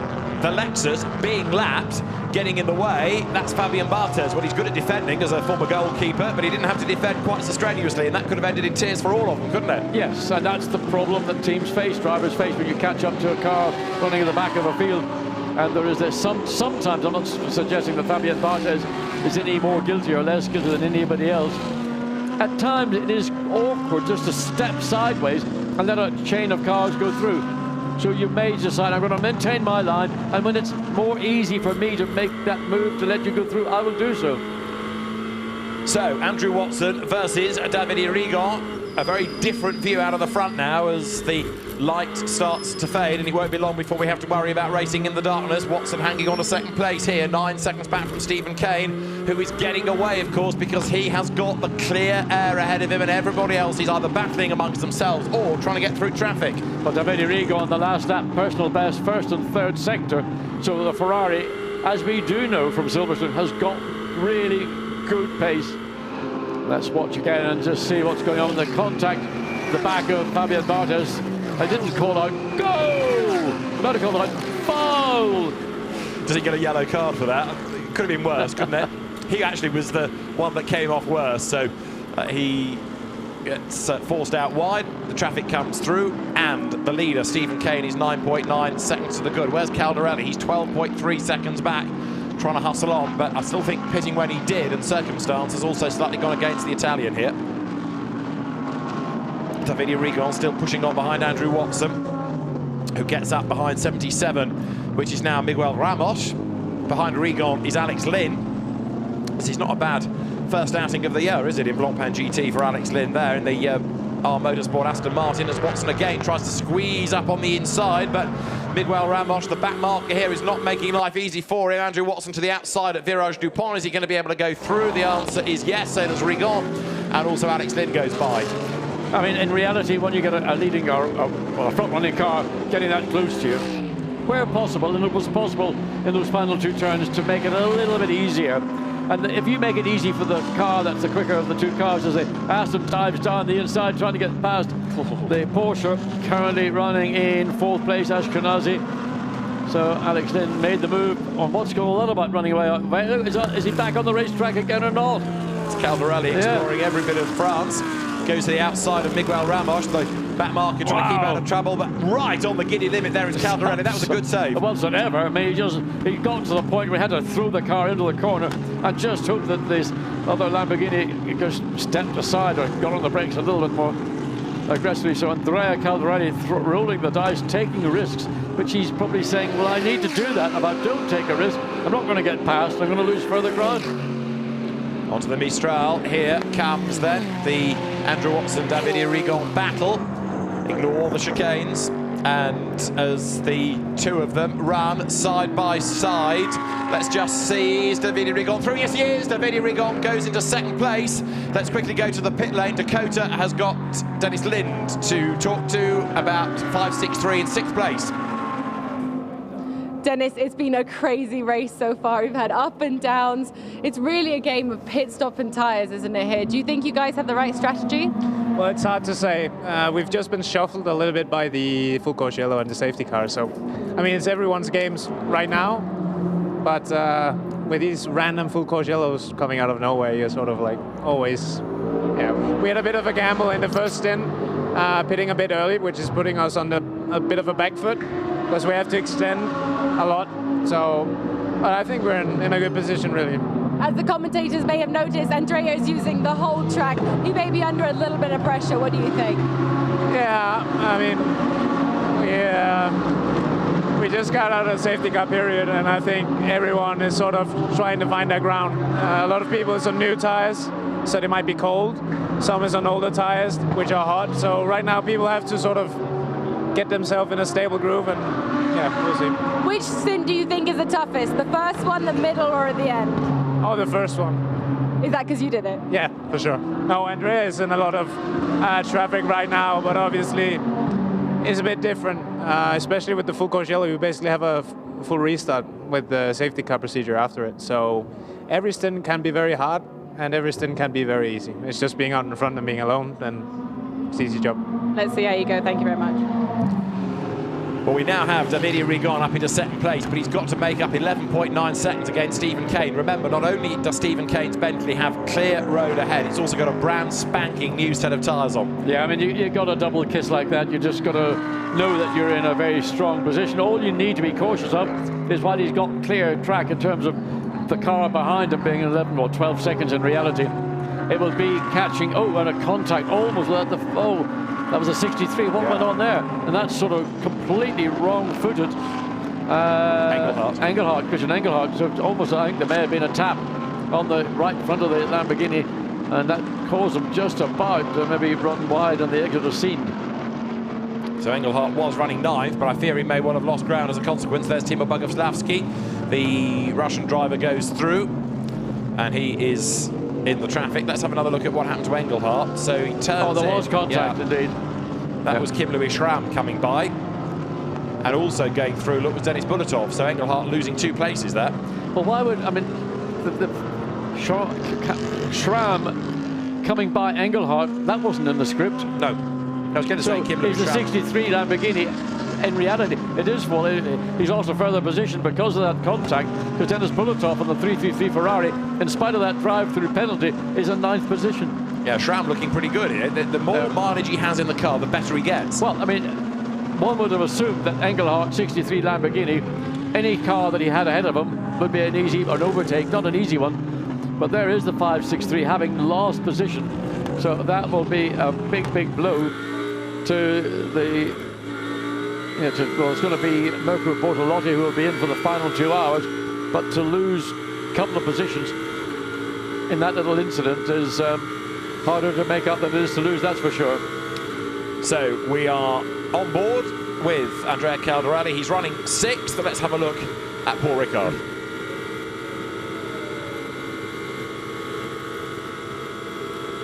So this is the second half of Scene Straight. You can see the incline as you come up to Scene. The problem is you can't actually see the apex until you get there. So you have to sort of anticipate it.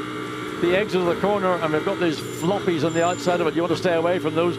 They did a lot of damage to the number 2 Audi, the car which went out in the middle of the second lap, and damaged aero parts in the front of the car. So you want to stay away from them. As struggling just a little bit of imbalance, back end dancing around as he continues to follow Alex Lind in the 76 Aston Martin, and in now to the penultimate corner, turn 14. Aston Martin looks very well balanced. Andrea Caldarelli getting the headlights, trying to distract Alex Lind, and he just puts the visor down, and the lights flashing. So what? You know, get alive. They're not going to make any difference. Do you think he's not a dummy? Why do racing drivers do it? He's not a dummy. Well, you do it because it's there to be done. Right. If you're not using them, somebody say, well, why didn't you flash them? So, Alex Lind hangs on to the place. Andrea Caldarelli right there behind him. 5th and 6th they are. And Stephen Kane's advantage is going slightly down, 11.4 seconds. Davide Rigon brought it down fractionally last time. As this battle for 3rd place, Zaid Ashkenazi, and Ashkenazi's got ahead now of Andrew Watson as well, so Ashkenazi is up into 3rd position. So again, that pass we didn't see where it took place, and that's going to give maybe some hope to Andrea Caldarelli, who's still running behind Alex Lind, thinking if I can get ahead of Lind, then I have a chance of getting the 2nd Aston Martin, maybe getting myself in this stint up into the top 3. Yelma Berman has dropped a place. In fact, Andy Soucek has just got past the Black Falcon Mercedes. Interestingly, what's Caldarelli doing with the dials there? There's the leader through. Davide Rigon in 2nd spot then. And 3rd is indeed the Porsche. So Zaid Ashkenani ahead of Andrew Watson. Out of Scene they go. And then behind Watson and closing, Lynn and Caldarelli. So 2 Aston Martins and a Lamborghini. I've got the Porsche up. Zaid Ashkenazi into 3rd place. Last lap was a 154.8, matching that of Steve. In fact, fractionally quicker by 0.02 of a second than race leader Stephen Kane. So now the headlights taking on more of an impact as the cars head towards the camera. Still enough natural light around, but certainly the headlights glowing brighter and brighter as we get to the end of this race, and it's just headlight spotting up towards the timing line. As Andrew Watson got a problem, he pulls to one side. The pace slightly ebbing away, it seems, in the Garage 59 Aston. Up alongside him comes 76 Alex Lind, and he gave him racing room on the inside there, and he's also given another place to Caldarelli. Well, his last lap was 156, so he was lapping this last lap a 1.5 seconds slower than the race leader. So there is something Andrew Watson is having to deal with in the cockpit. So Lynn and Caldarelli have gotten clear. And Caldarelli, you know, taking chunks of curb in the inside. So he's going to try and make this move on Alex Lynn at the earliest opportunity. You get those headlights flashing again, Andrea. So he's still staring at the back of Alex Lynn's car. Now in 4th place is Lind, 5th is Caldarelli, but Andrew Watson dropping away, starting to get a bit concerned about that car. 7th is Clement Schmidt, 8th Kim Louis Schramm, 9th Dennis Bulletov, 10th Christian Engelhardt. This is Davide Rigon's view. The gap 11.4 seconds. He was fractionally slower last time, but only by hundredths. Not quite so quick down the straight on this occasion. And this is on board the Ferrari. So Davide Rigon in 2nd place, 11.4 seconds behind Stephen Kane. Zaid Ashkenazi further 2.5 seconds behind the Ferrari. This is no certain 2nd place for the Ferrari because the pace the Porsche is running at is, well, pretty much the last lap, within a few hundredths of a second. But there's no reason to feel that comfortable 2nd place for Davide Rigon. But interesting, isn't it, that Yelma Berman has lost a place to Andy Soucek. So we've been thinking about that Black Falcon Mercedes working its way forward, but Maro Engel has actually lost out. Sorry, Yelma Berman has lost out in this current stint. Stephen Kane leading the way. Davide Rigon up towards the timing line. Let's see a 54.4 for Kane, and the lap time of Rigon when he breaks the beam is a 54.6, so the gap stretches ever so slightly more. And for the first time, and I can't remember in how long, we don't have a Mercedes-Benz running in the top 10. It's true. 11th is where the best of them is. Patrick Assenheimer. Right, Andrew Watson is down to 10th. What's going on for Garage 59? That's a lot of place he's lost in a lap and a bit. Well, you could say a tyre deflating. Well, I can't think of that. It may be an overheating issue. We're only second guessing. We don't know what. Maybe he's got a problem with the brakes. He's got a pedal going long. Yeah. So many issues that a driver has to try and adapt and adjust to. They're keeping him out there. So as you see, drive-throughs for Louis Machiels, we touched on that, and also 62 being given a drive-through. That's the R Motorsport car of Vazivière, Matt Parry and Maxime Martin. It's Matt Parry at the wheel of it. They're being given drive-throughs, but the fact that Andrew Watson is staying out suggests that they're trying to manage it. Exactly. Yeah, they're trying to get him to the end of a stint, aren't they, without an unscheduled stop. So is that the 63 making its way past as we come down, and that's the Aston Martin being overtaken. I think it might have been Christian Engelhardt going past Andrew Watson, just falling places almost by the corner rather than by the lap. Right, so there's 5.63. That's Caldarelli trying to get himself back into the mix. He's 16.6 seconds off the race lead. And Stephen Kane is that race leader, 11.7 seconds to the good now. No need to get into a state. They've still got 2 3/4 hours of this race to run. That's true. They've got to go into the darkness, and that's going to fall probably in the next half hour or so. Lights are on, mandated now that they're on the... Oh, on the inside, there's a babe too far back to think about it. Andrea, he's a goer, that Andrea, isn't he? Doesn't give up without a fight, that's for sure. So the feisty Italian comes over the line, hustling on behind Alex Lynn. But the British driver has soaked up the pressure thus far. Caldarelli again, closing right up there. Looking to try to squirt one up the inside as they come down towards turn 3. But is it going to be possible now? Not from this position. Again, it's about doing your work, getting through these corners, do it cleanly, do it economically. Ooh, rattle over the curb. Some people might think if you're close enough, you could take a very brave move at this point. But the downsides are not worth the risk. Here you've got to try and make your best exit possible, get a good run, and I think maybe they're saying that Caldarelli may well have done a better job than other laps. That's the rear view he's got of the Aston Martin as we look into the garage. So Garage 59 concerned about Andrew Watson's car, and he is dropping down the order because he's 13th. And that's a lot of time lost. Now, the team manager of number 72, the second place Ferrari, to race control immediately. Interesting. I wonder why. I mean, it may well have been a pit lane infringement. Normally, it's when they demand the team manager to come to race control immediately, it's usually, I would say, a pit lane infringement. So, Davide Rigon, second on the road, but there's a backstory to this as you see Kim Louis Schramm go by in 7th place. Yeah, and he has got damage to the left rear corner of his Audi, but it's not doing very much to stop his progress. He's done a very good job indeed. Last lap, 1:55.1. Slightly slower than those around him, but in fact, it's only about 3/10 of a lap slower. And here we go. Defense from Lynn on the left-hand side.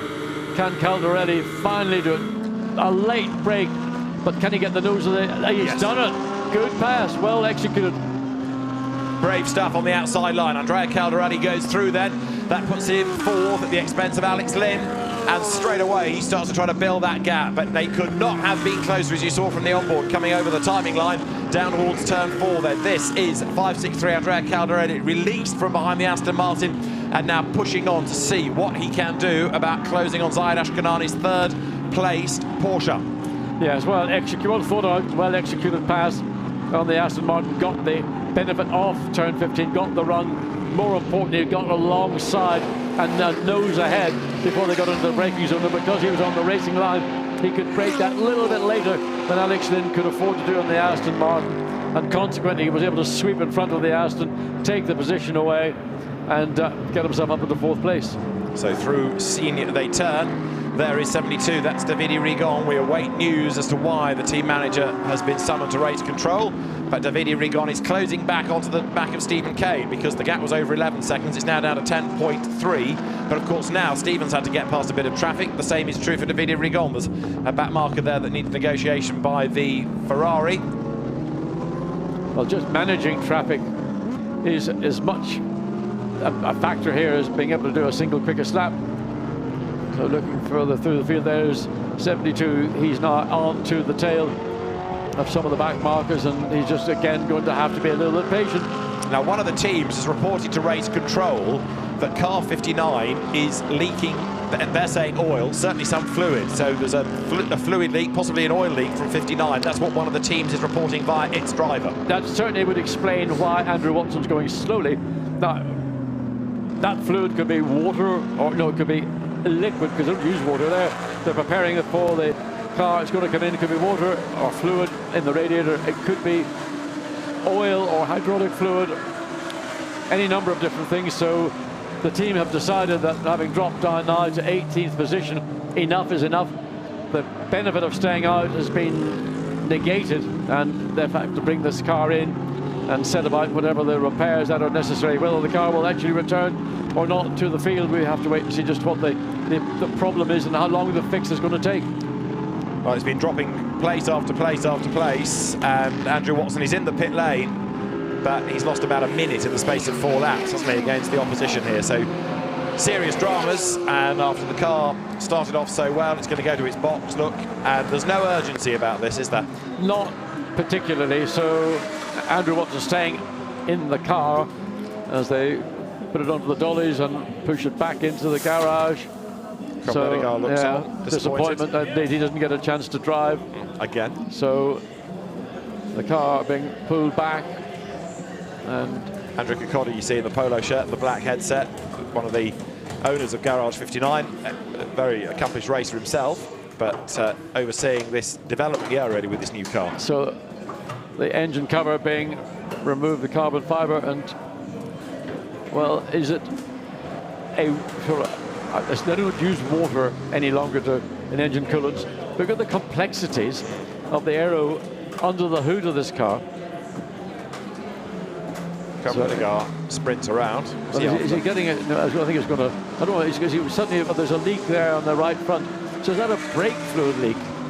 Surely it can't be something like a brake fluid leak, but whatever it is, the fluid that's coming out would appear to be.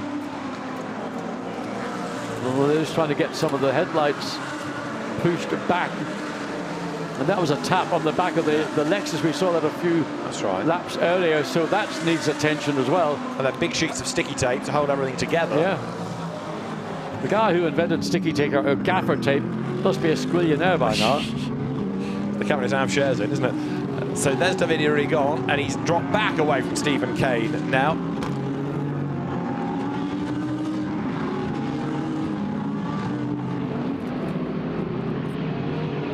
Now we understand that the team manager is being summoned. This is the SMP Racing Ferrari 72 team manager. It's to do with the incident at the start of the race. That was on the straight. Was that on the straight? Or was it? Oh, it's this one, isn't it? So it's this incident leading on Stein Scott-Horst there. Well, I don't know the accident. That was a long time ago, but that's what they want to talk to him about. From what I can see, Ferrari didn't do anything particularly wrong, but it's not for me to make that judgment. I do have an opinion. I've noticed that, John. Yes. And that's, yeah. Let's hear it. Yeah. Go on. Do you want it again? I'll have it. I can't see anything that the Ferrari did wrong. Okay. Johnny Adam looks on. He says, quickly changing the subject to more neutral turf. Johnny is done. Come what may, he's in civvies. And let's see what we can find from Johnny Adam. What's going on here? We're not sure. Something maybe electrical or engine-wise, so we're just kind of looking through the data just now and trying to find out what the issue is. It's a shame, really. Car was running well. Obviously, P2 up to that point. Team have done a fantastic job up until this weekend. Obviously, we're very lucky at Silverstone to build basically a brand new car here. So it's a shame it's kind of happened this way, but it's part of it. It's part of racing. You reported that something was leaking from the car?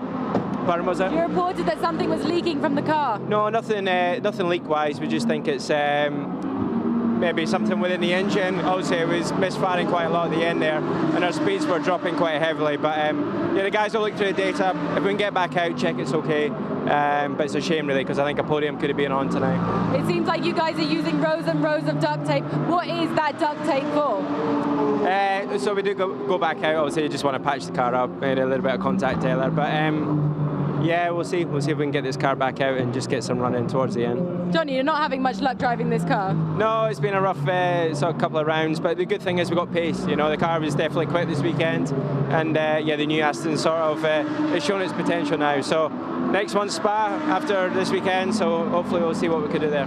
Hopefully then. Thanks. So Johnny Adam walked away, and the car being repaired. Yeah, the report about the leak had come from a competitor behind, but Johnny's saying it's possibly electrical misfire, so they're trying to trace all that and also patch it up. It only looked like a gentle tap, but there's a lot of gaffer tape being used. Yeah, but I mean, it was certainly more than a gentle tap. The back of the Lexus, you could see that Fabian Barthez, he realised that it had been tagged well and truly on the left rear, and depending on the angle, just the bodywork on the Aston just could have been the vulnerable part of the front aero part of the Aston Martin that got damaged, and it needs to be put back into place. If you don't do that, eventually it's going to get worse and worse. So they take the opportunity to patch the car up while they're diving in with computers and seeing if they can reset what the issue is. The misfire, well, that could be a myriad of things. It's not like in the good old days where you had a distributor spark plugs that you could change in a nanosecond. Well, come what may, that car's now 4 laps down, so if it does go back out, and Johnny Adam was suggesting this really, it's going to be a test session only, but that in part is why we have this race, so the teams get used to nighttime running, the drivers likewise ready for the Total 24 Hours of Spa, which is the next big event, the penultimate race within the Endurance Cup. Of course, with this being a 6-hour race, more points on offer, so for the championship it's an important race to try to win. And Stephen Kane currently is ahead by 11.5 seconds. That's Andrea Caldarelli in 4th place. But that's the car that's leading the championship at the minute, isn't it? Yeah. So Andrea Caldarelli still in 4th place. Just those 2.1 seconds behind the 3rd place Porsche. So Andrea has driven again. We saw an outstanding drive at Silverstone. Another outstanding drive here this evening in Paul Ricard. And now that the sun's gone down and the headlights can begin to use their full effect. I mean, it is magical when you drive in a motor race from daylight into dusk and then into darkness. Out of senior he comes then, Andrea Caldarelli. Back on the power, and then brake hard, turning to Toulon. It's a difficult corner, this seemingly. It's a nightmare of a corner. It's always a corner. You never quite feel you get it right, but Caldarelli's got a very good balance in the Lamborghini, and he's been able to use pretty much any line he wants to use. And again, it's this new Lamborghini team.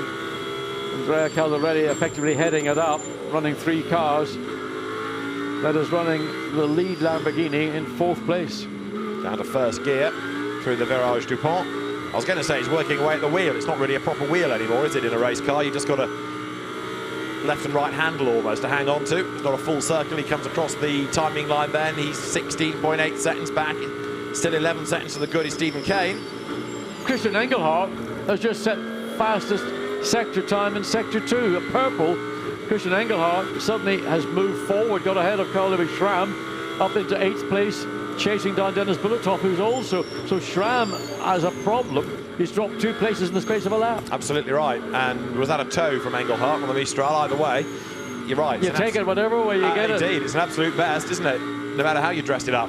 So here, Caldarelli working hard and wide. There goes 17 Audi, so he jumps that place. Yeah, that was a nice little pass because he got through the Audi without any of the issues of maybe having to deal with it on the straight. So Stephen Kane, 11 seconds to the good. Dennis Bulletov up to 7th, Christian Engelhardt up to 8th. Order shuffling as we accelerate down now towards senior. Caldarelli, foot nailed to the boards. Turns in, down to 5th. Wide up the curve, avoids the floppies, brakes hard into Toulon. Let's see what the line's like this time. Goes deep in, tightens the line. What he's able to do is make an early apex, let the car run all the way up to it's a semi-bank corner, run up to the top, but then still has got the bite and the balance to bring the car down to make the second apex at the exit of the corner. And there you can see that he's run down Ashkenazi. The gap was 1.3 seconds as they went across start-finish line at the beginning of 97. There is the Lexus finally. We didn't see why it stopped, but it has been now going to be towed back. The team says technical problems, so it's something mechanical, and I'm afraid Fabian Barthez is out. Very unusual. The Lexus normally runs like clockwork, so it's a disappointment for the AM team. So Fabian Barthez walks away from this car run by the Abu Dhabi family. Number 62 there you can see. That's had a couple of drive-throughs. Matt Parry down in 21st place now. He is now ahead of 188, just overtaken it. That car of Alexander West that's currently the leading AM.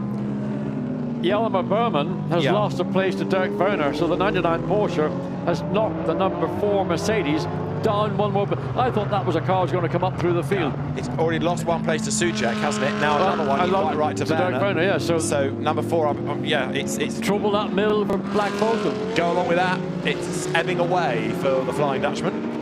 Alexander West then leading AM ahead of Pierre Eret and then Karim Ogier. So that's the top 3 in the AM Cup at the moment. So you've got the AM standings on screen. Aston Martin ahead of Ferrari, ahead of BMW, ahead of Lamborghini. They're the Pro-Am Ferrari, 93 through into turn 1. That's the Chris's Buncombe and Froggatt and Jonathan Hui, and it's Chris Buncombe at the wheel of the car at the moment. That's quite a way back actually in class at the moment. Jim Pla hustling on in 87, leading in Pro-Am from Raymond Vos and Ahmad Al-Hafi. Jim Pla, who's the gun in this car with Mauro Ricci and Jean-Luc Baudelic, and it absolutely flies when Jim Pla is behind the wheel. Very impressive. We saw that incident at Monza, and I still think that Jim Pla was the innocent victim, but there we go. Is that your opinion? I stick to it. I've had it every race. I've expressed it. Haven't changed. No.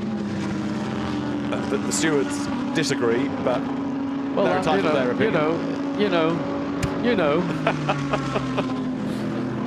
Now, Dirk Werner, John mentioned, had got ahead of Jelmer Berman. How are the Rover Porsches doing? He's 11th. Well, the other one's in the garage. That's the surviving car, isn't it? Yes, that's the retired. We've lost the other one. Yeah. So it's salvaging honour, but again, it's the dynamic car running in 3rd place. It's doing the business.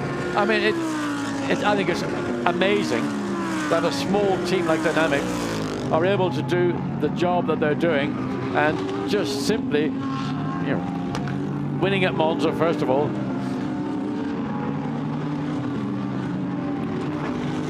Now there, 108, Andy Suchek goes through. And let's catch a word from Jake Dennis. He's done the fastest lap of the race, and out of the car, he's with Dakota. Jake, now you're probably happy for different reasons. You did the fastest lap of the race so far. There's that smile on your face. But the car is running well so far with Alex in the car. I know he hasn't had too much experience, but he seems to be hunting down Andrea. Yeah, obviously, it was nice to get the fast lap of the race. Hopefully it will stay there. There's still 2.5 more hours to go for it to be broken, but the car's performing really well. Obviously, I had quite a bad start, just like last year, and managed to come back through the field really well. Got it back into like top 10, and then Alex sitting 5th now, so the race has sort of settled down quite nicely for us. We're sort of just circulating. In the night time, you can obviously make more of a difference, especially for us. We should be quite quicker, quite a bit quicker in the night time with the turbo, so hopefully we'll pick up the pace when Marvin gets in again. But yeah, we're just sort of circulating a few seconds behind Caldarelli, and yeah, we'll just wait for the next safety car full course shallow. Is it Marvin that makes it quicker in the night, or is it the turbo? He likes to think it's him. I say it's the turbo. But nah, a good combination. He requested to do the night stint. He was fast at Spa 24 in the night last year, so I was more than happy for him to do it, and I'll do the start, and then Linda's the middle stint. There you go. Good luck. Thank you. So Jake Dennis then, a 1:53.7 was the best lap of the race that he did. There's his car, Alex Lynn, doing this middle stint, which you could argue is the more challenging of the three, because you've got changing visibility rather than pure dark or pure light. But that car running in 5th place.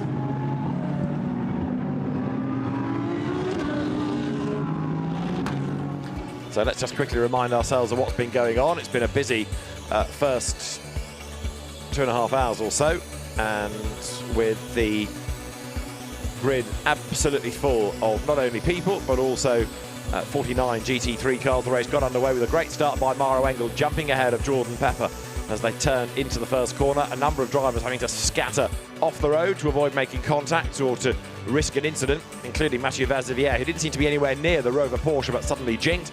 Then you had the Attempto Audi leaning on Davide Rigon, and into the back of Ezequiel Perez compact went the Parker Bentley. That took Florian Schultz's Ferrari off at high speed, and an instant safety car was called for. The race got back underway, a three-wide battle between the Lamborghinis going up towards Senior. And for the race lead on the inside line, Jordan Pepper muscled his way through, seized the opportunity, darted ahead of the Mercedes and went by. Then Ferrari versus Audi, contact between the two. James Poole got nailed as well by a spinning Stein Scott horse that put them out of the race, and a full course yellow into a safety car once again. Under this, there was debate as to whether Vincent Abril had overtaken before a green flag. The officials said that he had, so a drive-through penalty went his way, but mechanical woes had put Michael Meadows out of the race, as people were stopping at random times with full course yellows or trying to stay to a strategy on the hour. So Mikhail Alyoshin took over the race lead, battling with Dennis Lind, and Lind powered his way through on the outside line, but he then ran wide going through Senior and lost the place back again. Dennis Lind hustled on, got back into the mix, and when Alyoshin pitted, that put Lind, the very rapid Danish driver, into the lead of the race. Callum McLeod was hard at work, squabbling with Stephen Palette in the Audi, and also trying to keep at bay Hubert Haupt. Big drama for the Ram Racing Mercedes, with contact and damage at the front, the car limping to the pit lane but staying in the race. Rimmel Voss at the wheel of it now. Klaus Bachler was hustling the Porsche up the order. Number 54, the Dynamic Motorsport car, through on the inside. Another one making progress as well was 76, Jake Dennis, on his way to setting the fastest lap of the race early on. Jordan Pepper, race leader. And a puncture for the number 15 Lamborghini, causing that to slowly limp into the pit lane, holding up a number of drivers in the process. Romain Dumas cut the white line on pit exit, copped a penalty, and another one was going the way of Matt Campbell's car, also for an infringement under a yellow flag. Andy Soucek in 108, working his way up the order. Stephen Kane led in 107, but he'd started his first stint on older tyres. Ahmed Al-Harthi ran off the road, had a spin, clipped the barrier, but rejoined in the Aston Martin. Stephen Kane, then struggling for traction, would lose out to Andrea Caldarelli, the Lamborghini being able to power its way through and take the race lead down at Virage Dupont. Stephen Kane dropped back a little bit, but then we had another full course yellow into a safety car, and before that Caldarelli had pitted, so in real terms he lost ground. Michael Meadows, however, with mechanical woes, out of the race. A bad day for the ACA ASP car, which had an engine change overnight.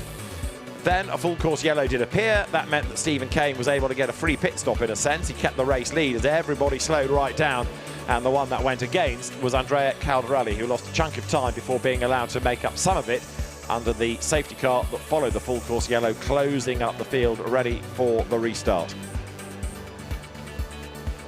Race back underway, more shuffling of the order. Davide Rigon in 72 trying to get himself into the mix. And then there was this little brush between Fabien Barthez and Andrew Watson, whose car ultimately ended up with a rather severe misfire and headed into the pit lane, which meant that it was the end of the tea break for those at Garage 59. Stephen Kane then on the new tyres, leading the way, and now you can see here at Paul Ricard that we are running out of natural light. We've got 2 hours and 22 minutes still to go, but it's 7.4 seconds now, Kane to Rigon, and that means the lead gap's coming down. Yes, it is. Davide Rigon has cut that from just about 11 and a bit seconds. More crucially, one might say, Andrea Caldarelli has found a way past Zaid Ashkenazi. So Caldarelli up into third place ahead of the Porsche in fourth. Alex Lynn still fifth. Dennis Pulitov in the 333 Ferrari, in spite of that drive-through penalty, now running out the top six. So this is Caldarelli's view. He's running third, and his last lap was quicker than the two ahead of him. So Caldarelli catching Rigon, who is catching Kane. So the top three bunching up nicely now, aren't they? Yeah, a personal best in that second sector for Andrea Caldarelli, so he's got good pace. This car has shown good pace regardless of whether it's on new tyres or tyres that have done the best part of 3/4 of a stint, they've just got a really sweet balance into the 563 Lamborghini. Caldarelli has used it to very, very good effect. So the leaders go by. There is 488. Now that's Pierre Arret, who is second in the AM Cup. Out of our window, we can see the Lexus being retrieved. So Fabian Barthez out of the race as Andrea Caldarelli goes through once again. That last lap, a slow one by Davide Rigon, probably to do with traffic. And now, of course, working your way through the back markers becomes more challenging when you're relying just on headlights, really. Yeah, it becomes very difficult. You can't tell a car that's behind you, whether it's a quick car or just somebody who you might be involved in a battle with. But one car that's running slightly more quickly than those around it is Andy Soucek, up to 9th place. In the 108 Bentley, he's just got past Carl-Louis Schramm, who is falling away now. He was embroiled in that battle for a long time in the middle of the top 10. Now he's just about in 10th place in the top 10. 76, Alex Lynn, another long stint, the double stinting, remember. So 3 drivers, 2 stints, 2 stints, 2 stints, rather than chopping and chopping and chopping, as 1 or 2 teams elect to do, but it's hard to get into a rhythm that way. It's what the Dynamic Motorsport team seems to have been doing with its drivers, although I don't think we've had much out of Andrea Rizzoli yet, as they're squeezed up on the inside. Andrea Caldarelli gets through the traffic, charging along as best he can. Well, he's 13.8 seconds down on the second place Davide Rigon, so how much of his stint remains, we don't quite know, but certainly to pick up 13.8 seconds when your lap time, well, that last lap, that was a quick lap, 154.1 from Andrea Caldarelli against a 155, well, 155.8. The current lap now, everybody in the lead is in the 154s. Once again, just the ebb and flow that we're getting with the traffic, depending on whereabouts around the racetrack you're coming up against it. So that can account for why there are slight differences between the top maybe 6 cars on any given lap. Zaid Ashkanani under attack from Alex Lynn, isn't he? To look at the headlights, Porsche versus Aston Martin, and through the traffic there, 488 of Pierre Arret goes a lap down against Alex Lynn. We've got a slow car on track from turn 13, we're being told, so no yellow flags. I think that's, I was going to say, I thought it was Dennis Bulletov, and it's not, in the similar livery. So there it is, the 76 Alex Lynn, 5th place. So he is not struggled, he's maintained position, as Jake Dennis said, doing a good job. And doing the stint where you go from daylight into nighttime. So when that car is finally handed over, one would assume that when you go into darkness at the start, it's a much easier adaptation, not having to go from one light to another light. So Kane to Rigon, 8 seconds for the race lead. There is Alex Lynn, he's still there in 5th place, hustling on behind Ashkanani as they come through Senior now. The way the lights catch the camera lens offers you little tricks of the eye as they come through at 488. Pierre Arret, second in AM, ahead of Miguel Ramos. It's the Rinaldi car, hence the similar livery to Bulletov. And Alex Lynn accelerates towards us then, so we're about 18 minutes away from the next expected round of pit stops. But can Bentley hang on to the advantage? Of course, all those that are slightly out of sequence could yet get themselves back into the mix on the next round. So Davide Rigon, Andrea Caldarelli, Zaid Ashkanani, a whole host of quick people all up at the pointy end of the field here. Yeah, there's a battle going on, 8th, 9th and 10th. Christian Engelhardt in 8th, and he's got Andy Soucek only half a second behind him, and then in 10th place, Carl-Louis Schramm, who has dropped back a little bit, nevertheless, still within a second of Soucek. Dirk Werner waiting for him to come across the line in 11th place in the remaining Rover Racing Porsche. Remember that Zaid Ashkenazi is the leading Porsche. There it is, as you see it coming down through the sequence of lefts and rights before you get to the far end of the racetrack, and now you're pointing back more or less due east, and you got the long Mistral straight, and Alex Lynn 1.4 seconds behind the Porsche, and there it is. You can see the green Porsche and the Battleship Grey Aston Martin. Now, we've been talking about how well 54 Porsche is going. It's in 4th place, and Klaus Bachler was the man behind the wheel in the last stint. He is now with Dakota. Klaus, I can't believe you guys are in fourth after a penalty at the 5-place grid penalty at the start and coming out of position in the start as well. You must be pretty happy at the moment. Yeah, for sure. I mean, in the end, the credit is to our team, to our strategy guys, because we had 5 grid penalty, 5 positions, plus we had also drive-through, which brought us in a position that we were already a lap down. But the strategy guys of our team did an amazing job. Also, luck was on our side with the full course yellow procedures. But in the end, now we are before, so we are fully there, back in the game or back in the fight. It's still more than 2 hours to go, so a lot can happen, but we are happy to be there. And what's the strategy for later, or can you not reveal anything? We cannot tell everything. No, I mean, in the end, I will do the last stint, this we can say. Andrea has to go into the car before. So we try to stay out of all, try to make no mistakes, and then in the end, we hopefully get a good result and get maybe some points. Ziad seems to have quite good pace in the car at the moment, but the people in front of him also seem to have good pace. So how do you think this is going to play out? I'm quite sure all cars in the front have the pace for sure. It will be a very hard fight in the end, I'm sure. Let's see how the track conditions will change. I hope this will help us, but this we will see after the race. So it's some question marks for sure. But yeah, it will be a hard race until the end, until the flag. But I'm happy to be there before at the moment. And yeah, we try to do the maximum what we can do, and let's see where we are in the end. That's exactly what we like to see, a fight to the end. Thank you very much. Thank you. So Klaus Bachler overseeing the progress of Zaid Ashkanani, fourth he is at the moment. We're getting a drive-through penalty for the Chris Buncombe Ferrari because on its last refueling stop it did not have an earthing strap. That's a bit fundamental, I tell you. Pretty dangerous thing not to have attached. The Tempesta Ferrari gets a drive-through.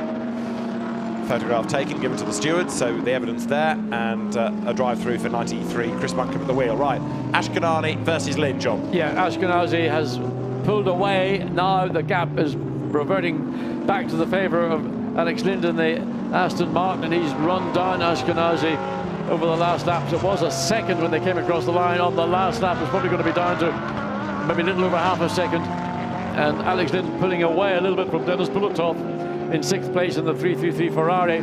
There is the Ferrari coming through the final turn. So Alex Lind has found something, or the Aston has come alive in these last laps, I suppose, of Alex Lind's stint. So the 76 will come in, and it'll be Marvin Kirchhofer who will take over. It'll probably be another, maybe maximum 10 minutes, you'd thought. Yes, I'm expecting them to go to the hour, so as close to the hour mark as possible. There is Dennis Bulletov, who's showing really good pace in this car, despite a drive-through penalty as well, still in the top 6.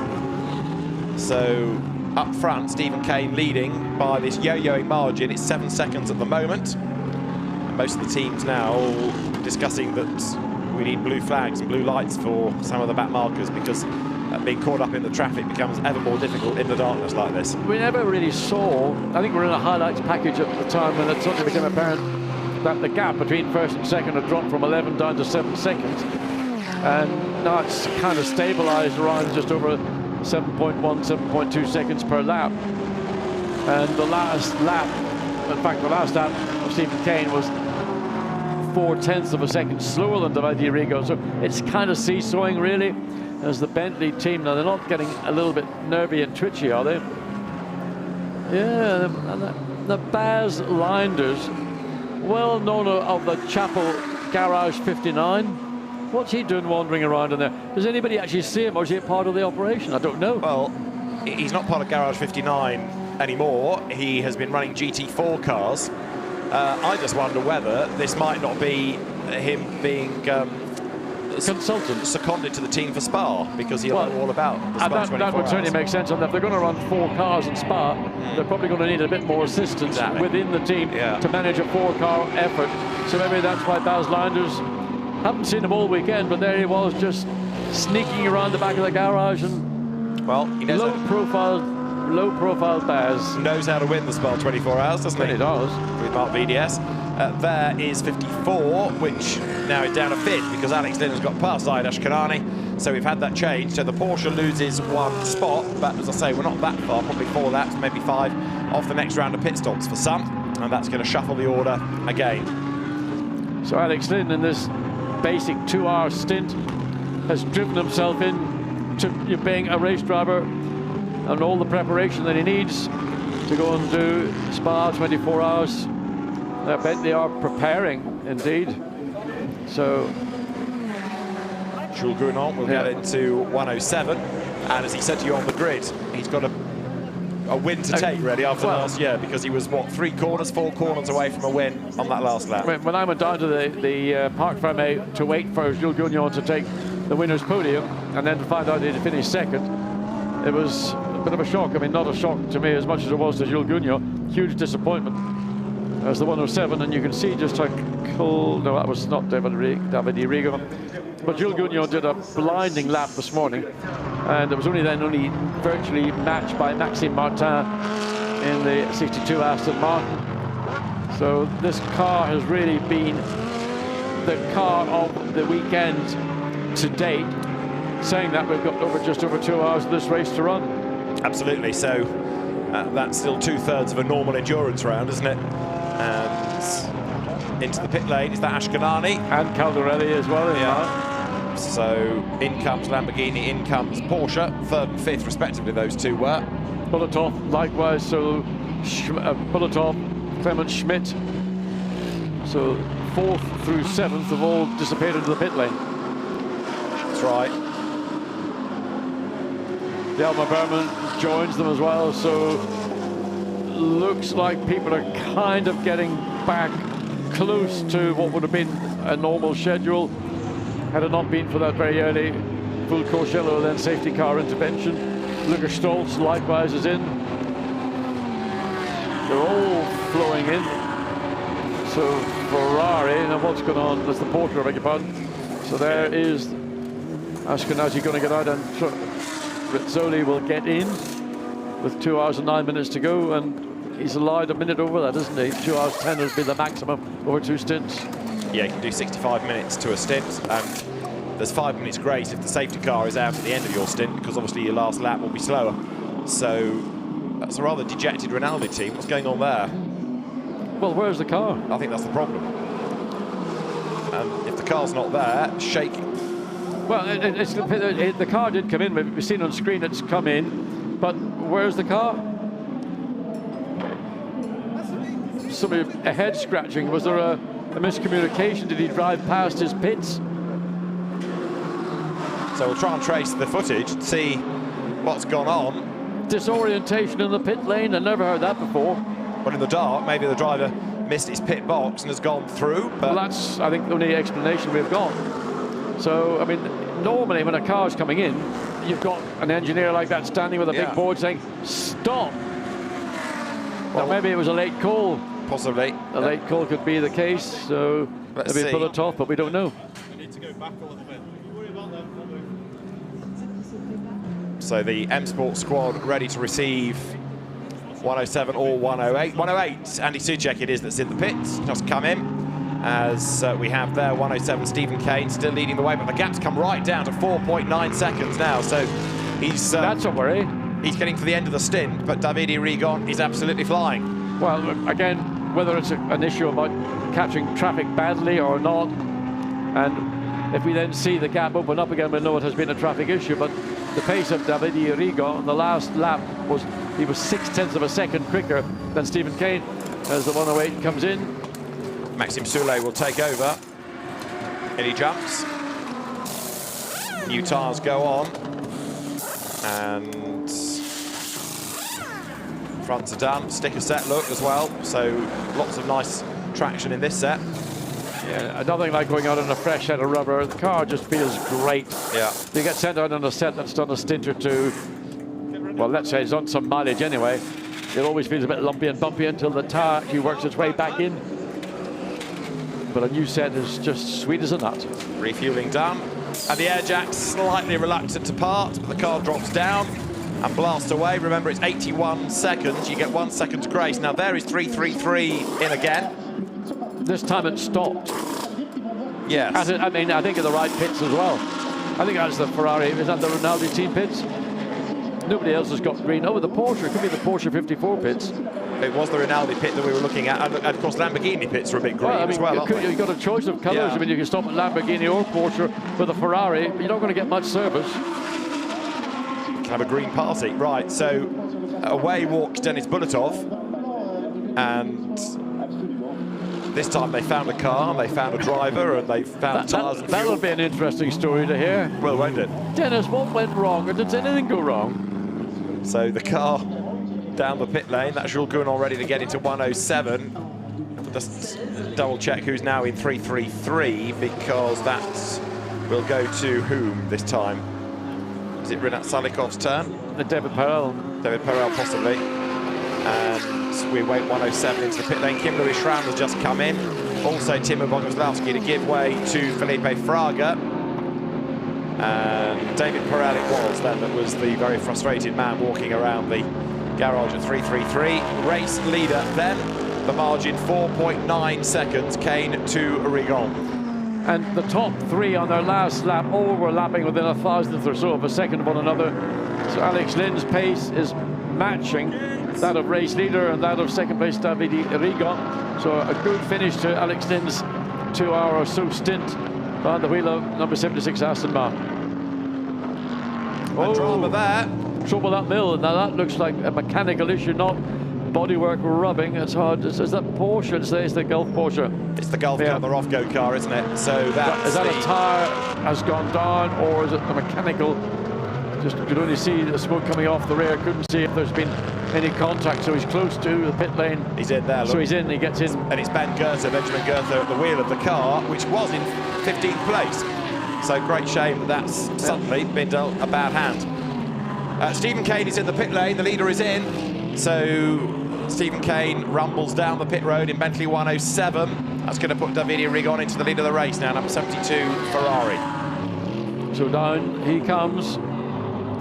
And Rigon will have taken over. How long will he stay out any much longer? 2 hours, 4 minutes remaining. Ben Goethe had a spin, incidentally. Now, whether that was the cause or effect of a tyre issue, we'll try and get to the bottom of, as in comes Stephen Kane, and he will jump out, and Jules Gounon will get in. So new tyres. Significant height difference between Stephen Kane and so you have to remember that there is an adjustment available. It's not all GT cars have a seat adjustment. The problem, that left front is not going on. It is not going on. Problem, not again. We've seen wheel nut problems, I think, in the past. It's a lot of shouting. And that is not good for the number 107 Bentley. Is it a wheel gun or a wheel nut? Oh, dear me. I think it's the gun. They can't get the gun. They're trying to get the... I thought they were trying to take the nut off. Answer me, is that wheel halfway across the white line okay? I think it is, isn't it? I don't know. It depends on your point of view, I would have said. Anyway. That is disaster. Well, they've got 81 seconds, don't forget, line to line. The car blasts away. Let's just see how long that pit stop did take. It's certainly over 90 seconds, so they have lost time. It's 95 seconds, so they've lost 14 over and above that allotted time. So 95 seconds. So clearly they've lost time, and that means that Caldarelli jumps ahead now in 5.63. So 14 seconds lost with the problems with that wheel gun. What can you say? Well, this is Caldarelli. He's gained track position over the Bentley, and out of nowhere, things can bite you, can't they? Absolutely, and just one thing so silly as the 74 Mercedes Ram Racing, trying its best not to get in the way of Marco Mappelli, who's now behind the wheel of the 5.63 coming onto the straight, and it'll not be an easy pass as the 72 Ferrari finally makes its way in. And it will be Miguel Molina who'll take over for the final 2 hours. So also Marvin Kirchhoff has just taken over. For the Aston Martin 76. So pretty much the top 10 have come in within about 3 laps of one another, and you have to say they're almost back onto the kind of schedules that they would have been running had this been an uninterrupted race. Another filament taken off the windscreen. Right, away goes 72 then. So Davide Rigon brought it in. About time we had Miguel Molina in that car, isn't it? Well, it should be Molina in it now, I would assume. I think you're right. So let's see where the order is. Now there is 107, so this is Jules Gounon. I reckon he should have kept ahead of 563, and yes he has. So Marco Mappelli is ahead, Marco Mappelli is at the wheel of 563, but Jules Gounon is just ahead of him. Yeah, but where will the 72 Ferrari come out? Ahead of the pair of them, I would have thought. I would have assumed so too. So at least Jules Gounon is on circuit. He can calm down. There's nothing worse sitting in a car, having just taken over from your teammate, and you know there's a problem. It just completely unsettles your preparation, and you can be screaming away on your helmet to no effect whatsoever. But there is currently the lead car, the 107, as we wait for this round of pit stops to wash itself through, chased by the 75. And the 75 Aston Martin. So coming up to the final 2 hours. And here we are now, you can see it's a fully dark racetrack. Different style of driving. Some drivers are comfortable in nighttime, but every driver here will benefit from nighttime driving when we go into Spa 24 at the end of July. An entirely different event. As the Bentley runs wide on the exit, coming out of scene.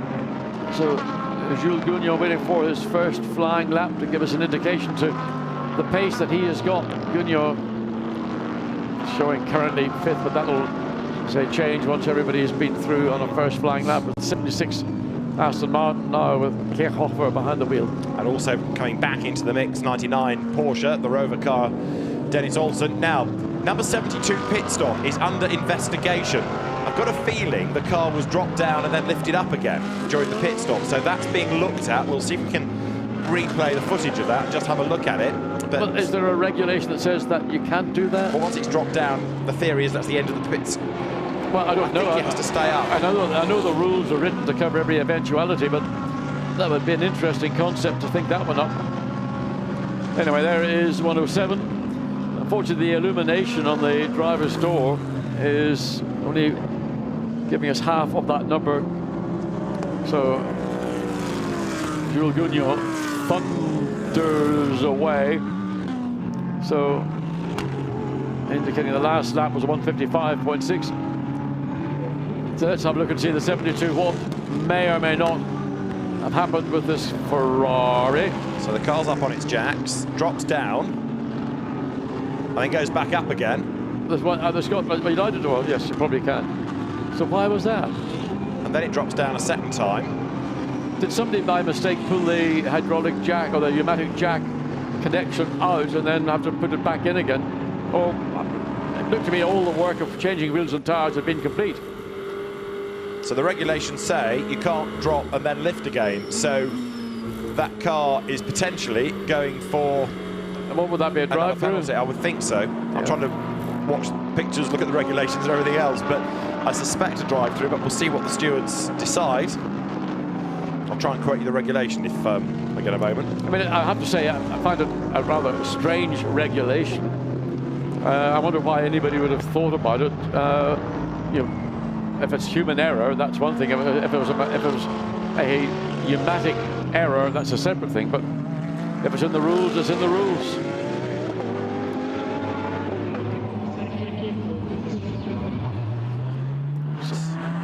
And this is the Bentley stop now. This left front was the problem. Yeah, I think it was the wheel nut, wasn't it, that was stuck in the gun. Not the gun itself, but it was the nut stuck in the gun, so they couldn't... Well, it's difficult to see because you got the other tire. Yeah. The team saying it was the nut more than the gun, in fairness. The nut is actually in the gun. Yeah, either way. So they do carry spare nuts with them. So if it was if it got a cross-threaded nut, but it looks as if the nut was thrown away and something else. Anyway, whatever it was, it lost them overall 14 seconds.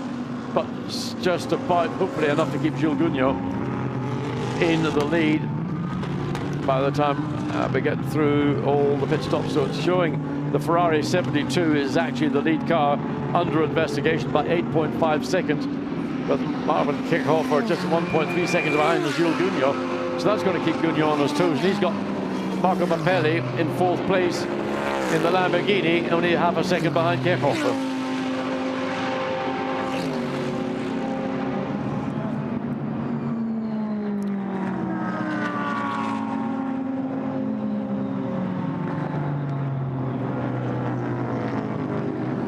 So Miguel Molina leads the way, 8.5 seconds clear of Jules Gounon. The gap widened last time. Kirchhoff 3rd, Marco Mappelli is 4th. Now Christopher Hauser has just got ahead of Norman Nato up into 13th place. Christopher Hauser we've not really seen anything of yet, but he's now put in for a double stint at the very end. And as you would anticipate from a vastly experienced and successful driver, he is just getting on with the job. He's had a pretty leisurely time since 10 o'clock, 10:30 this morning when he did his qualifying run, and now into the car. So 108 chasing down the 54 Porsche. So Rizzoli in 5th place. Maxime Soulet pounding away in the 108 in 6th place. There's the Porsche. And there the Bentley couldn't get very much closer than that. So can Rizzoli resist the threat of Maxime Soulet? Bentley would love to make this if it is going to be the result. A 1-2, that's probably asking a great deal. A win would be sweet enough. So they've got to clear the 72 Ferrari, and that's under investigation for what we did see repeated, where the car was released from the air jacks then went back up again. Was there any advantage gained by that, or is it just simply it's a regulation that they didn't observe? I think it's just a regulation, isn't it, that wasn't observed, but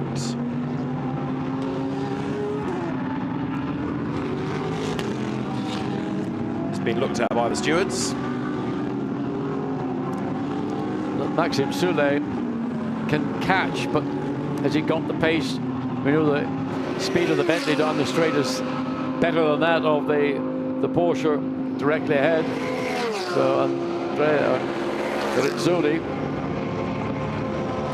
Bentley closing, coming up, going to go the long way around. He needs to get the nose and sort of more or less half the car ahead of the Porsche before he can think of doing anything around the outside. Porsche manages to consolidate. So Maxime Soulet got a second chance popping down the inside. Again covered by Andrea Rizzoli. But Maxime Soulet has got the pace. Porsche defending, but it's not a matter of anything, more a matter of when. We're going to see the 108 get through and demote the Porsche down into 6th place. Now Calvin van der Linde has taken over 66, and he's getting on with the job nicely, up into 9th place. And Miguel Molina's advantage, 7.8 seconds. It's coming down a little, isn't it, to Gounon now, as 108 goes through. Now that's Soulet in 6th place. He's not out of the hunt either yet. No, I know. Both Bentleys could be, if they can run trouble-free, can end up possibly with a podium, a double podium. But a lot of motor racing, an hour and 53 minutes remaining. Marvin Kickhofer in the 76 Aston Martin, running strongly, last lap 155.6. 1.1 seconds slower on that lap than Jules Gounon, who was 0.2 of a second quicker than leading Ferrari. So the gap 7.8 seconds first to second. Gap between 4th and 3rd though, Marco Mappelli in the 563 Lamborghini, is less than half a second. Now who else is on the move? Dennis Olsen, number 99 Porsche, the Rover car, that's 7th. So it's Molina leading the way, Gounon 2nd, Kirchhofer is 3rd, Mappelli 4th, Rizzoli 5th, Soulet in 6th place, 7th is Olsen, 8th is Bortolotti, 9th now van der Linde, 10th Ivan Pereiras, who is in currently for Kimberly Schramm, that's the red Phoenix Audi. Chris Goodwin still dominating in the AM Cup, and now under attack is Rizzoli. All Rizzoli needs to do is hug the right-hand side of the racetrack coming into scene, and Maxime Soulet hasn't got sufficient straight-line pace to edge his way, and he's now got the 99 Porsche catching up to the back, so Olsen has closed the gap to the Bentley, principally because the job that Andrea Rizzoli is doing is backing the Bentley up. So could this be an opportunity for Dennis Olsen to slip one up the inside of the Bentley and get through? Definitely. So Dennis Olsen, graduate of Formula Renault into Porsche Super Cup, very impressive winner at Silverstone last year, comes up to the outside line to challenge, but can't find a way around on the outside at the best of times, never mind in the darkness. An hour and 51 minutes to go as they come up towards the line now. So gap between 5th and 6th is half a second. Gap between 6th and 7th, just over 1/10 of a second. You know, you can't get closer to a car than that gap. There it is, the Bentley going into turn 1. Brake discs glowing cherry red. Absolutely. These are steel brakes, not carbon fiber. And up front, Molina's advantage 7.7 seconds. So considering that Davide Rigon earlier on was saying, well, we need some luck and some more safety cars, well, actually, they are there with 2 hours to go in the lead, ready to be toppled in a sense, because they've certainly got back into the hunt. There's Dennis Olsen then, he's in 7th place.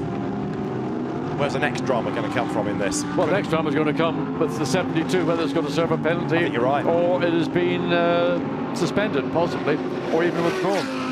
So we await that judgment. In the meantime, they've got that comfortable advantage. Jules Gougnot has, well, he's running still fractionally quicker per lap.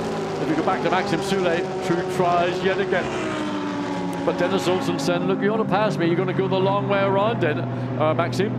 I'm not going to give it up to you. I want to see where Olsen is. He's just slightly out of picture. There he comes into frame now as they go past the Gulf Porsche, the Gulf-sponsored Porsche. So 3 Porsches and a Bentley. You do feel there's a bit of battle, don't you? Now watch Olsen. He's got an opportunity now to use the traffic, as Maxime Soulet is caught in an awkward moment because he needs the Gulf-sponsored Porsche to get out of the way, and that isn't happening, and that's going to play maybe to the strengths of Dennis Olsen, who will be better placed coming off the corner. The Bentley's finally got past, but I thought maybe Dennis Olsen might be able to make more of that opportunity, but Soulet is seemingly consolidated and continues on in 6th place. So Dennis Olsen goes through. That was Stuart Hall in the Gulf Porsche that was being negotiated. That car now in 22nd place after its puncture a little while ago. And Andrea Rizzoli, given the night shift, or the first of the night shifts, I think Klaus Bachler will bring it home. So they've gone single stinting really in 54, whereas others are double stinted. It means that the driver is always fresher, but equally you're always having to perhaps just take a lap or 2 to get used to the car and the track and also the light when you're in, whereas if you're double stinting, you're certainly at one with the car because you've been driving it for the last hour in the previous stint. However, that's how Dynamic are choosing to do it, and so far so good. Rizzoli running 5th. 6th is Soulet dropping back just a little bit on this lap. Dennis Olsen 7th. Luca Stolz, number 4 Mercedes, into the top 10 now. Luca Stolz moving up the order. Yeah, that was a car that led initially in the first lap, and then it's, for a variety of reasons, it ends up falling through the field, but Luca Stolz behind the wheel, dragging it up into 10th place. Kelvin van der Linde just 3.2 seconds down the road, and somebody's run wide on the exit of scene now. Car negotiated, through goes Dennis Olsen. So the lead gap, 7.2 seconds at the moment between Miguel Molina and Jules Gougnot, who was quicker last time by 0.4 of a second. Mirko Bortolotti's joining in this battle there. You can see, I think that's just the 63 getting through. So Bortolotti now is just 1.6 seconds behind Dennis Olsen, running in 7th place. So all of a sudden, battle for the bottom end of the top 6 is becoming a very handy little battle indeed. Is it ever? So Stolz in the ascendancy, lead gap 7 seconds, another couple of tenths pulled back by Jules Gougnot, getting on with the job, hunting down Miguel Molina, who's the pioneer in all of this. He's trying to thread his way through the traffic and work out where all your reference points are in the dark. So they're going through number 20 Porsche, Stuart Hall, 22nd he is. Great work by our camera crew out there, trying to pick the relevant car, the relevant set of headlights, and doing a great job of it. Well, these headlights are so powerful that as soon as they catch the lens of the camera, it just bleaches it all out. But the cameramen there are doing a sterling job. So there the Lamborghini goes through. It's fine if you're filming from the back, you can tell off the tail lights, but when the director shouts, car heading towards you, it all becomes a bit more difficult. An hour and 46 minutes to go, and the lead gap is 7 seconds. Identify that car. Well, exactly. Yes, exactly. Yeah, that's just... and the flare, likewise. It's one thing when you got one car on the straight, when you got a whole gaggle of them, the flare off the headlights. Well, when you buy yourself a Super GT car, you can get these headlights. It's all part of the package, as long as you pay for it. From Pereira's Lamborghini is in the pit lane, which is relatively illuminated, in fact, the pit lane at the moment. But on track, as you see, 188, that's the Chris Goodwin class leading Aston Martin at Garage 59. That's leading the AM Cup. Behind on the road is Mirko Bortolotti. Now that's 8th, that car. Half a minute effectively off the leader. Yeah, Bortolotti was a little bit closer to Dennis Olsen than he currently is. That's, again, just the way the ebb and flow of traffic. So getting through some of the slower cars, you lose it, but then it'll come back to you a few laps down the road. So Mirko Bortolotti running currently in 8th place. His last lap was a 56.0. That was no doubt a traffic-affected lap. Still, Jules Gounon knocking out quicker laps than race leader Miguel Molina. Gounon down to 6.7 seconds away from the lead Ferrari. Still waiting to know whether there's going to be any issue for that 72 Ferrari over the car coming off the air jacks and then going back up on the air jacks before it then left the pit lane. Now the gap down again, 6.7 seconds now. So Molina being caught by Gounon. And how is 108 Bentley doing? Maxime Soulet still hustling on in pursuit of Andrea Rizzoli. The gap at the start of this lap between the two of them was 0.8 of a second. There is Soulet. But I know John has said it already, but it's worth repeating. It's a single car entry at Dynamic Motorsport. The Italian team that was created a few years ago, not that many years ago, to run cars in the Italian Mini Challenge, and then got hold of a Porsche to do the Italian Carrera Cup, and has already become a Blancpain GT Series Endurance Cup race winning team. Outstanding. And there is the car humbling the factory drivers at Rover Racing, and the car's in 5th place overall. I mean, I think it's a wonderful story. I think it's one of the great stories of the Blancpain Championship this year, that a team can come along with what I'd call literally a turnkey GT3 race car, and unlike the Rover Racing, which is in effect the factory Porsche entry, not in totality but in part. And here's this little team from Italy doing an outstanding job, currently ahead of the 99 Dennis Olsen Rover Racing Porsche. Not by much, but nevertheless still a sterling effort. So Molina 6.9 seconds to the good in the SMP Racing Ferrari. Now that's run by AF Corsa, which is the complete opposite of Dynamic. It's a massive squad. They've got lots of cars in this race. They're running lots tomorrow here in the Blancpain GT Sports Club races. Jules Gounon running in 2nd place for M Sport, the mighty team that doesn't just run Bentleys in GT racing, of course, but also this weekend busy with Ford's World Rally Championship programme, and has had great success for the last couple of years with Sébastien Ogier winning world titles. Marvin Kirchhoff for the R Motorsport team is 3rd. Marco Mappelli for Orange One FFF Racing team is 4th. And then Rizzoli for the Underdog Dynamic Motorsport squad in 5th place. Well, for the first time in a number of laps, the gap between 1st and 2nd has actually marginally increased, because on that last lap, Jules Gounon was, what, 0.3 of a second slower than Miguel Molina. It's all, you know, give and take, 10th here, half a 10th there. As Dennis Olsen, who just got the tail of his Porsche coming onto the straight, pursues Maxime Soulet 1 second exactly as they came across the beginning of the start-finish line. This is Soulet still charging. And this time he hasn't managed to get alongside the 54 Porsche on the run up into scene. Now sometimes, as I keep saying, you need to drop back to actually move forward. Just give yourself a chance to build momentum. There's no point sticking to the rear wing of a car if you're being controlled by the pace of the car in front. Looks to go up the inside. Well, they had to get out of the throttle there because 54 was taking its line and it was ahead. Had there been a collision, it would have been Maxime Soulet who would have been adjudged to be at fault on that one. So he slots back in behind, but all of this battling now is enabling Dennis Olsen to close up again, isn't it, in number 99 in the Rover Porsche? Yeah, it is, and Mirko Bortolotti just to show everybody that he still is the man that he's always been. But in the Lamborghini, fastest first sector for him, personal best in that first sector, running in 8th place, just 2.4 seconds behind Dennis Olsen. So up towards the timing line they come. Lead gap down again, 6.4 seconds.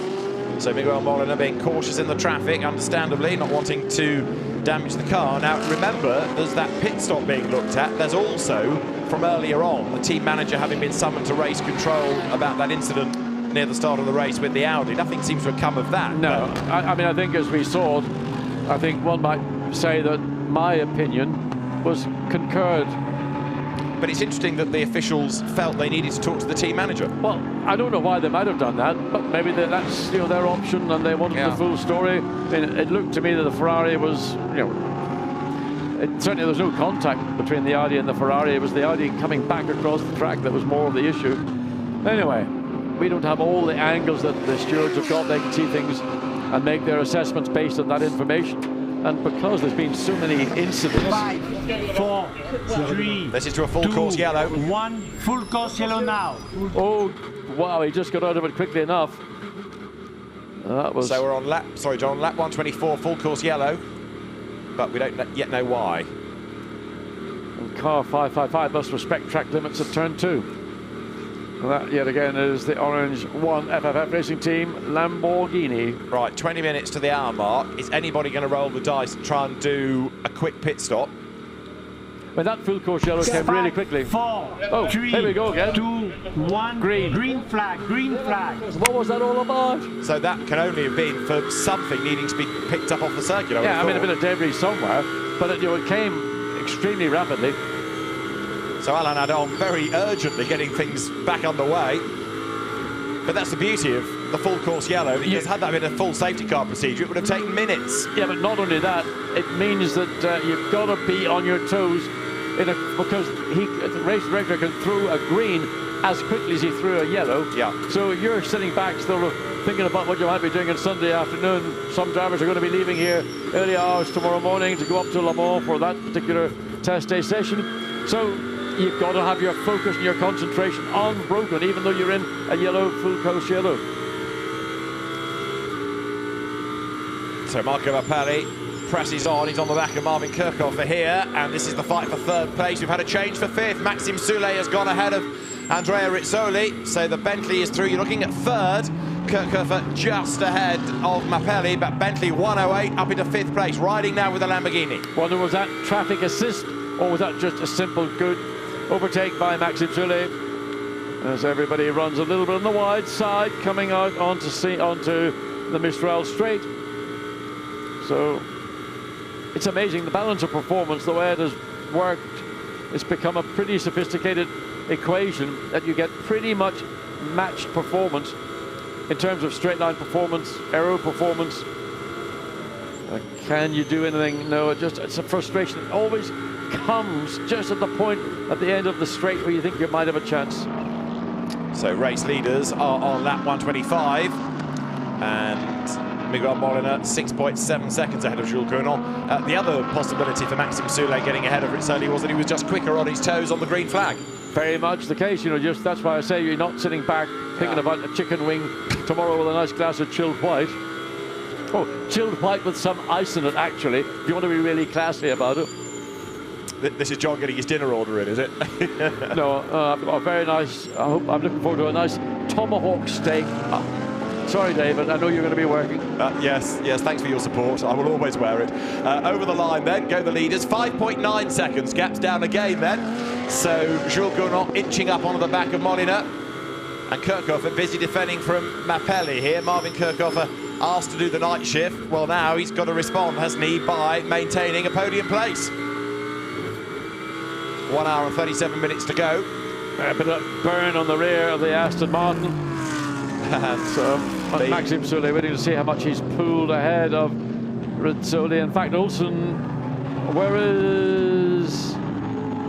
He's down to 6. He's lost the place now to Bertolini as well. So Olsen, Rizzoli has got a problem. I think he's dropped 2 places. He's actually dropped 3 places in the space of 2 laps. You're right, he's down to 8th. Yeah. So Soulet 5th, Olsen 6th, Bortolotti 7th, down to 8th is Rizzoli. try and get to the bottom of why. We'll send Dakota back to go and talk to her new friend Klaus Bachler, but it's not looking so good now. And Kelvin van der Linde currently 4.1 seconds behind. So if that is a problem for Rizzoli, it's going to be Kelvin van der Linde and ultimately then Lucas Stulz in the number 4 Mercedes in 10th place. So hopefully, oh, that was on the edge, nip and tuck.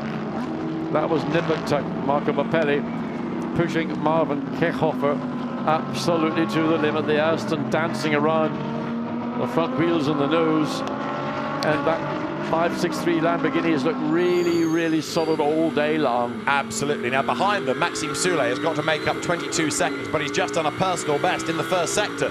So Soulet is flying and he's taking Olsen with him. He's been released. Absolutely. Once you get released from a car that you've been following for lap upon lap upon lap, all of a sudden clear air, mark your spots, hit your spots, get on with the program. Hopefully he hadn't used the set of tires that he started the stint on too heavily, and he's still got a bit of performance left before the tire goes into its regular sort of flattening out plateau, and that will then carry you to the end of your stint. So Rizzoli down to 8th place. Well, the gap between Rizzoli and van der Linde is still yet to be updated, but this is the view Marco Mappelli has at the back of Marvin Kechhofer. Closes again. You can see how much the Lamborghini all day long, this 563 Lamborghini has been, I think, the chassis, the car in many respects. It's just looked absolutely planted. Go along with that. So we're currently on lap number 127. We've got an hour and 35 minutes to go, as you can see from the clock on the screen. And you're back on board with Marco Mappelli. You're still in 4th place then, as he comes onto the Mistral, chasing after Marvin Kechhofer, doing a good job of hanging on the 3rd, but equally they're not really catching the top 2, where Molina is 6.1 seconds ahead of Gunn. That elasticated gap still just about in favour of the Ferrari. Mappelli pulls up to the outside line, but he can't go around the outside, and Kechhofer comes off the line. Come on, do the undercut. Not close enough, is he? Can't really dive up the inside, and again, if he thinks about it at Toulon, well, the gap's already closed. Maxime Soulet, his last lap, 154.3, half a second quicker than race leader. All over the back of the Aston Martin. Again, when Mappelli gets through, he should absolutely fly. Fly through, he will do it, there's no doubt about it once he gets. So, gap being 1st and 2nd, Gugnon to Valino. Oh, it looks up the inside, now the Aston was wide. Kechhofer, now the undercut again is going to be available to the Lamborghini. Wow, almost runs into the back of it. So much quicker was he off the corner. But will the Aston be on the inside? Well, look, it's just about Lamborghini advantage. He's squeezing across to the left-hand side of the track to try and compromise Kechhofer coming in, and I think he might have just sneaked to Andrea Caldarelli. Yes! Good drive, good drive. So Marco Mappelli has done it. We didn't really see the end of the move. We're looking at the team, but we've had the place change, and so through then has gone Marco Mappelli up in a 3rd place. He's done it. They were 33 thousandths apart across the line, and so now up into 3rd place goes Marco Mappelli. Let's hear what Andrea Caldarelli has to say about all of that. Andrea, what do you have to say about that? That was a great pass from Marco. Yeah, great. I'm really, really happy. Always when he's in the car, I'm always really confident he can do a really great job. So far, we are P3 now, so cross finger. That's it? Yeah, I think there is car 72 under investigation, I guess, something for pit stop. But I'm quite pleased. I mean, we are a bit unlucky with the full course yellow and the safety car. We just pit, so it was really unlucky, honestly. After we were leading, but you know, still 1 hour and a half to go, so it's still a long race. The car has showed immaculate pace all day and all of yesterday. Do you think Marco can keep that pace right to the end? Yeah, I think so. I think so. He's a great driver, great teammate. The car was, yeah, as you said, was really good all weekend since yesterday, and we are still showing in the race that we can keep the pace. We had probably some issue on the power steering, but so far so good. So let's cross finger again. Let's see how you go to the end. Thank you very much. So there, Andrea Caldarelli goes back to looking at the pictures of the race and seeing his car in third, and it's about to come across the line, and then we'll get an idea of where it is in relation to the top two. But we've lost Andrea Rizzoli. He's parked trackside, but he's trying to get going. It's almost like he's doing a reset here, John. The lights are going on and off, and he's trying to restart the car. Yeah, and he's at the most distant point from the pit lane you could be, is the far end of the circuit, just at the exit of turn 5. So the Porsche is off track, up against the barrier. He's got the lights lit. Can he get that car to move? So there are corner workers making their way down, but they're on the spectator side of the racetrack. They're not actually by the car. So whether that 54 car is going to get rolling or not, what a shame. It's been a great drive for everybody in that dynamic motorsport Porsche to end the race with an hour and a half to go, and we don't know whether they're going to be able to rectify the issue or not. Gap between now first and second, just watching, Jules Gounon is down to 5.2 seconds. Marco Mappelli is a further just under 12 seconds behind in third place, and he has taken over that third spot from Mervyn Kerkhofer. So the Aston is down from third to fourth. Maxime Soulet on the hunt in fifth place, a further 17 seconds behind Kerkhofer in fourth place. And then Dennis Olsen in rounding out the top 6, only a second behind Soulet. So Olsen really shadowing very much Maxime Soulet in that battle for fifth place. So 54 Porsche, we were talking up the team, but Andrea Rizzoli now has lost 2 laps, even if they can get back in the race. All hope of a good result there, I'm afraid, have gone. Marco Mappelli flying along, but there in second place is Jules Gounon. We are then looking at another half an hour or so before the next round of pit stops, but the lead gap is, let's see, Molina's gone over the line, and 5 seconds, so Jules Gounon is still bringing it down, isn't he? He's getting another couple of tenths on that last lap through, so Jules Gounon hustling along. Mappelli in third place, but what can Jules Gounon do now against this SMP Ferrari? Further down the order, we've got Chris Goodwin leading in the AMS for Garage 59. In the Silver Cup, Felipe Fraga, and a drive-through penalty for the leader for a pit stop infringement. A drive-through penalty for Miguel Molina, a pit stop infringement. So you saw the car drop down and be lifted and drop down again. You can't do it. I was right in suggesting you couldn't, and therefore a drive-through penalty is coming the way of number 72. The leading car gets a drive-through, and that plays right into the hands of the Bentley team. So Jules Gounon, closing anyway, is going to get the lead back when 72, the SMP Ferrari, has to serve a drive-through penalty for a pit stop infringement.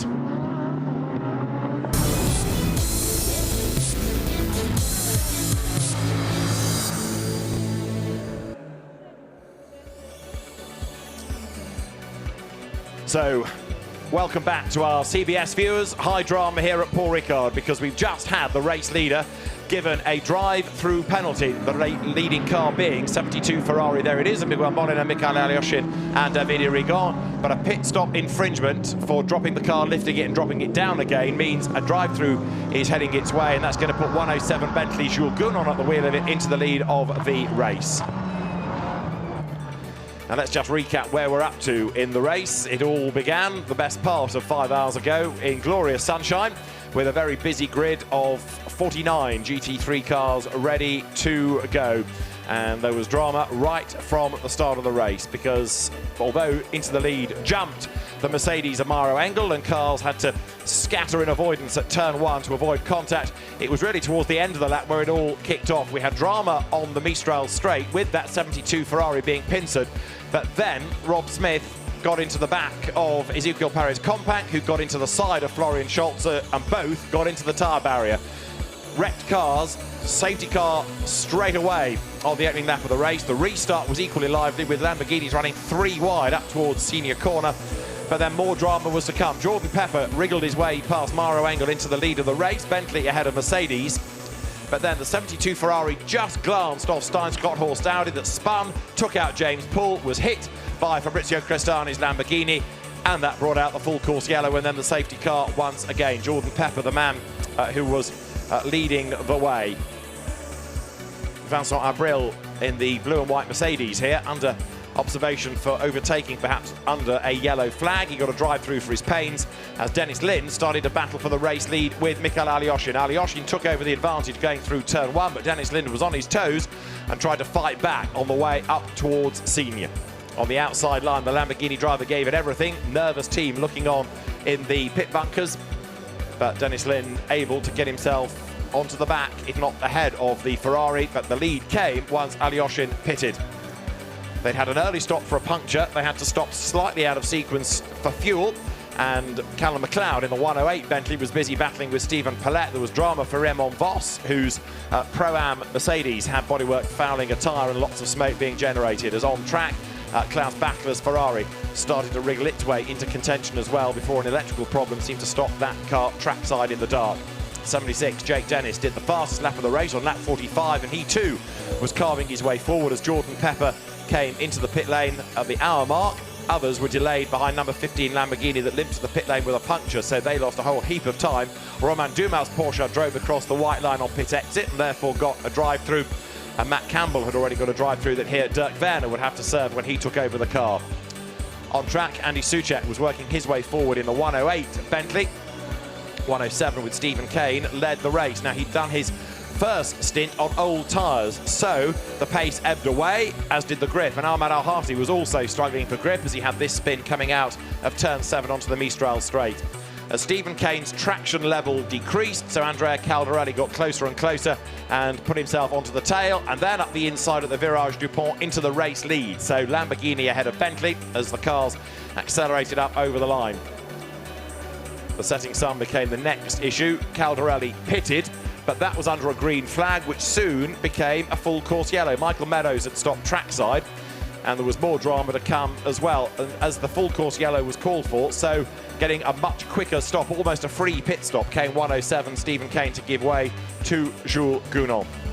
So Caldarelli was delayed in all of that, but was able to, with his efforts and those of Marco Mapelli subsequently, fight back as contact came with Fabien Barthez, the French World Cup winning team goalkeeper, tangling with Andrew Watson's Aston Martin that ultimately pitted with electrical dramas and is a retirement from the race.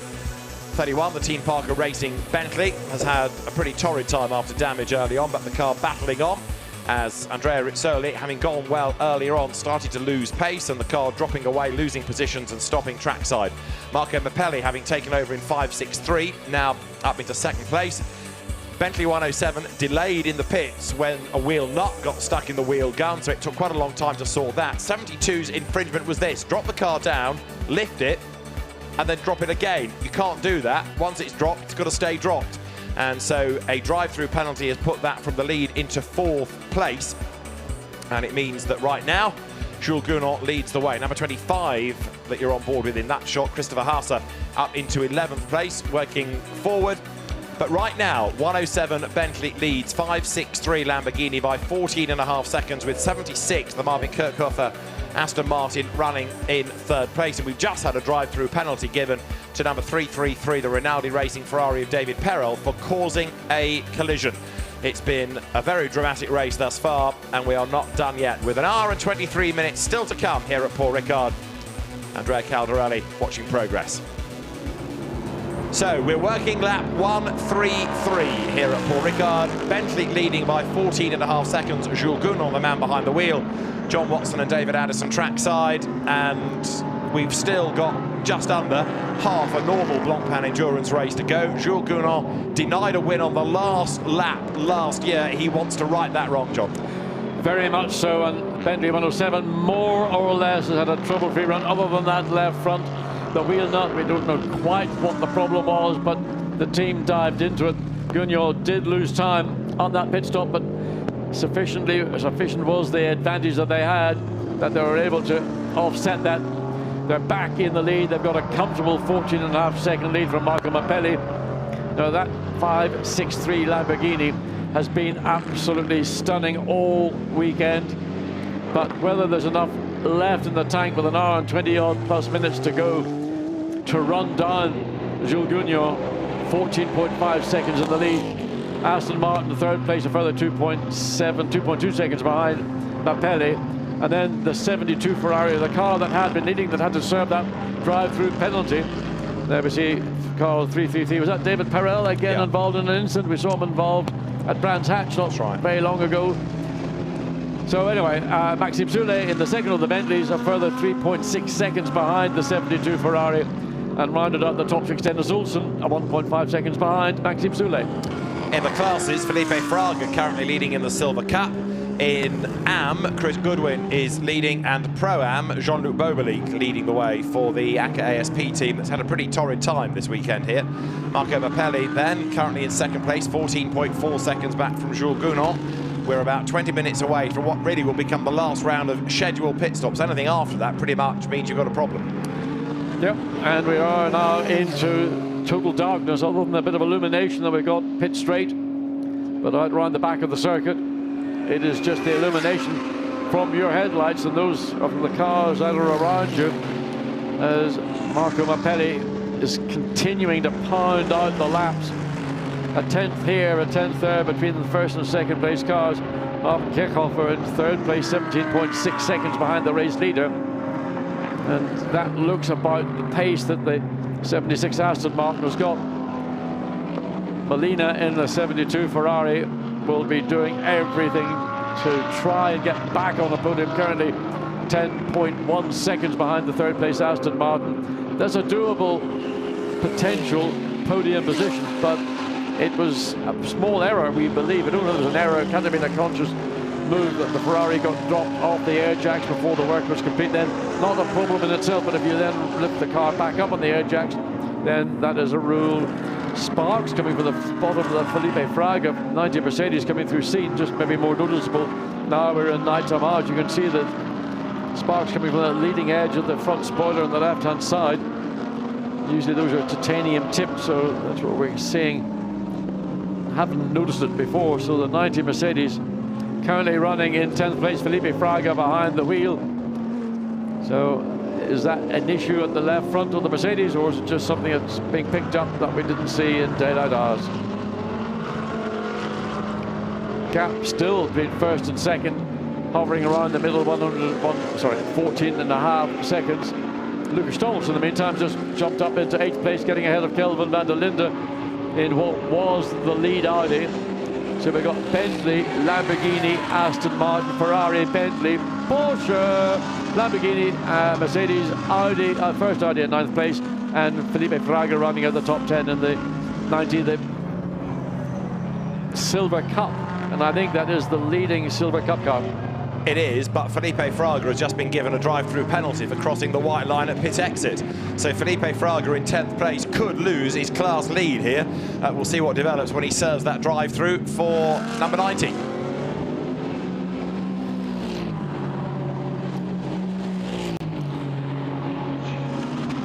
Felipe Fraga, experienced driver, and now a drive-through comes for crossing the pit lane exit line. I mean, there must have been a minimum of 10 drivers who've done the undoable, crossing the demarcation line and pit lane exit.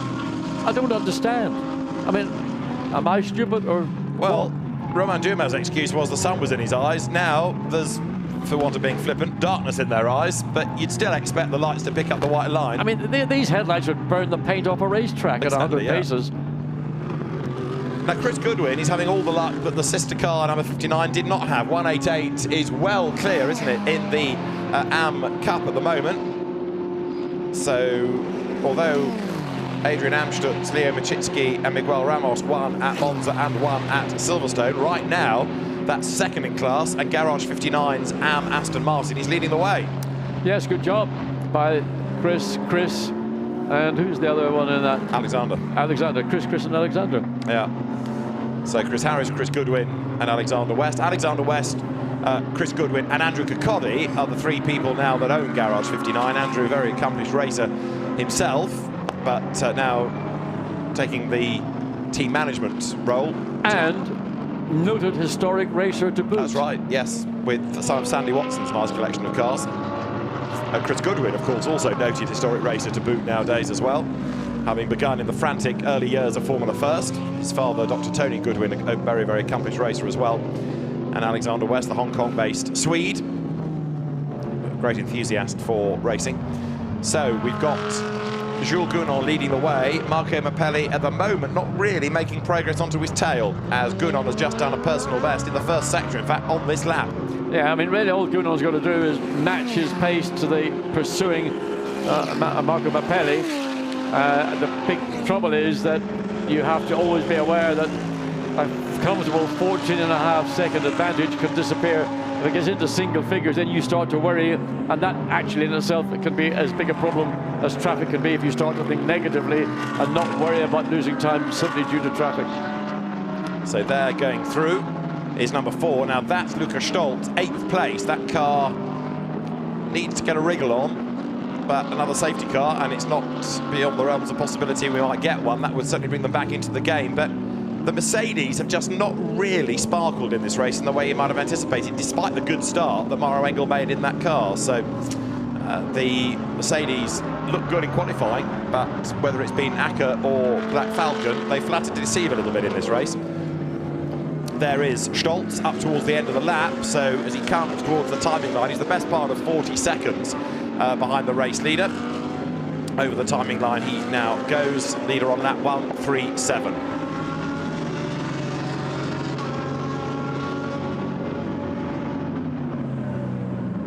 Jules Gounon leads here at Paul Ricard, 4.88 going through his Martin Berry. Now he's 3rd in the AMP Cup at the moment and running currently in 29th place overall. Just lost a place, in fact, to Charlie Eastwood.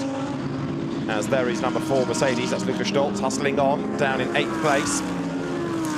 I'm not surprised he's lost a place to Charlie Eastwood, because Charlie Eastwood in that car in qualifying was, I think, had the 5th or 6th quickest lap overall 3 qualifying segments. So Charlie Eastwood is pretty impressive, and then the Aston Martin, and he will be taking lumps out of everybody else around him running in that particular category. Gap still around the 14.7 between 1st and 2nd, so Gounon able to keep control without any additional pressure. And further back, Kirchhofer has dropped 4.5 seconds behind. Miguel Molina got the difference down to just under 10 seconds, so he's making progress towards that final step on the podium. Maxime Soulet further 3.5 seconds back. Dennis Olsen 1.1 seconds. So Olsen, who lost position, is still maintaining a reasonable gap. He's got Dan Mirko Bortolotti in 7th place, hunting him down, and Mirko Bortolotti's just recorded that his car's fastest lap, or the best lap of the car, 154.2, which was the quickest lap of anybody on lap 136. So with the race leader, Jules Gounon, 14 seconds to the good of Marco Mappelli, and Kirchhofer 3rd. Now this is number 25, Christopher Haase. He's in 11th place, the Santalok Audi, and comes now out of the Virage Dupont over the curb. Sparks fly up through the gears, and now over the timing line once more. And Christopher Haase, another driver who's just setting personal best. Lap 147.2 on his last lap. In fact, who's just on 153? Lukas Stolz set the fastest lap of anybody. Well, I'm saying that, 153.8. But we got a 53.9 from Gounon, a 53.9 from Mappelli, a 53.7 from Kirchhofer, 53.8 from Molina, 53.9 from Soulet, 53.8 from Olsen. That's all of a sudden everybody's doing in the 53s. Top 5 cars just getting into the high 1 minute 53s. So fuel loads obviously beginning to dissipate, but certainly indicating there's still reasonably good levels of tire performance and grip as they're coming up to the end of what will be the 5th stint. So another 10 minutes or so and it will be into the last rounds of pit stops. We just wonder, will that left front of the Bentley at 107, will it be a problem for a second time? I can assure you the team will have done everything in the pit lane. They'll change their guns, they'll do everything they need to do to make sure that that pit stop runs smoothly. At least the wheel has stayed on, which is the first fear. Well, remember a race back, I think it might have been in Misano, when Bentley had a problem with the wheel and they actually had to continue with one wheel on your wagon that was not part of a set. And they kind of made it look like they had changed it, but they hadn't. They got a penalty for it, didn't they? Because the regulations say you must change the tyres. Yeah, there was, I forget quite the outcome, but I do remember it was a problem. Yeah. Christopher Haase, Felipe Fraga, also running strongly in 10th place, personal best, 1st sector, personal best, 2nd sector. He's got a 2nd win. So for the Brazilian, of course, they're 3 or 4 hours behind us. It's just coming up to early evening for him.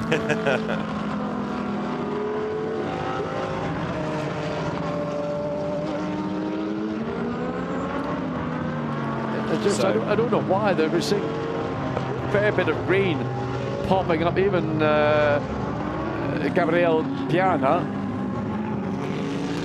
in the number 6 Mercedes down in 14th place, giving personal best, sector 1. You know, you wouldn't have imagined somebody running in that kind of position would suddenly be developing pace that hasn't been seen maybe earlier in the race. So gap down to 14.2. So Mapelli has picked up a little bit of time in the last couple of laps. It's only 3/4 tenths of a second. It's not a trend, which would be slightly concerning. Christopher Hasse moved up into 10th place. Fraga's dropped down 2 positions for some reason, so his pit out. That's why Felipe Fraga has been in the pits. Right through, hasn't he? Yeah. There's another one under investigation for improving under yellow flags, and that's 29. 29 being the Raton Lamborghini. So 71 minutes of the race to go. Jules Gounon leading the way. There's 63. Mirko Bortolotti running in 7th place. Christopher Hasse is up into the top 10 now in number 25 Audi we were looking at a little while ago. And Charlie Eastwood's going to another place at the expense of Mario Calamia in 27th, 28th, those two. Bortolotti then hustles on.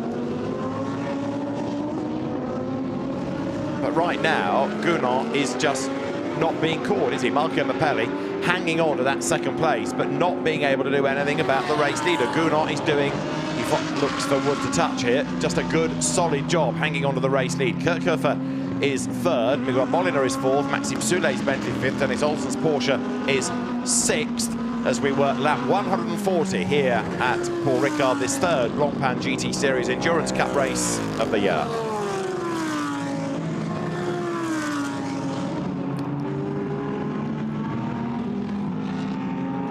Dennis Olsen is 6th, but as yet, nobody really looking as though they're going to be able to get onto terms with the race leader. The gaps aren't really coming down markedly within that leading 6, 7, 8 cars, are they? No, it's been more or less status quo for quite a number of laps. And just to rub salt into the wind, Jules Gounon just set his personal best sector time in sector 1. The gap was, well, it is currently 14.4 seconds, and it's been in that 14 point something second more or less since everything washed itself through after the last round of pit stops. Marco Mapelli in the Lamborghini has not really been able to make inroads into the pace, and Jules Gounon driving what you'd consider a very strong race. Bortolotti, absolute best of anybody in the race in the middle sector on lap 140. Good on you, Mirko. I always knew you could do it. I'll tell you what, if there needs any inspiration, it is the fact that this 563 Lamborghini, the Orange 1 FFF race team, new to Blancpain this year, has been the dominant Lamborghini team. Previously it was Grasso Racing. That's who Mirko Bortolotti has been racing for God knows how many years. And Mirko, if he needs any inspiration, well, he suddenly found speed in that middle sector. Not only has he found speed, he's got fastest of anybody over the course of what is basically just under 5 hours of motor racing. And also, dare one say, Grasso just seems to have made a few more little errors this year as the pressure has been on, as you say, to try and combat the Chinese FFF racing team, the winning team in Blancpain GT Series Asia last year. Lucas Stoltz into the pits. Okay, and that means that he gives up 8th place to Kelvin van der Linde, therefore. So, with 68 minutes to go, 65 is the maximum you can do in a stint, so that's too long, isn't it? They're going to have to make another stop. They're coming too early. So number 4, bearing in mind that the maximum you could do in a stint is 65 minutes, oh, they've got a problem. There's left front, yeah, he's dragging out probably a puncture. You see again, you see the skid plates at the bottom of the outside edge of the left front, so the left front tire. So they're going to change all 4, but that is a shame. Lucas Stoltz was making progress. But they're going to have to make another pit stop because of this. Even if it's only a drive-through, they're still going to have to come into the pit lane to reset the stint, otherwise Stoltz will go over the drive time. Indeed, so, Mirko Bortolotti yet again as fastest sector in the middle sector on this lap. So Mirko Bortolotti's pace is just getting quicker and quicker, but particularly in that middle sector. So Lucas Stoltz down the pit lane, back into the race, but he's missed avoiding another stop by about 2 minutes.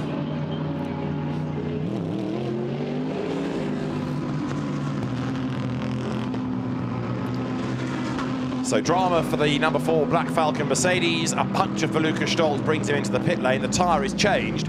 He rejoins with 67 minutes of the race to go, and the maximum you can do to a stint is 65.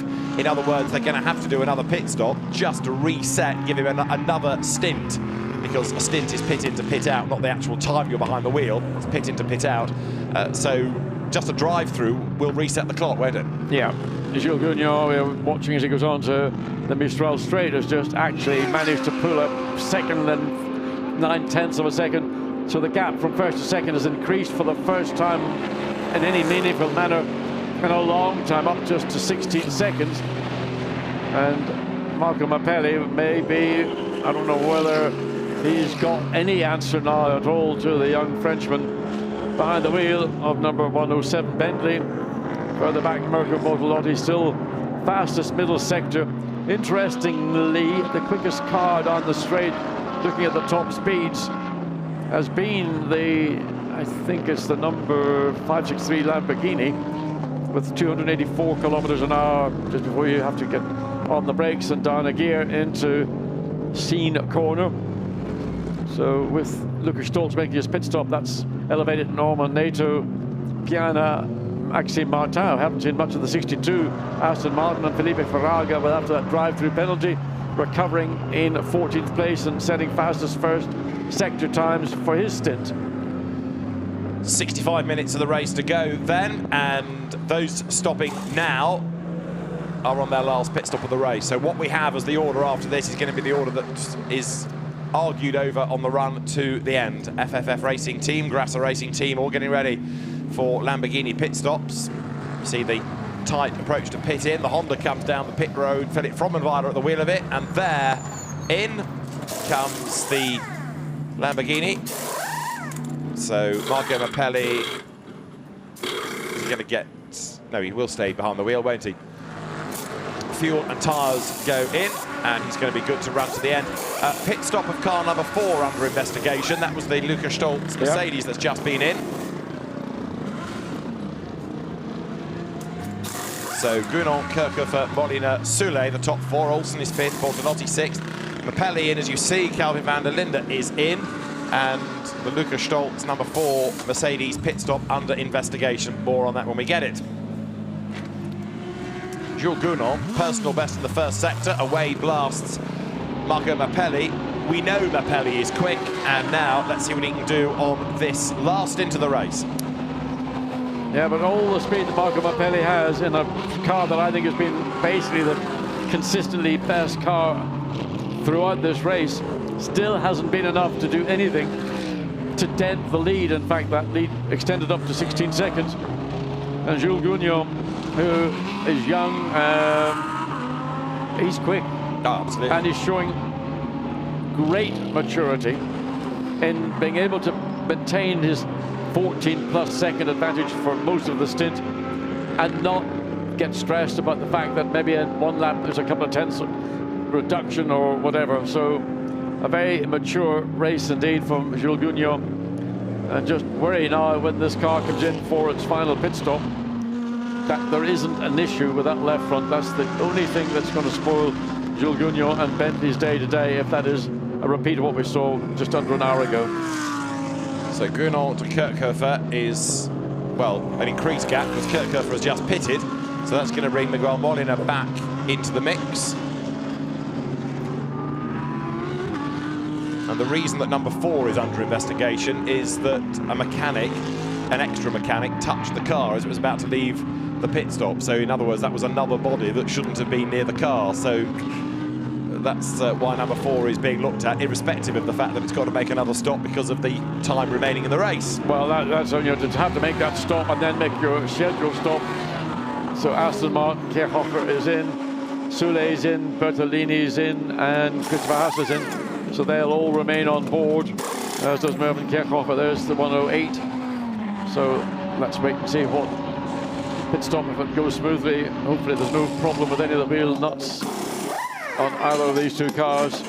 There's now, when these pit stops are complete, going to be a battle to the finish. And lots of teams doing their joker pit stop as their last pit stop. A joker pit stop is less than the 81 seconds that's the regulation you're given one joker to do as quickly as possible, like a good old-fashioned pit stop in a sense, as quick as you can.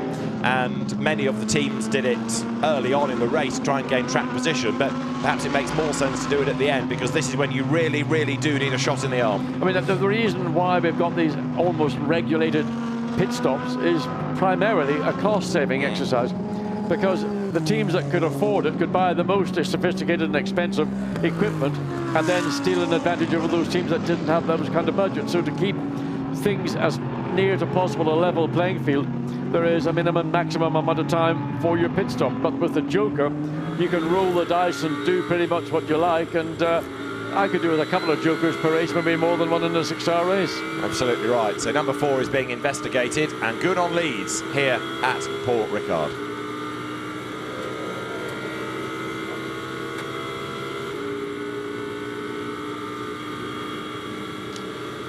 So Jules Gounon leading, Miguel Molina in second place. The gap now 28.8 seconds. Now Molina has done 6 pit stops, or that car has, to the 4 of Bentley 107. That actually has been pretty good at trying to stick to its hour strategy. There's another pit stop coming for that, as we have a drive-through for number 29 Lamborghini for improving under a yellow flag. But that car's quite a fair way down the order anyway, in fact, now in the Raton team. I mean, yellow flags at night time with marshalling posts that are quite a long way away from the racetrack with any kind of illumination, you could sort of, maybe not excuse, but you could understand. Yeah. Nevertheless, it's your responsibility to make sure if there's a yellow flag, you don't overtake. And it's pretty obvious when there's a yellow flag scenario to anybody out there. It's Antonio Fournet-Thomas at the wheel of the car. It's a long way down anyway at the moment, but that car being given a drive-through. Now 108, which is Maxime Soulet, has just done the joker pit stop, that therefore saves it time. And almost every team now shouting, we've done our joker, done our joker. So this is where they've got to try and get everything wrung out of a car. Race leader in the pit lane. Indeed so. This is the crunch pit stop for Jules Gounon and for the 107 Bentley. So fingers crossed, everything crossed, that this pit stop is going to go trouble-free for the young Frenchman. He was absolutely distraught last year when that last-minute issue with, I think it was the bonnet detaching or bonnet, yeah, lifting, and lost the lead, lost victory to an excellent drive by the Lexus team. There was something else, wasn't there, as well as that? Like he had a brake problem, and then he lost visibility, and the bouncing wheel into the pit lane. I don't like the look of that. Dear. That's going to be looked at, I'm sure, by officialdom. So the gun isn't the problem, but that wheel having bounced, that might well... It bounced on the line, yeah. It didn't bounce over the line. Nevertheless, it was a mistake. Into the working area. Let's see. So the car's about to be dropped down. And is that an issue? We're not trying to find problems here, I hasten to add, but these are issues that other teams might bring it to the attention of the race director. Everybody here is out for what they can achieve for themselves. They're not here to give a walk in the park for anybody else. So Gounon back down the pit lane. We've got just under an hour to go, and we'll see if anything pans out from that. Jules Gounon leading then after that pit stop. He's going to be back on track now on lap 146 of the race.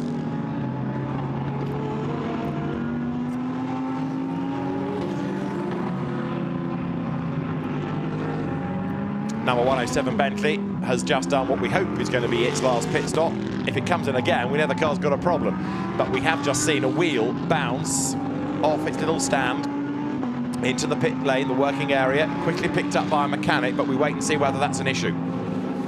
The argument will be, did it bounce into the pit lane? It bounced on the white line. Does that constitute? Let's have a look. Watch again and see the tyre there on the right.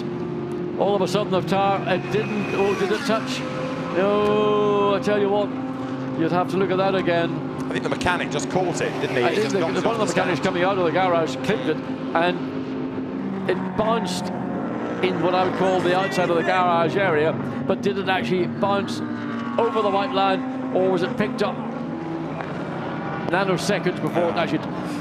Interestingly, nobody has yet shouted, have a look at that to the officials, so maybe it isn't going to be an issue. 72 is in. This is Miguel Molina, the car that was running second. Well, they got the stop wrong last time, and let's see what happens this time. So the tyre and wheel change goes on, the refueling will be done. There's 107. I was about to get worried about that. I thought it was a bit low and there were lots of sparks, but I think it's okay. No, I think the Bentley's been fine. Some of the Mercedes have been sparking, but I don't think I noticed anything on the Bentley. So waiting for Gugnon to come through and to reclaim control the lead of this race with 56 minutes remaining. A Ferrari rolling down the pit lane. So where is number 107 as we go back to, well, we're trying to pick up where Gugnon is. The Ferrari is still making its way down the pit lane. It'll only get to the exit where it could get on the gas. Be careful. Everybody needs to be careful not to abuse the demarcation line, and we're waiting to see, has the Bentley gone through? Double checking, double checking. So 107, Jules Gugnon goes through, and Miguel Molina then rejoins the Ferrari of SMP Racing, slots back in behind. And as the cars thread their way here out of turn 4, we've now got a black and orange flag, a meatball mechanical warning flag to Antonio Forné Thomas because his rear lights aren't working.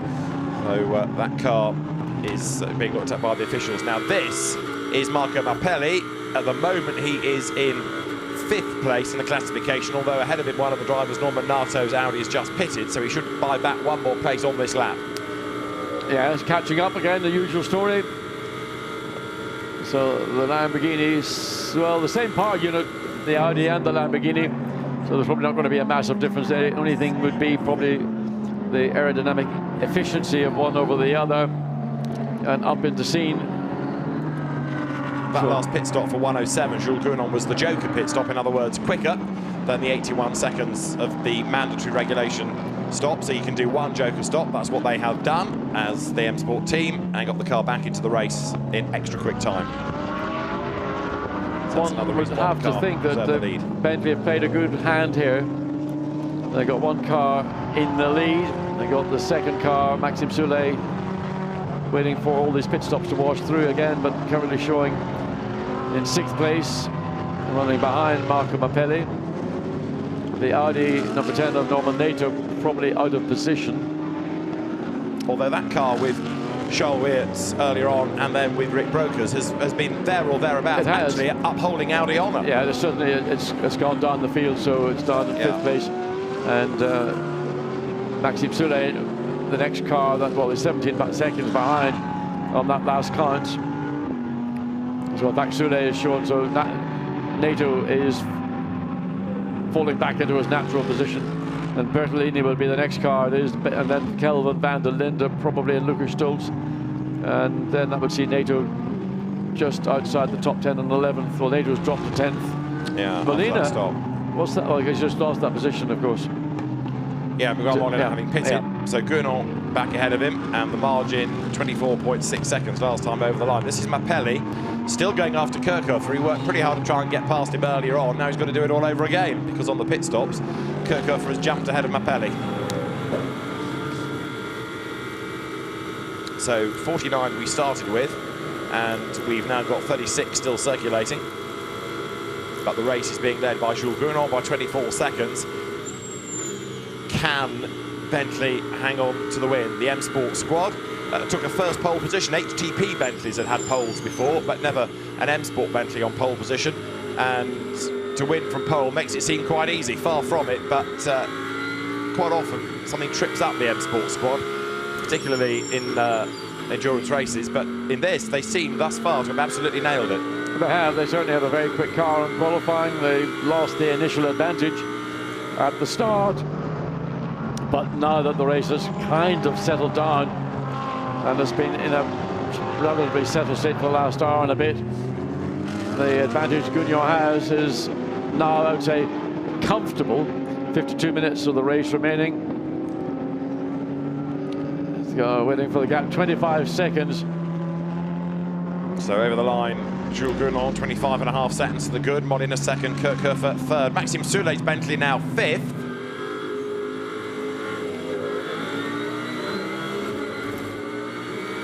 riding on board with Marco Mappelli and hunting down Marvin Kirchhofer just up the road ahead, but every time Mappelli gets close, so does traffic, so he has to be a little bit more cautious. He wants to attack, but very evenly matched here, the Aston Martin and the Lamborghini. Down now, with a tap in the tail almost there, going into turn 4 at the Virage d'Hôtel. Again, you can just see that Lamborghini just seems to be able to drive anywhere around the racetrack it wants to. It seems to have that overall balance grip all the way through this 6-hour event. But the difficulty he has is the dominant part of this racetrack is the Mistral straight. We know that the car, the Lamborghini, has had very good straight line speed in this part of the racetrack, but catching up to the Aston Martin is a bit, you can see maybe over the length of the straight, maybe he takes about 10 feet out of the Aston, gets into scene, he's got to back out of it.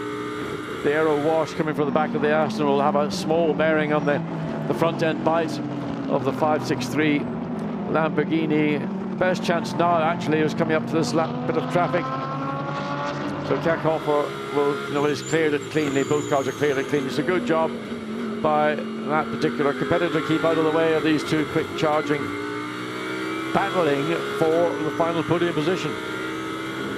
Lap 150 just started by Jules Grün on the race leader. There is Marco Mappelli running 4th, 0.145 of a second back from Marvin Kirchhofer, being blinded almost by the lights in his mirror, and coming up towards the timing line now. So through goes Gunon, and the gap 25 seconds to Molina. Now Molina to Kirchhofer is only 3 seconds, but that gap is going up just a little bit. And then 4th is Mappelli. What about Maxime Soulet's chances?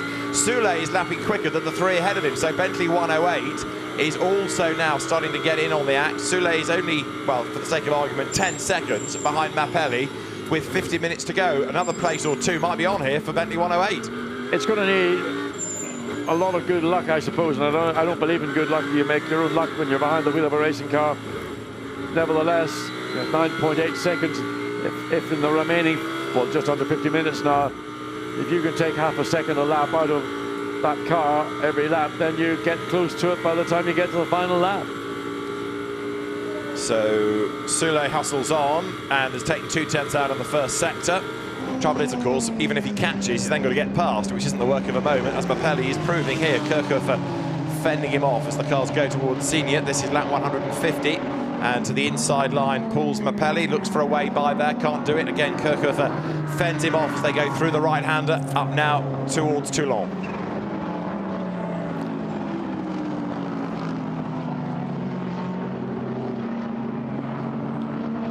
So here at Paul Ricard, we're on lap 150. Jules Gunon is still leading by 25 seconds, which seems to be enough of a margin, barring a problem, for him to preserve to the end of the race now, because Miguel Molina in second place is just not bringing the gap down. And then third, Marvin Kirchhofer here, keeping at bay Marco Mappelli. These two cars heading up towards the end of the lap. Now, it's 107 Bentley in the lead. Jordan Pepper drove the first in. What are his thoughts now? He is with Dakota. Jordan, back here again with you. Leading, anything you're concerned about at the moment? No, to be honest, it's a bit of deja vu. Same situation last year, we were leading in the last hour, but I think this year Jules is in a much stronger car, feeling really comfy, and he knows what to do around here. So I'm nervous, but I'm not nervous at all, knowing he's behind the wheel. Like I said earlier, Steven's quite experienced, he's quite experienced, so nothing to worry about. You're nervous, but you're not nervous. How does that work? Yeah, of course, because anything can happen, a safety car could come out, you never know what could happen, so it's not over till the checkered flag gets dropped, till this fat lady sings, and we'll see what happens. 48 minutes to be not nervous and nervous. Good luck. Thank you. Well, a driver can control a certain number of issues when he's behind the wheel, but it's the unknown that are beyond the driver's control, and Jordan Pepper expressed it could be a full course yellow, a safety car intervention. There is rubbish around the racetrack. You can cut on one of the car that had gone off. You can see just coming back on around, and the race leader comes through. That's something that you just can't predict, a car coming back onto the racetrack. You hope that he is aware there's certainly going to be a strong headlight effect, so you know that once you're doing that, it looks like the Parker Bentley. So anyway, Jules Gounon had a 25.5 second advantage on lap 150 at the end of 151. We wait to see if Miguel Molina has been able to do anything whatsoever with cutting into that 25-second advantage. We've had a spin for 31, which is the trouble Parker Bentley, Derek Pearce, but he's got going again. That car is 41 laps down, so this really does become a case of you've paid your money, get what track time you can, and also giving the drivers some experience before Spa. 107 though for Jules Gounon, clear in the lead here. Well, Miguel Molina took a small amount of that 25-second advantage away. He's now to full 24.7. Nowhere near enough with 46 minutes remaining to challenge the young Frenchman for the podium position, the pole podium position. So Mervyn Kierhofer, only three still. I mean, Kierhofer's on a really strong stint in the SRO Motorsport Aston Martin. Within 3 seconds of the second place Ferrari. Marco Pirelli is, well, we've seen that already, less than a second behind Kierhofer. Maxime Soulé cutting into that advantage. He's now down to 8.8. So Soulé is right now on that last lap, was as quick as anybody. But it was Dennis Olsen, surprisingly, in the 99 Porsche, who was pretty much quickest of all on that last lap by about 3/4 tenths of a second. So even Dennis Olsen, running in 6th place, still believes there's a chance to maybe put pressure on Soulé, who's trying to put pressure on Pirelli. So as we've had a great effort by Marvin Kierhofer, third in the Aston Martin, let's hear from one of his co-drivers, Alex Lynn with Dakota. Now, Alex, Marvin seems to be really holding off 5-6-3 behind him. Do you think he's feeling the pressure? Oh, certainly. But I think, honestly, Marvin's driven a really great race. I think all three of us had a good race so far, so just fingers crossed he holds him off. There's definitely something I've been delaying. Welcome to Blancpain GT. This is your first ever race in Blancpain, and what an epic race it has been. Yeah, no, it's been awesome. But it's been a long time coming to join these guys in the 76. So, yeah, great race so far. Hopefully we can hold on. You sound pretty confident. I don't know, I just got a feeling that Marvin's driving quite well and the car's feeling good, so yeah, hopefully it's all right. But when I spoke to Jake earlier, he said that the turbo may be a bit quicker in the night, or maybe it's just Marvin is quicker in the night. What do you think? No, Marvin's driving really well, so, and he's a bit of a specialist in the night, I hear, so I got faith. Let's see how you go. Good luck, thank you. Alex Lynn then sees himself on screen, and another pit stop is due for the Lamborghini 519. So the tyres are there in readiness, and this is 563, Marco Pirelli. 519 is from Pereira's car in 16th place. So first gear for Pirelli, hooks second as he comes now through Sambo, on to Mistral straight now. Road opens up ahead of him, uses all the curb, but if anything, Kierhofer looks like he's creeping away. He's driven a really solid race. I know that Alex Lynn and what had been said earlier, oh, well, the turbo works better at night because the air is more dense, therefore more power.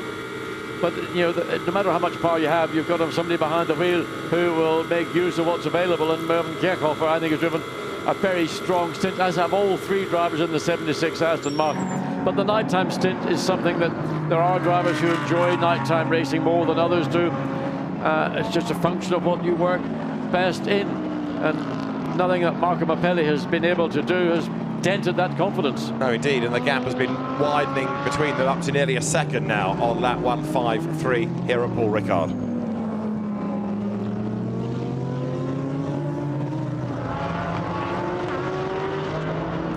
So Jules Gounon leads, and the margin continues to look safe. Now, we've got 43 minutes of the race to go. Where's the next battle going to come from? Who else is in a hurry? Well, looking at lap times, I still think Maxime Soulé is having a good old go here. And so too is Mirko Bortolotti. He's lapping in the 54s. And also Maxime Martin, who is down in 12th place, number 62. He also is lapping on the same kind of pace as the race leader. Yeah, unfortunately for Maxime Martin, he's too far down the order to have any meaningful, maybe get into the top 10. Well, 11th is, what, 8 seconds down the road, and to get into 10th place, you're another, so it's nearly 20 seconds. So not very much you hope for Maxime Martin. The main battle is going to be over that final podium position to whether Marco Pirelli down to 7/10 of a second, the differential to Mervyn Kierhofer. We're riding again with the Lamborghini, you can see that it seesaws around about 8/10, 7/10, 6/10, 5/10, back up to 8/10 again. And then, of course, the other factor that neither of these drivers have got control over is where they're going to meet traffic. Not the traffic itself, per se, but it's where you meet it in the racetrack. Some parts of the racetrack, you will clear it more quickly than others. And that's the hope that maybe Marco Pirelli has. That might be the fear that Neven and Kierhofer have. But sometimes Kierhofer can use that to his advantage, and it'll be Pirelli will be the one that's disadvantaged. So it's the ebb and flow of endurance racing, where you've got a variety of performance differentials between those that are leading the race and those that are hunting a class victory. Down the gear goes Pirelli, hustling on. So the gap 7/10 now between the pair of them, as in is 5:19. This is the stop we saw being prepared for. Number 5:19, Franck Pereira has brought the car in. So with 40 minutes of the race to go, its final stop. New set of tyres gets affixed to the Lamborghini. Pirelli rubber for everybody. You don't have a tyre war, it's all Pirelli tyres. And the rubber affixed, so that car will drop down in a moment and blast down the pit lane. Any moment. That's the last dregs of the fuel going in. Yeah. Not quite necking it out, because the fuel they need for this last 40 minutes is less than they would have needed if they were making a stop with an hour to go. So that works slightly to the advantage of the 509 Franck Pereira, but we'll wait to see where he actually rejoins. Now 188, I've been mentioning during the course of the race, has been doing great things in the AM class. Chris Goodwin is at the wheel of this car, but not only is it leading the AM class 23rd overall, it's ahead of all of the Pro-Am cars. So an exceptional effort, bearing in mind that Goodwin's only done this last section by the other two drivers earlier on in the race.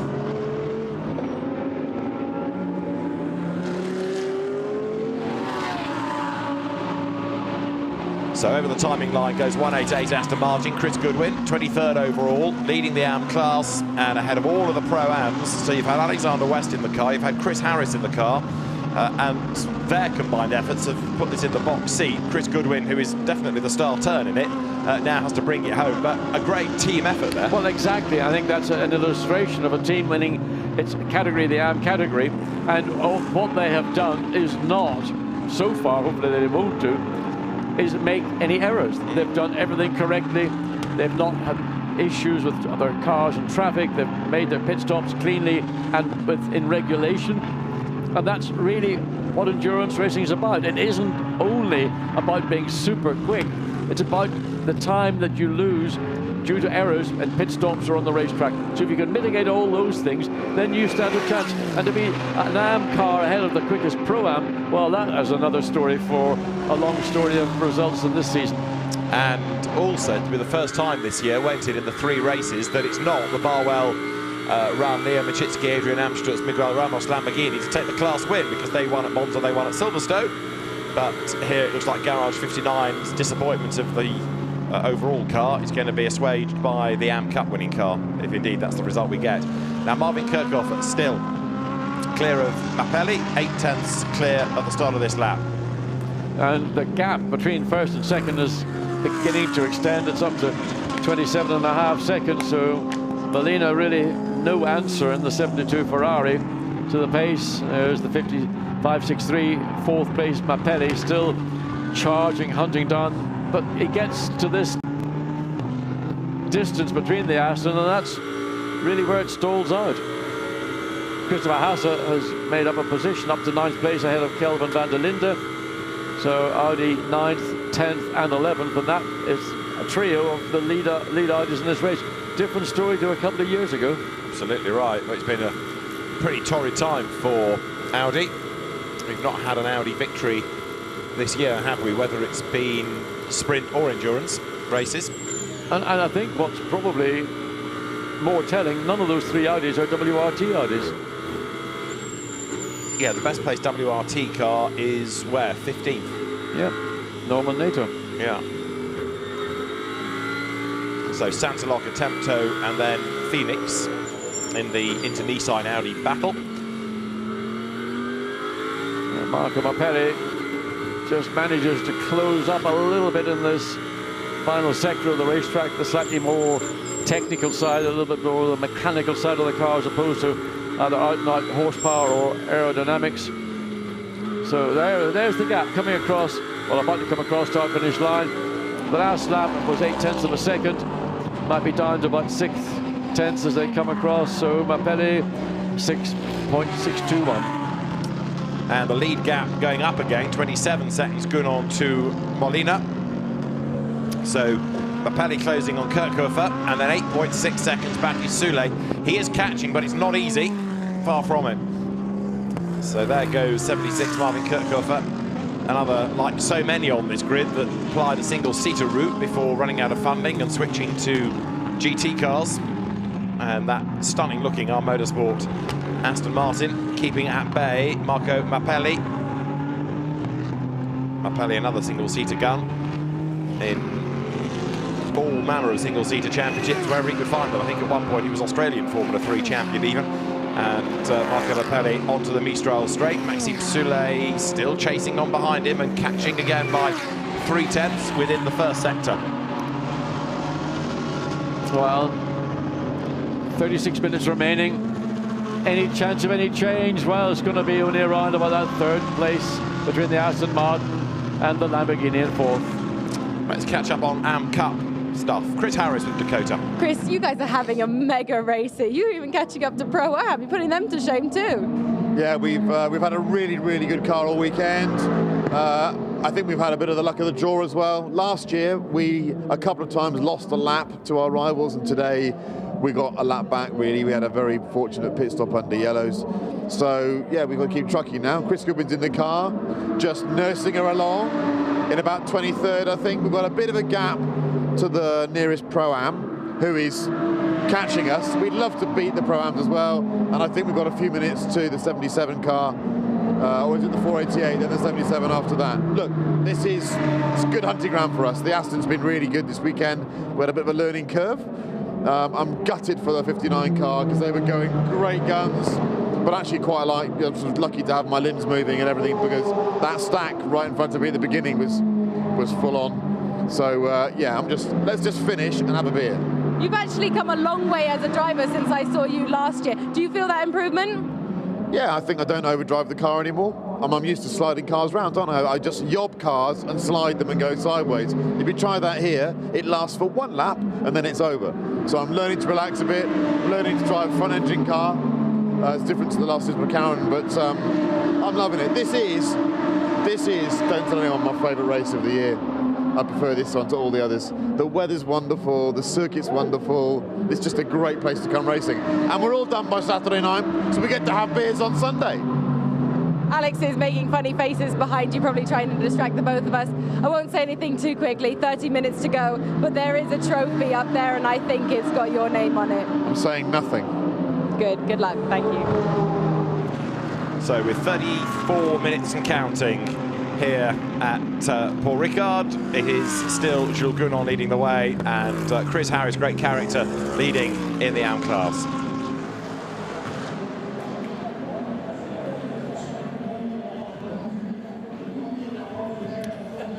Now, we had a discussion early on as to whether there might be dramas for the number 4 Black Falcon Mercedes team because of a potential pit stop infringement. No further action is being taken against that car. So it's 8th and struggling really to make up much more pace, but at least the pit stop's not a concern anymore. And Jules Gounon, the race leader, well, 33 minutes to go, might be speaking a bit soon, but with a gap now of nearly half a minute, and that gap is going up, this seems to have been the race that M Sport and Bentley have always wanted, with precious few dramas, and in the last stint, precious little challenge from outside. Well, they've resisted the challenge, and they've kept it consistently around the 25 or so seconds. The gap is now up to just under 30 seconds, 29.4. And you might assume that maybe that's Ferrari. They've done what they've got. There's nothing left in the tank. The nearest challenger to them is now Marvin Kirchhofer, who's just 2.5 seconds behind Molina. So that is not an impossible challenge for Kirchhofer to get onto the back of the Ferrari. And you've got Marco Pirelli, who's only half a second or so behind Kirchhofer. So those final 2 podium positions are up for challenge for anybody in 2nd, 3rd or 4th place. So with the Bentley leading the way by nearly half a minute, it does now look as though, unless something leaps out of the darkness to trip this car up, it's on target for a win, and that would be very sweet indeed for Jules Gounon. But I'm looking for the next change, because Mapelli has struggled to get past Kirchhofer and hasn't done it yet. Soulé 8 seconds back. Somebody else that could be worth watching lower down the order is Felipe Fraga, but that drive-through he had to serve has cost him the Silver Cup lead. It's Ivan Pereiras currently holding sway there for the Phoenix Audi team. So with 36 cars still circulating from our 49 starters, we've got just over half an hour to go, and there Jules Gounon looking oh so strong up front, pretty much on his own now, so he can pick his line all the way around the circuit. No traffic instantly ahead to get in the way.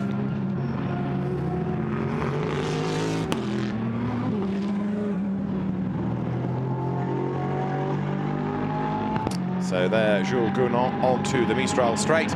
Lap 160 here at Paul Ricard, and Miguel Molina 29.5 seconds behind in the SMP Racing AF Corsa Ferrari. Now for third place, Marvin Kirchhofer, and fourth, Marco Mapelli. That's the traffic going through. David Perel and Michele Beretti we're looking at there, 16th and 17th. What about third and fourth? Well, there they are, and Marvin Kirchhofer, who will go to bed tonight with the lights of the Lamborghini ingrained on his brain, won't he? It's been a lot of pressure for Kirchhofer all the way through, but just to go back to what Jules Gounon's doing, he has found a lovely rhythm in which he's been able to drive. He's not been challenged, he's not had to have any pressure coming directly from behind. He's always had, in this final stint, over 24 seconds advantage. He's now stretched it up to 29.5 seconds. And when you can drive, and that almost as if he's out driving for a gentle Sunday afternoon drive. Was that a pressure point coming into scene, and all of a sudden I thought Marco Mapelli had found something a little bit extra to put a challenge onto the Aston Martin. I bet you a penny to a pound when Jules Gounon gets out of the car, he's absolutely, he could do the same stint all over again and not even break sweat. Yeah, possibly right. Whereas Marco Mapelli, absolutely fixed concentration on the back of Marvin Kirchhofer's car here, even sideways there. Pressing on. Now he dropped back a little bit, but he's caught back up again. Is that just to drop back, get himself in clear air, give his tyres a breather, or is that not the case? Well, it seemed he suddenly caught up going into scene. I don't know quite why that would have been, because the Aston's always had enough straight line performance to keep the Lamborghini far enough behind. But this finish of this second half of this last lap, but now they're going on to what will be lap 160. So he closed that run, that gap down. It's just been hovering around a half a second. The last across the line, that was for the first time in a very long time, it's been under the half second, only by fractions, but nonetheless, you as a driver know that you have made that little bit of increase, a little bit of progress, closing up again as we come down to the far end of the racetrack into turn 5. Pressure on Kirchhofer. Hasn't had this attention for a while. The Lamborghini certainly looks to be gaining a second wind, almost as if, I don't know what it would be that Marco Mapelli has found that he didn't seem to have at the beginning of the stint. Maybe the balance of the car has suddenly become more positive to the Italian driver, as he, again, in the slipstream of the Aston, all the way down the 1.1 miles of the Mistral straight. In the last third, it just begins that gradual incline, finding the apex. And he looks again, he's not trying to pass, he's just putting himself under the headlights of his car into the right-hand side mirror of Kirchhofer's Aston Martin to distract him, to maybe focus more on what's happening behind rather than focus on what he's needing to do, which is keep the Aston ahead of the Lamborghini. We saw, just thinking Bentley for a moment, we saw Bas Linders in the Bentley pit box a little earlier. We were talking about Spa 24 Hours. Of course, another of the people joining the Bentley squad for this 4-car assault, Marcus Paltolo, winner of Spa 24 Hours for Bas Linders' Mark VDS Racing team. So I think that's another reason why Bas has been brought into play. So that's another link for the Spa 24 Hours. Bentley looking really strong, and if they win here as a brand, then Bentley will go to Spa looking mighty indeed, won't it? Yeah, indeed. Just to really rub salt into the wound, Molina's just done his fastest sector 2 of the race, and Gounon extends the lead up to 30.5 seconds. But that is going to be soul destroying. You can see, I mean, the gap visually looks hardly any different. Yeah. But there we are. That's the timing, scoring, start-finish line. Molina certainly is able to close down the Aston Martin in this first sector of the circuit. What he has to do now is, if he can place the car, the Lamborghini, so well in turn 6. But it's just once the Aston, he has to back out of it a little bit, even coming on through turn 7. So that will have lost him any gain he would have made in that first sector. So on track, 107 leads the way. Jules Gounod half a minute now clear. The Bentley, run by the Cambrian M Sport team that also operates the Ford World Rally cars. It's Rally Portugal this weekend, so Malcolm Wilson is away in Portugal on rally duty, and their end-of-day press release says tough day for M Sport Ford. Well, it's not a bad day for M Sport Bentley in contrast. Well, I'll tell you what, Malcolm Wilson must have a twin, because he's here right now. I spoke to him on the grid. Right. So he must have legged it out of Portugal uber quick to get here to watch what could be an historic victory. Historic victory for the Bentley M Sport team. Fingers crossed it's going to turn out that way for him. Matthew Wilson on the grid, of course, who runs the cars for the team, for the family. But whereas it's a tough day for the rally squad, it's a good day for the race squad. On board here with Mapelli. He is still stuck under the rear wing of Marvin Kirchhofer. Over the timing line they will come, and that gap is 0.3 of a second. So it's getting down again, but try as he might, Mapelli can't find a way by it, and he's just not forcing a mistake, is he, out of Kirchhofer? The Aston Martin resolute in that defence.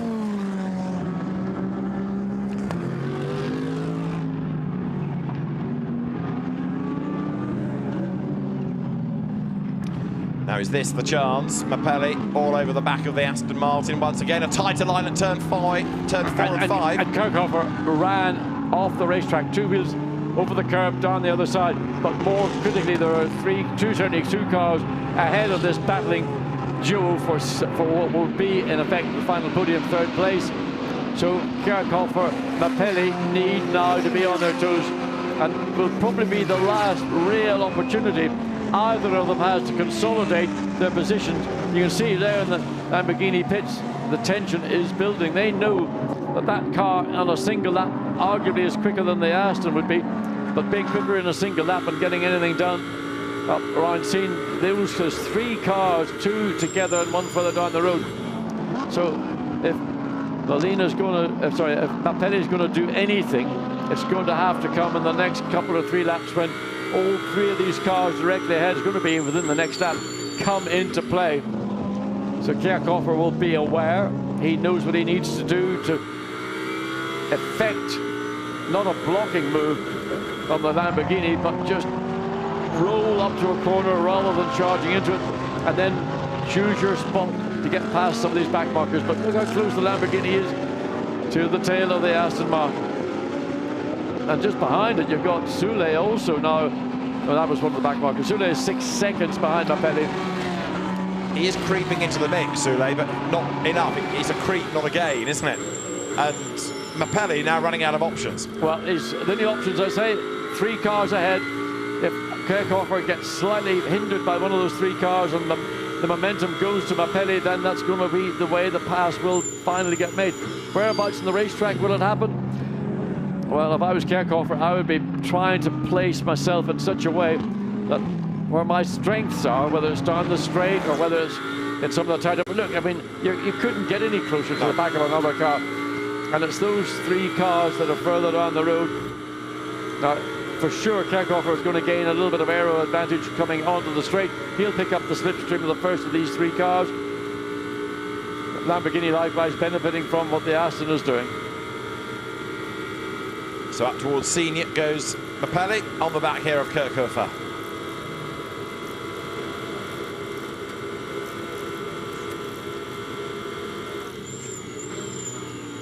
Kirchhofer stuck in traffic, and he's got now Marco Mapelli crawling all over the back of him. Mapelli goes to the inside, but no, there's an Aston Martin in the way yet again.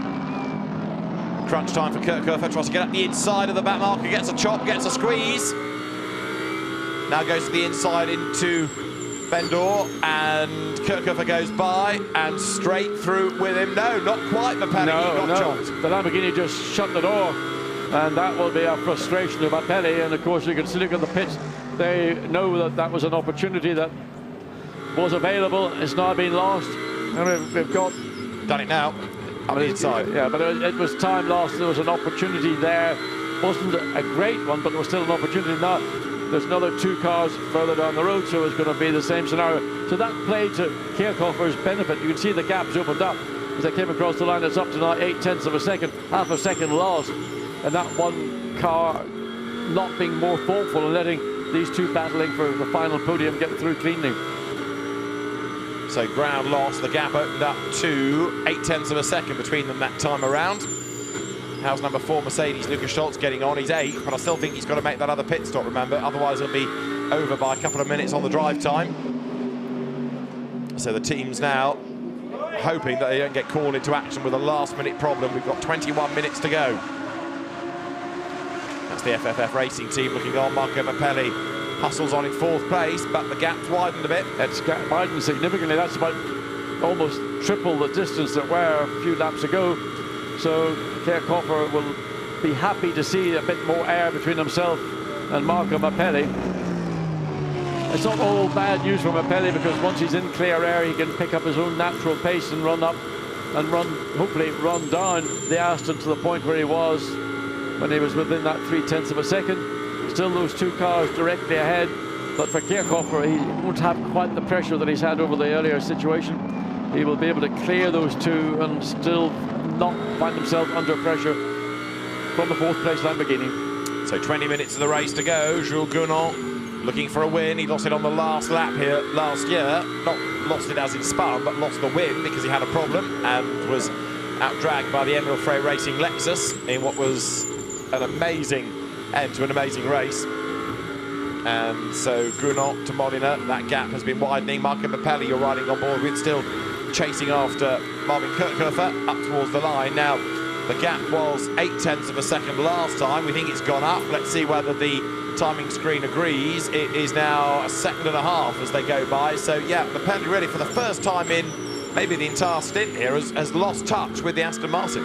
He has, and maybe his reaction is to try and maybe slightly overdrive the car, and in consequence maybe the car doesn't seem to like it, so that gap at one point was 0.3 of a second, now it's 1.5 seconds. Still 20, or just under 20 minutes, 19 minutes remaining. Jules Gounon comfortably in the lead by 32 seconds from Molina in the Ferrari, and nobody else. The only one is Dennis Olsen, just under 2 seconds behind Maxime Soulet for 5th place. And lapping a bit quicker last time through, yeah. Bertolini in 7th place, 15 seconds, give or take a 10th in 7th place. So everything is probably pretty much status quo. It's just this battle that's been ongoing in this last stint between the Aston Martin and the Lamborghini as we watch race leader come up to complete lap 166. So the 2nd generation Bentley Continental, and with some driver shuffles having gone on this weekend. Callum McLeod will be pretty pleased with his debut for M Sport. 5th potentially with Maxime Soulet and Andy Soucek. And over the timing line then goes Jules Gounon once again. 18 minutes to go, but again, tempting fate, I know, but a faultless drive this by Gounon, not put a wheel wrong. Yes, and he's driven under, in effect, little pressure. But what he's done, he's used all the strengths he's got, all the strengths that the Bentley has given him. The car has performed. Where's a bit of wood in the commentary booth? Yeah. You know, it's done everything that's on the lid. So just go back for a moment to that Kirchhofer-Mapelli battle. The 2 of them have run nose to tail for much of the last hour as Gounon works through traffic. In the case of Mapelli not passing Kirchhofer, how much of that is down to racing in the dark? I mean, would he take more risks? Would he have any more opportunities in the daylight, or does it matter not at all? I think at this level you're talking to very capable professional drivers, and I don't think at night time it really gives any, on a circuit like Paul Ricard where you've got wide open spaces. Yeah. Now if you're talking about the Nordschleife, sure. So totally different scenario. Even talking about Spa 24, a different scenario. But here, because it is a circuit with massive amount of runoff. There is illumination, as I said, that wasn't very illuminated, but in fact, there's a fair level of illumination around the racetrack in reality. So it's not as if you're racing in, you know, pitch black darkness. Well, Jules Gounon is now within 17 minutes of a checkered flag. It's not a set number of laps, remember. The flag goes out the first time the leader crosses the line once the time is up. And we understand that number 4 Mercedes is smoking, and it's in the pit lane. The Lucas Stolz Black Falcon car into the pit lane. So Stolz pits, he was going to have to come in anyway. But now with a problem, the car down the pit road. Lucas Stolz then into the pits. And that car with just 16.5 minutes to go in strife, and the team will go to work. There it is. So Stolz crawls down the pit lane and goes back out again, despite whatever that problem was.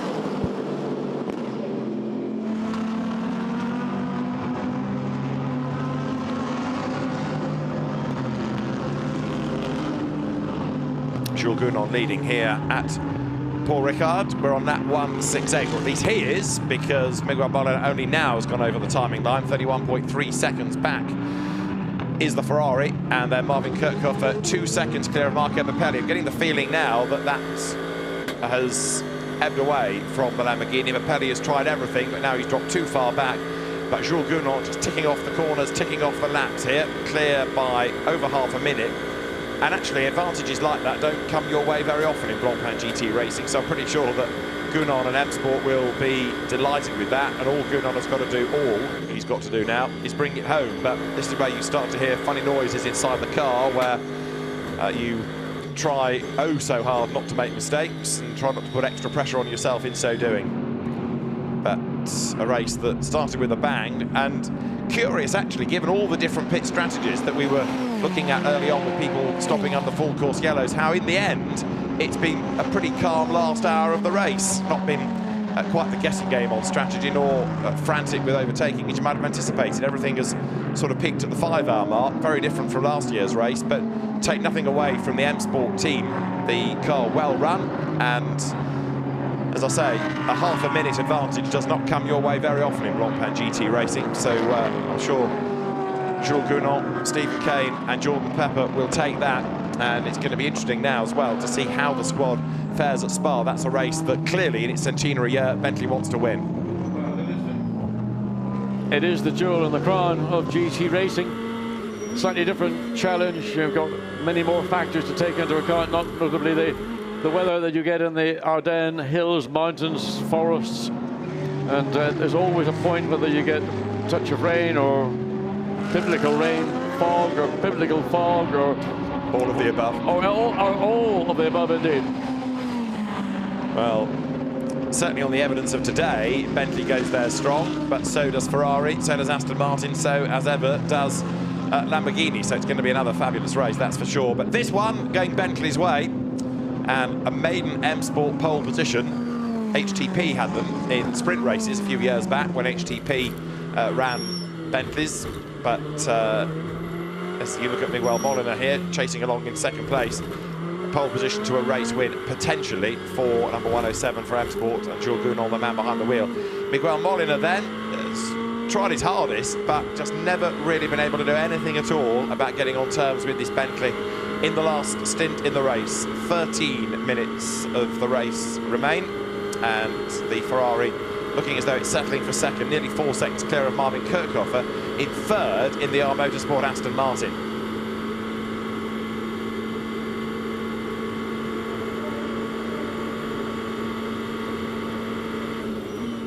With the Lamborghini of Marco Pirelli in fourth place, Maxime Soulet fifth, Dennis Olsen upholding Porsche on a sixth.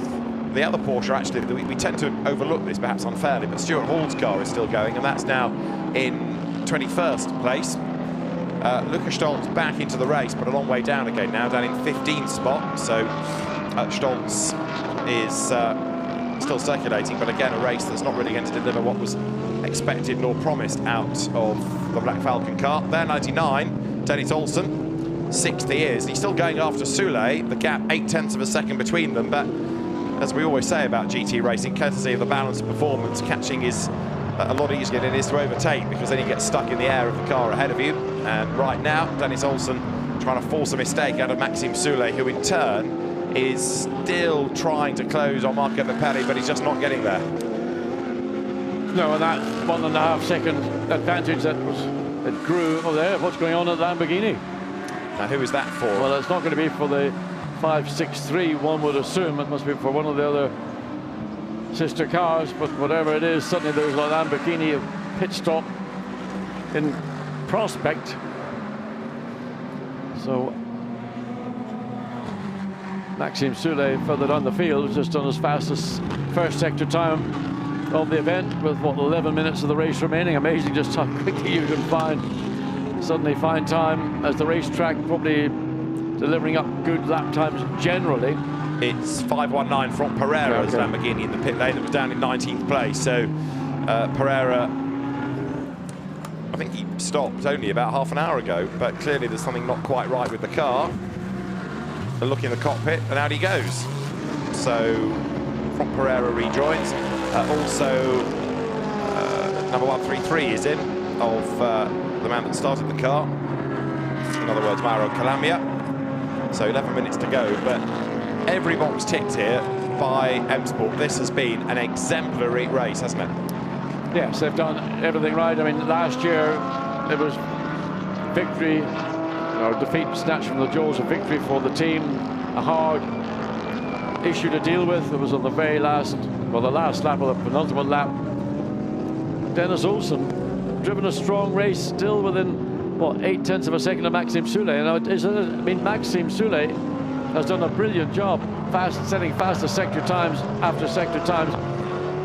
But now he's got the attention of Dennis Olsen, and it was 0.8 of a second when they came across the line on the last lap. It's going to be probably round about again that 0.6, 0.5 of a second.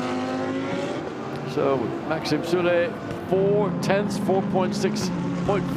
So it is a 0.5 of a second between the Porsche and the Bentley, beg your pardon. So Maxime Soulet is going to have to be on his toes. Yeah, and Soulet was the one that was expected to be catching Marco Pirelli. The gap has come down, certainly, but not enough to challenge. As Dennis Olsen is 6th, Bortolotti 7th, but he's peaked now as well. Halser 8th, Van der Linde 9th, Maxime Martin is in 10th position. And we've got 9.5 minutes then on the clock as Jules Gounon continues on his way, ticking off the laps. Dennis Olsen there, 6th for the Rover Racing team, but only half a second behind Maxime Soulet. So is it going to be one up for Porsche, one down for Bentley before the end? We've still got probably 4 laps they can wring out of this race. Well, the only issue for Porsche is that the Bentley, we know, is very quick down the straight. The Porsche doesn't have quite that straight line performance. So that'll handicap Olsen's opportunities. Certainly in this part of the track, he's got precious few other options. Into turn 1 would be amazing. More likely it would have to be down the far end of the racetrack, and it would take a pretty committed overtake attempt to make it not only to make it, but to make it stick. So Maxime Soulet, well, he will have seen his gap to the Olsen Porsche reduce. I don't think he's going to feel with 8.5 or so minutes remaining that he's going to be under any specific pressure. We have had a change, and it's a significant one, because the Silver Cup lead has just gone back to Felipe Fraga. So despite his recent drive-through, Fraga has got back ahead of Ivan Pereiras, and therefore put the ACA ASP run Mercedes into the lead of the Silver Cup. Ivan Pereiras down to 2nd in Silver Cup, and 3rd, despite assorted penalties, David Perel's Rinaldi Ferrari. Now, that last set of tyres we saw in the FFF Racing Team garage had 5.63 written on them, but Pirelli has also brought down the gap to Kirchhofer. It was over 2 seconds. It's back down to 6/10. Yep. So he's having a push, and there's a set of tyres just in case, but they wouldn't do a change with 8 minutes to go, would they? No, the only reason is that if they had, let's say, picked up a puncture, you have to have a set of wheels and tyres available. So whether they want to change just the one, but I think I'm not going to, you're legally required by regulation to change an entire set. Yeah. Or you can get away with changing the one tyre. Certainly they'll have them there in availability, but Kirchhofer getting pretty wide, coming through turn 7 onto the Mulsanne straight yet again. So Marco Pirelli let the gap run up to, I don't think he did it intentionally, up to 1.5 seconds now. It's back down to 6/10 of a second. So nervous faces of FFF Racing Team as 563 holds sway in 4th place for the moment.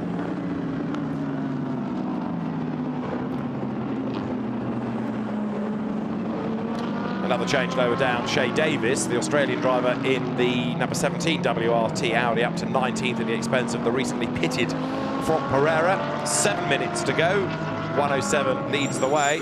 And here is Mapelli, who is coming back again at Kirchhofer. Pushing, but he's never really been able to make a proper bid for position, has he? He gets oh so close, but there he gets stuck. Yep. I mean, that's been the story of Mapelli's race here, and he's done everything correctly, but he gets within a particular distance to the Aston Martin, and that's it. There's just no more left, and the Aston Martin has been pretty much good all round the racetrack. Kirchhofer has not left any opportunities, even when it came to overtaking slower cars. Kirchhofer managed to always put himself in the position of not getting compromised by one of those slower cars, and that's one of the important keys in endurance racing, is to make sure that a slower car doesn't impede your progress, in particular when you've been run down by a competitive car. So again, nose to tail they run. The downside for Kirchhofer now is that there's going to be traffic ahead. Look, 1, 2, 3 back markers. He's got to wriggle past. This is good news maybe for Mapelli, bad news for Kirchhofer. Yeah, Mapelli again will be hoping that the traffic that is, you know, there's 4 cars, 3 in a bunch and 4th one further down the road. Again, they're going to catch them coming down Mulsanne straight to get past the first of them. So Kirchhofer will have achieved that. And what he might want to try and do is use these 2 cars, but look at the Lamborghini. It's really got the slingshot this time, but has he got enough to carry him up alongside before he gets into the braking zone coming in to Senior? Is going to be nip, and he's gone through. Finally, Mapelli goes through, round the outside, brave stuff. So with 5 minutes to go, there is delight at FFF Racing Team. That must be the longest plan to pass for a long, long time, because that's been the best part of an hour, hasn't it, to get back ahead of the Aston Martin, and Mapelli has finally done it. Great move. So with just under 5 minutes to go, that puts Marco Mapelli up into 3rd position once again. But there's still traffic ahead, and Kirchhofer might try to return the compliment. But certainly a great drive by Mapelli. He's been persistent. He saw the opportunity. He used the traffic that was on the straight. He got a super 2, got alongside the Aston Martin, and was able to close the door on the entry into scene. And never gave up, does he? He's been pushing all the way through this stint. So Marco Mapelli up into 3rd place with just 4.5 minutes now to go.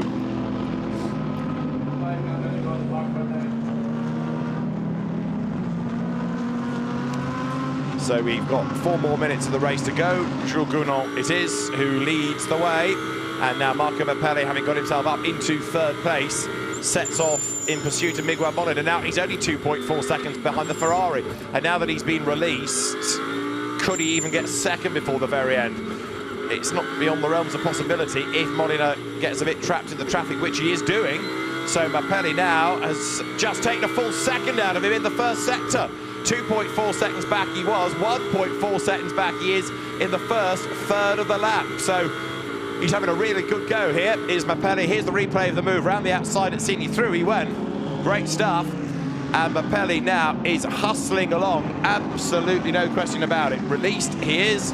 The delight of the team now could be even greater delight, because the charging Mapelli is getting nearer and nearer to the back of the 2nd placed Ferrari. So let's see whether that's going to change before the end of the race as well. So much happens in long distance races. It's not done till it's done. There in 2nd place, Miguel Molina goes through, and 2 personal bests on this lap by Mapelli. So he's taken a 2nd out of the 1st sector, a half a second plus out in the 2nd, and he's only got to make up 2.4. The trouble is he's got traffic to get past as well, but the Ferrari is under a bit of pressure now with 3 minutes of the race still to go. There's 5.63 Marco Mapelli.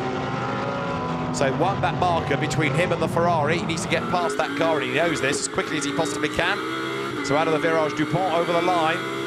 There is time for this lap and 1 more, I would offer you, as the cars go by.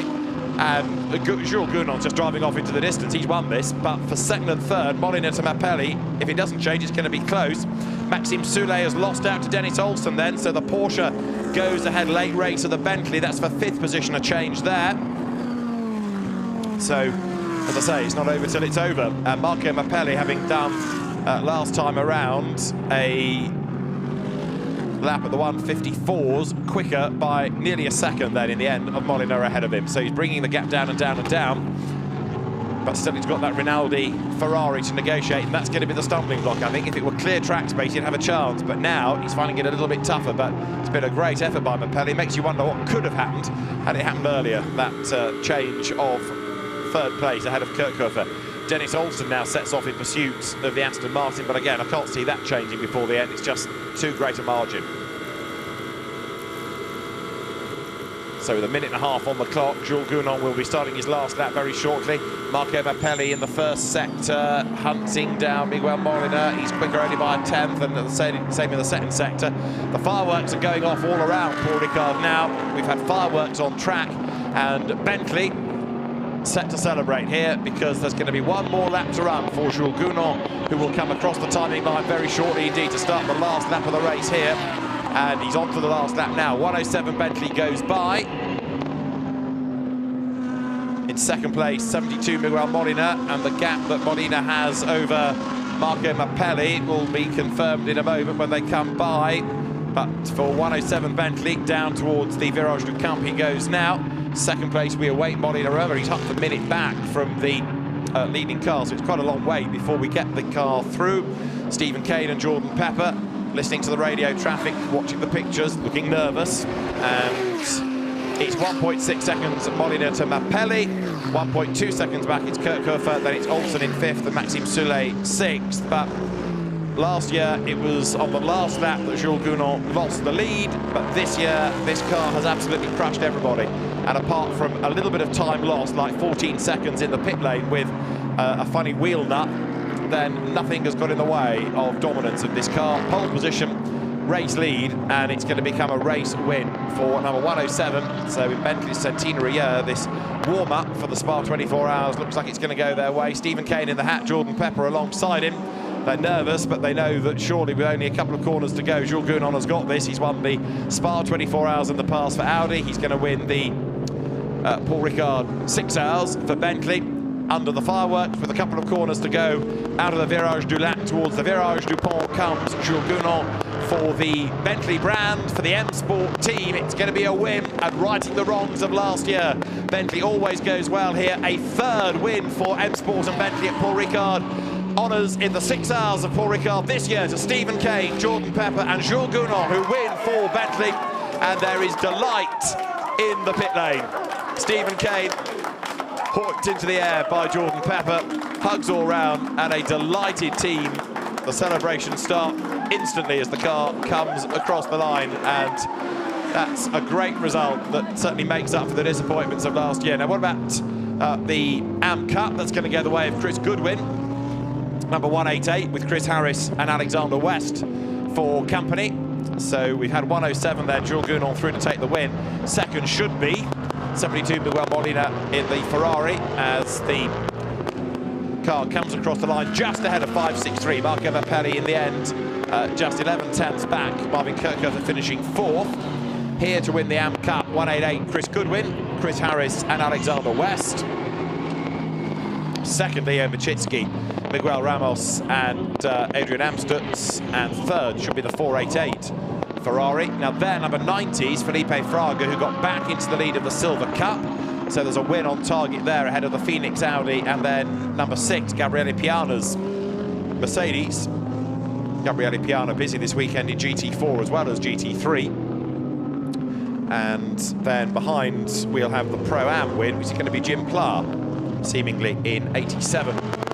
Mercedes, that car still to come, but Felipe Fraga along with Nico Bastian and Timo Bogoslavski heading up towards the timing line for 11th overall and a class win.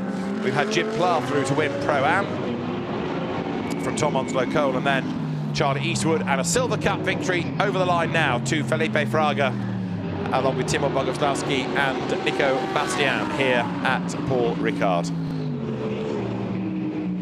So we keep using the word, I'll grant you, but it has been a dominant display by the M Sport Bentley team, and a well-deserved race win here for Jules Gounon, for Jordan Pepper, and of course for Stephen Kane. Stephen, who's been with the Bentley squad from the get-go, and an excellent result here, a third Bentley win in the south of France.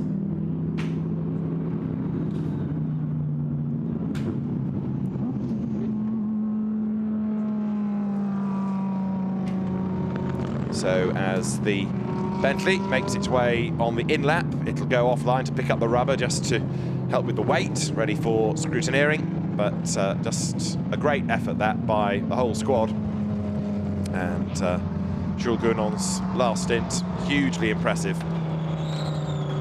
Building up the advantage, and from the team's point of view, very rewarding in that nothing went wrong, whisper it. On occasions, they have had problems, they have had errors, be it in the pits or with mechanical reliability, but here just every box ticked. Pole position was a great start for the squad. There is a very, very happy Jordan Pepper, who in a moment can start his celebrations along with Stephen Kane, and of course the man behind the wheel of the car, which is Jules Gounon. So Jules, after his breakthrough Spa 24 Hours win in the same year that he won the German GT Championship, the ADAC GT Series, that was when he was really picked up, if you like, by Bentley, brought into the manufacturer ranks. So the regulation Pirelli cap being given for the drivers, and that of course will be what must be worn on the podium. So P1, no argument about it here this year, and Jules Gounon comes down the pit lane to the delight of Jordan Pepper, who rushes over to the car. He says well done to Jules Gounon after a dominant final stint, and this year Jules drives into Parc Fermé with a big grin on his face rather than that crushing disappointment of last year.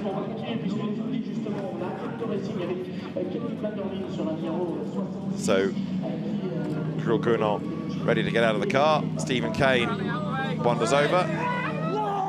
Yeah, says Jules Gounon, this year we've done it. Leaps out of the car, is embraced by his two co-drivers, and a fabulous, fabulous, fabulous result for the M Sport Bentley squad. And now Jules Gounon leaps over to the team to carry on the celebrations.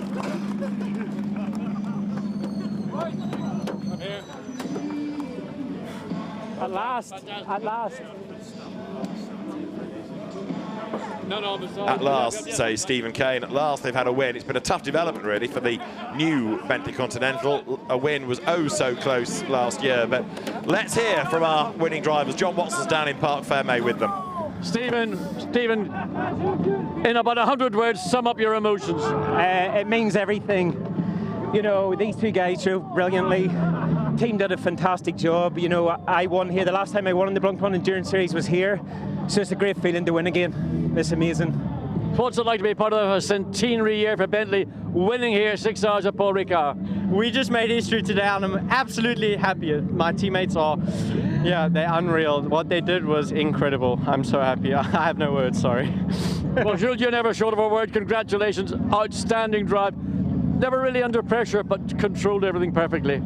Yeah, thank you. You know, last year it was so hard to stand next to you and trying to explain you why we lost the victory. I'm speechless. The team did such a fantastic job over the winter working on the car. Our engineer René also did an amazing job, and what to say about this? Jordan did an absolutely two first thing amazing. Stephen were from the lead to the lead. What to say? It's just massive thanks to Bentley, M Sport, and to these two guys. Now, when you're leading a race so comfortably, how do you keep your concentration? That's a big problem sometimes. I was like, sometimes I was thinking, well, as I should, you better be yourself, you know, and just concentrate. And when I play golf with him, I learned to do that, so thanks to the South African golf. The first time you ever had a static ball, isn't it? Yeah, that was in Blancpain, yes. You don't know about golf, he doesn't know what I'm talking about. Congratulations, fantastic everybody at Bentley GT Motorsport. Well done. So delight for Jules Gounon, Stephen Kane and Jordan Pepper for M Sport. And if it was a close run thing last year, it was a dominant display this year. Chris Harris, Chris Goodwin, Alexander West in the background, the Am Cup winners in 24th place overall. They didn't actually beat all the Pro-Ams in the end. Jim Clark got ahead of them, but even so, that's a mega effort. And tremendous drive by all of them. Now, second place, Miguel Molina, Mikhail Alyoshin and Davide Rigon with John Watson. Did you ever think that you're going to win this race?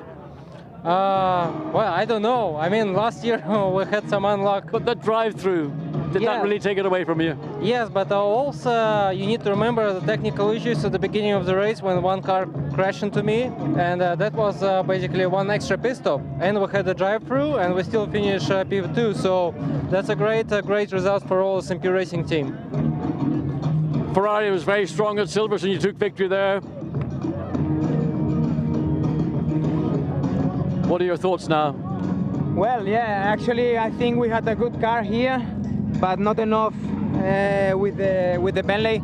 Today they were much faster than us. They were complaining about the BOP at the beginning of the weekend, but they cannot complain anymore because I think today they were much more fast than us. So yeah, at the end, I think it's good for the championship, good for Ferrari, for SMP and knife courses. So we're really happy to stay one more time in the podium and still some races to go, and I think we have to continue like that.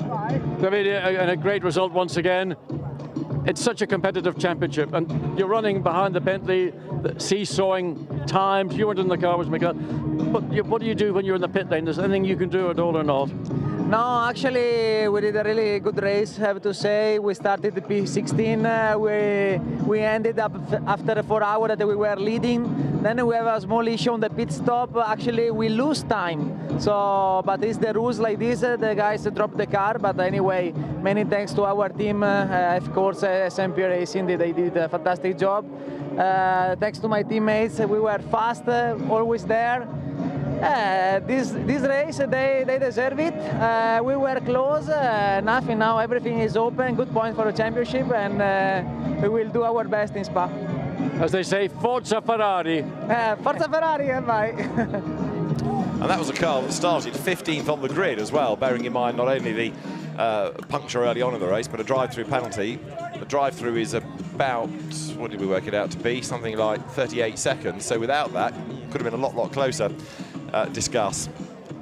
Now, what about the third place drivers? Marco Mappelli, Andrea Caldarelli and Dennis Lind. Well, better speak to the team boss first of all. Andrea, sum up your thoughts. I mean, your car looked stunning all race. Yeah, so far all podiums. So that's, I think it's a great achievement, great result. The race was really tough. I think all of us, we did an amazing job. Just a bit disappointed with that strange full course yellow that came up after our pit stop, but other than that, I think the team did the mega. The car was fantastic. It was really well balanced. The car looked great all the way through.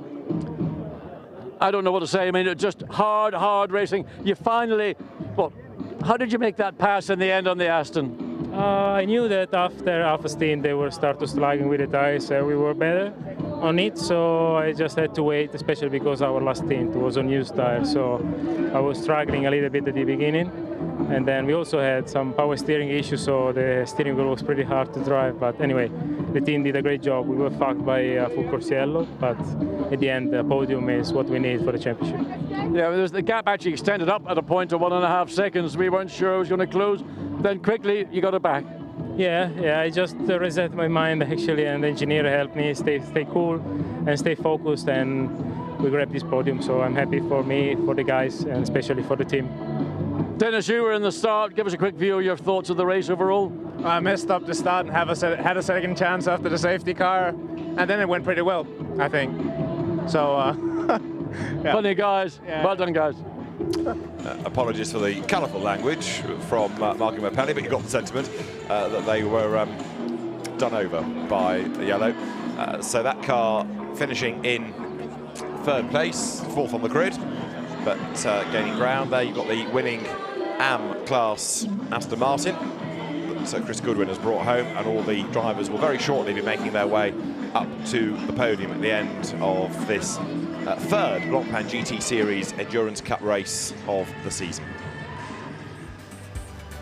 So to confirm the way they came across the line at the end of 176 laps of racing, Jordan Pepper, Stephen Kane and Jules Gounon the winners, from Miguel Molina, Michael Alyoshin and Davide Rigon. Third, Dennis Lind, Andrea Caldarelli and Marco Mappelli, with Alex Lind fourth, along with Marvin Kirchhofer and Jake Dennis. Dirk Werner fifth, with Matt Campbell and Dennis Olsen. And Bentley sixth, Callum McLeod, Andy Soucek and Maxime Soulet. And as you scroll down the list, some hard luck stories as well. But it's a win for the third time at Paul Ricard for Bentley and for M Sport.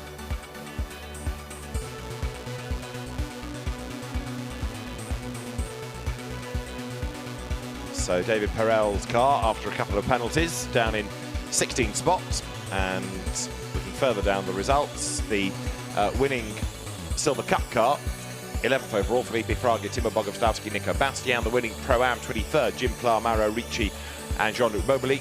And just behind 24th, the winning Am, that was Alexander West, Chris Harris and Chris Goodwin. And for a number of teams, a DNF. The Team Parker Racing Bentley, whether that's classified, we'll have to wait and see, but that car had a very, very long stop, best part of an hour really, after the accident on the first lap. But we lost the Dynamic Motorsport Porsche just when we'd said it was going so well. We lost Fabian Barthez Lexus. We lost the Andrew Watson, at the time driven Aston Martin with dramas. Michael Meadows parked trackside. Roman Duma had a loose floor, if you remember. We lost the Gerhard Ferraza Lamborghini with damage. Dev Gore parked with transmission problems. The list goes on and on and on, including, of course, damage for Barwell 78, a Lamborghini, damage for the Attempto Audi 55, big damage for Ezequiel Perez Companc, and so too Florian Scholzer. Those two drilled, of course, on the first lap of the race. So we'll get the drivers up onto the podium shortly, and then the celebrations can get underway. The next race, of course, as far as the Endurance Cup is concerned, is going to be the Total 24 Hours of Spa, the last weekend of July. And Miguel Molina, Davide Rigon and Michael Alyoshin go there as championship leaders now, from Dennis Lind, Marco Mappelli and Andrea Caldarelli. Then Jules Gounon, Stephen Kane and Jordan Pepper get themselves to third in the championship before Spa.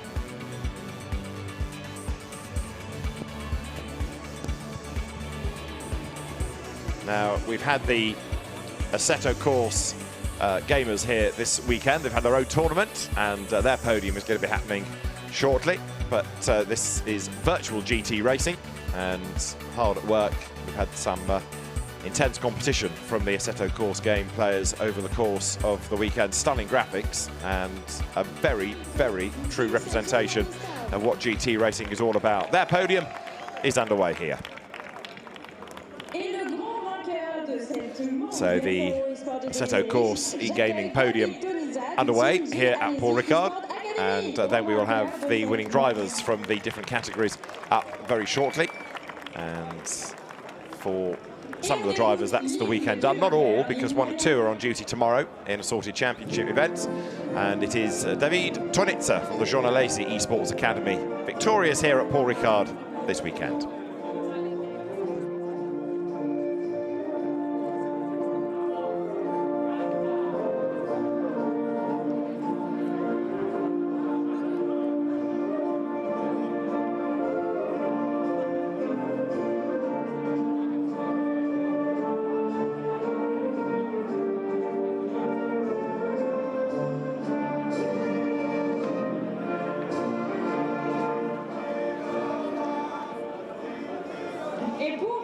So the national anthem played, and in a moment the trophies will be presented. But the gaming world might be an anathema to some, but it's very much the future. And Davide Brivio from Kunos Simulazione Marketing and Business Development is the man that hands over the trophies to the gamers, and so in the knowledge that we've had a very hard-fought competition between them all this weekend. In the GT4 group this weekend, in fact, we've got part of Red Bull's Formula One esports team. Right, the champagne can be sprayed, and then the podium will be made ready for race car drivers rather than gamers. Now, what you don't have is simulated champagne, so they're going to do this the manual way, and we'll get there in the end. There you go, it's a real bottle, not a virtual one, but the effect is the same. Bravo to the esports competitors. The Assetto Corsa game, absolutely fantastic graphics, and as I say, a great representation of what it's all about. So let's just catch up on championships next, because in the AM Cup, with, if you like, points and a half awarded in this race, Miguel Ramos, Adrian Amstutz, Leo Machitsky are the class leaders. Now 12 points to the good of Alexander West, Chris Goodwin and Chris Harris. Then Stefano Costatini and Christophe Lenz and Antonio Forne-Tomas, ahead of Claude-Yves Gosselin, Renaud Coupens and Pierre Pellegioni. Bernard Delhay, Fabian Barthez next, and then Jose Manuel Balbiani is a point behind them.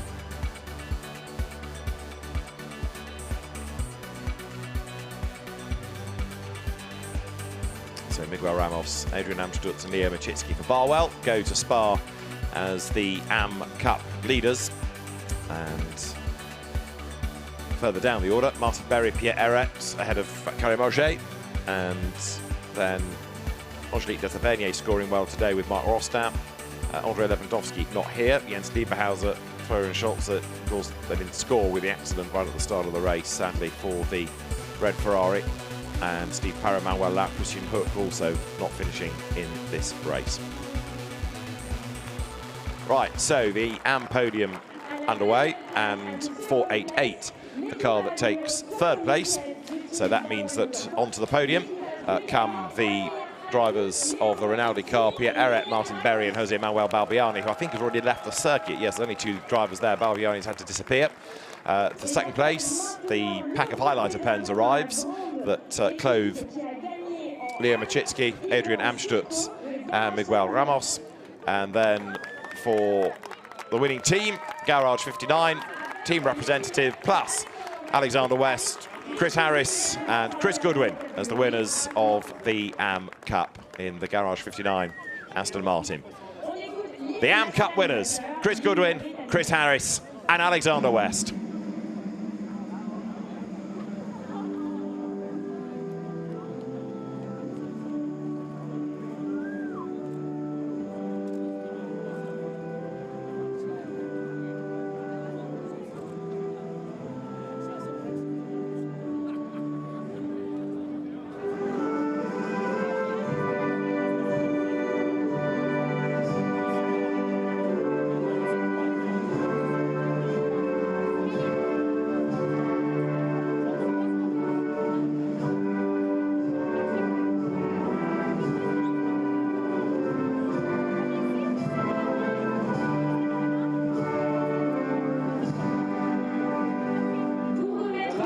British team, Garage 59, it is the national anthem, and now the trophies presented, courtesy of Blancpain. So Pierre Eret and Martin Berry receive theirs.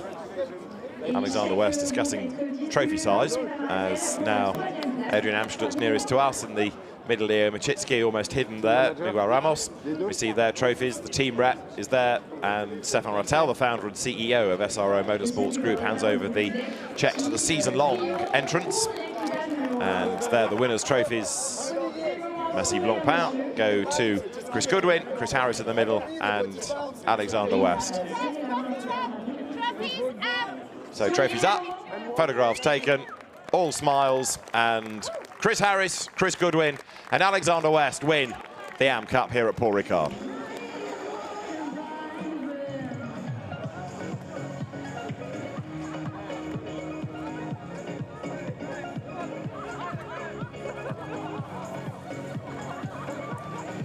So champagne sprayed, not over everybody, but Chris Harris enjoys himself, and then all gets done by Leo Machitsky.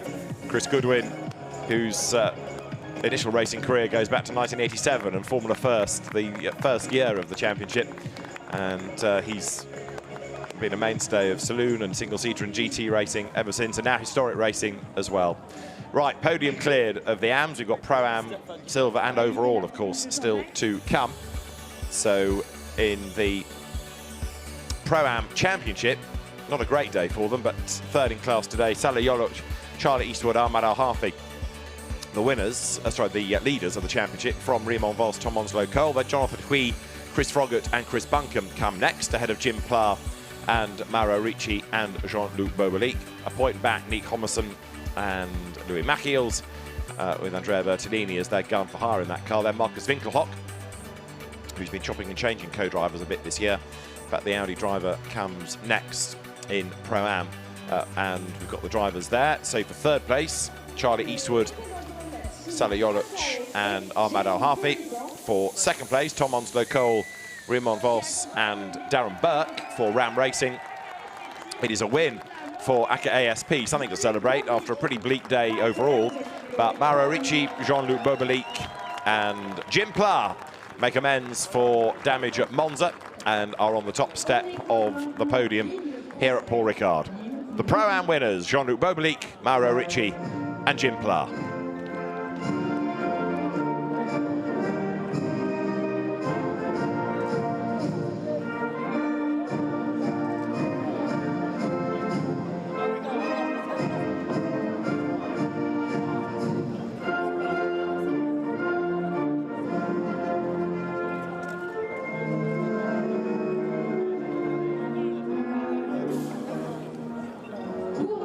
So for the winning team, ACA ASP, represented on the podium by Jérôme Policon, we have the French national anthem. Now, of course, the trophies brought forward for the winning drivers. So there you've got Salih Yoluch, Ahmad Al-Hafi and Charlie Eastwood for third. For second place now, Raymond Vos, Tom Onslow Cole in the middle, Darren Burke, and then the winners, Mauro Ricci, Jean-Luc Bobelic and Jim Pla for ACA ASP, another Blancpain clock for the wall of the workshop.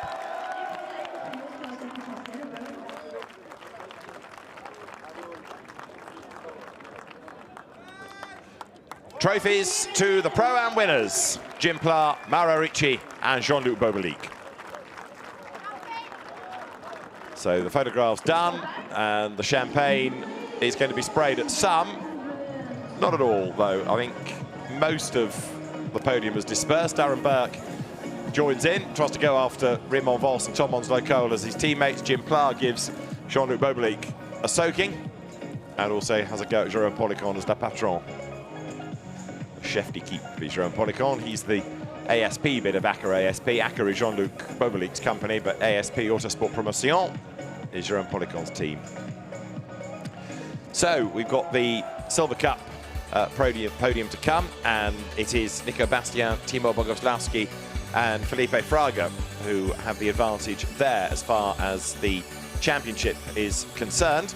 And the next combination of drivers, Patrick Assenheimer and Gabriele Piana and Hubert Haupt on points, ahead of Lucas Ayrton, Maron, Gerhard Ferraza and Arno Santamato, who've not had a great day at the office today with that car being eliminated with damage. Kim Louis Schramm, Finlay Hutchinson and Ivan Pereiras taking second today in the Silver Cup. Denis Bulatov, David Perel and Renat Salikov taking fourth today. They're next in the championship standings as the drivers come to the podium. So there in the Silver Cup are Hubert Haupt, Patrick Assenheimer and Gabriele Piana. For second, Ivan Pereiras, Kim Louis Schramm and Finlay Hutchison, the young Scottish driver.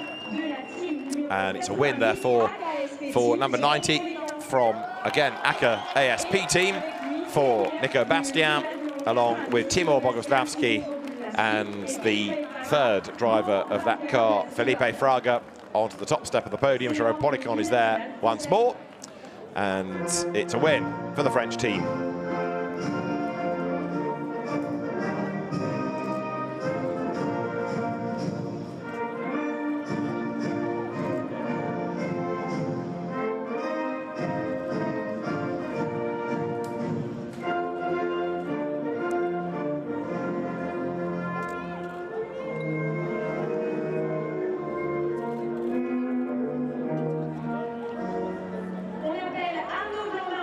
A Silver Cup win for Nico Bastien, Felipe Fraga and Timo Bogoslavski here at Paul Ricard as the trophies come forward.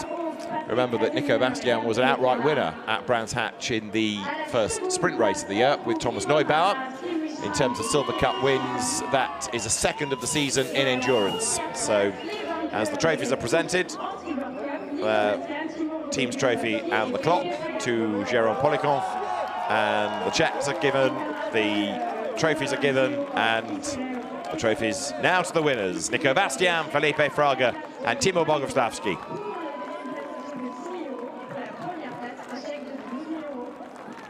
So fantastic result for Nico Bastian, just being a great season for him. He keeps racking up either outright or category wins, and so another one done and standing him in good stead. The sets of tyres given by Pirelli awarded as well, trophies all in the air, and smiles and photographs taken, everyone happy on the podium, with one more ceremony to come, and that's going to be the overall top 3. Champagne set to be sprayed, but our driver's going to run. No. The further through the podiums you get, the braver the drivers are. They're more prepared to stand there and take the champagne. That's Nico Bastian, who's just had an eyeful, I think from Hubert Haupt, but well done to Nico Bastian for yet another win. So an outright race winner at Brands Hatch in the Blancpain GT World Challenge Europe, first sprint race of the year, and now a second Endurance Silver Cup win. Now, what about the championship overall? We've got then Miguel Molina, Davide Rigon and Mikael Alyoshin as the championship leaders, 4 points ahead of Dennis Lin, Marco Mappelli and Andrea Caldarelli. Jules Gounon, Stephen Kane and Jordan Pepper come next ahead of Zaid Ashkanani, Klaus Bachler and Andrea Rizzoli, with Maro Engel, Jelmer Berman and Lukas Stolz not scoring so well today, rounding out the leaderboard, as now the third place drivers overall come to the podium: Andrea Caldarelli, Marco Mappelli and Dennis Lind for the Orange One FFF racing team. For second place, Davide Rigon, Miguel Molina and Mikael Alyoshin. The winning team is the Bentley Team M Sport squad. The winners of the 6 Hours of Paul Ricard: Stephen Kane, Jules Gounon and Jordan Pepper. 3 delighted Bentley boys leap onto the podium, and Jules Gounon then, along with Stephen Kane and Jordan Pepper, congratulate their rivals, and will go to the top step of the podium, a British brand winning here in France.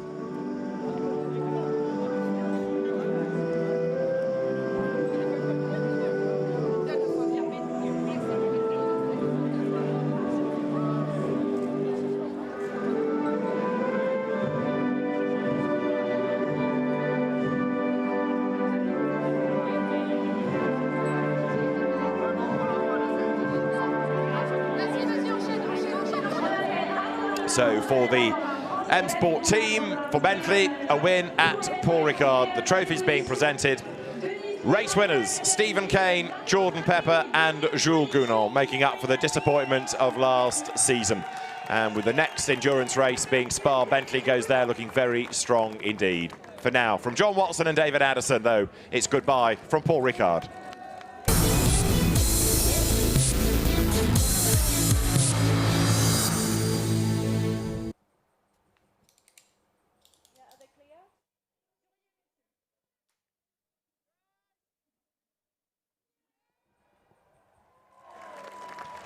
So the celebrations continue here on the podium, and Stephen Kane in the middle of all of that, who's been with Bentley and M Sport since the beginning, gets the celebrations underway. Brian Gush from Bentley was on the podium too, but the Bentley drivers celebrate in style.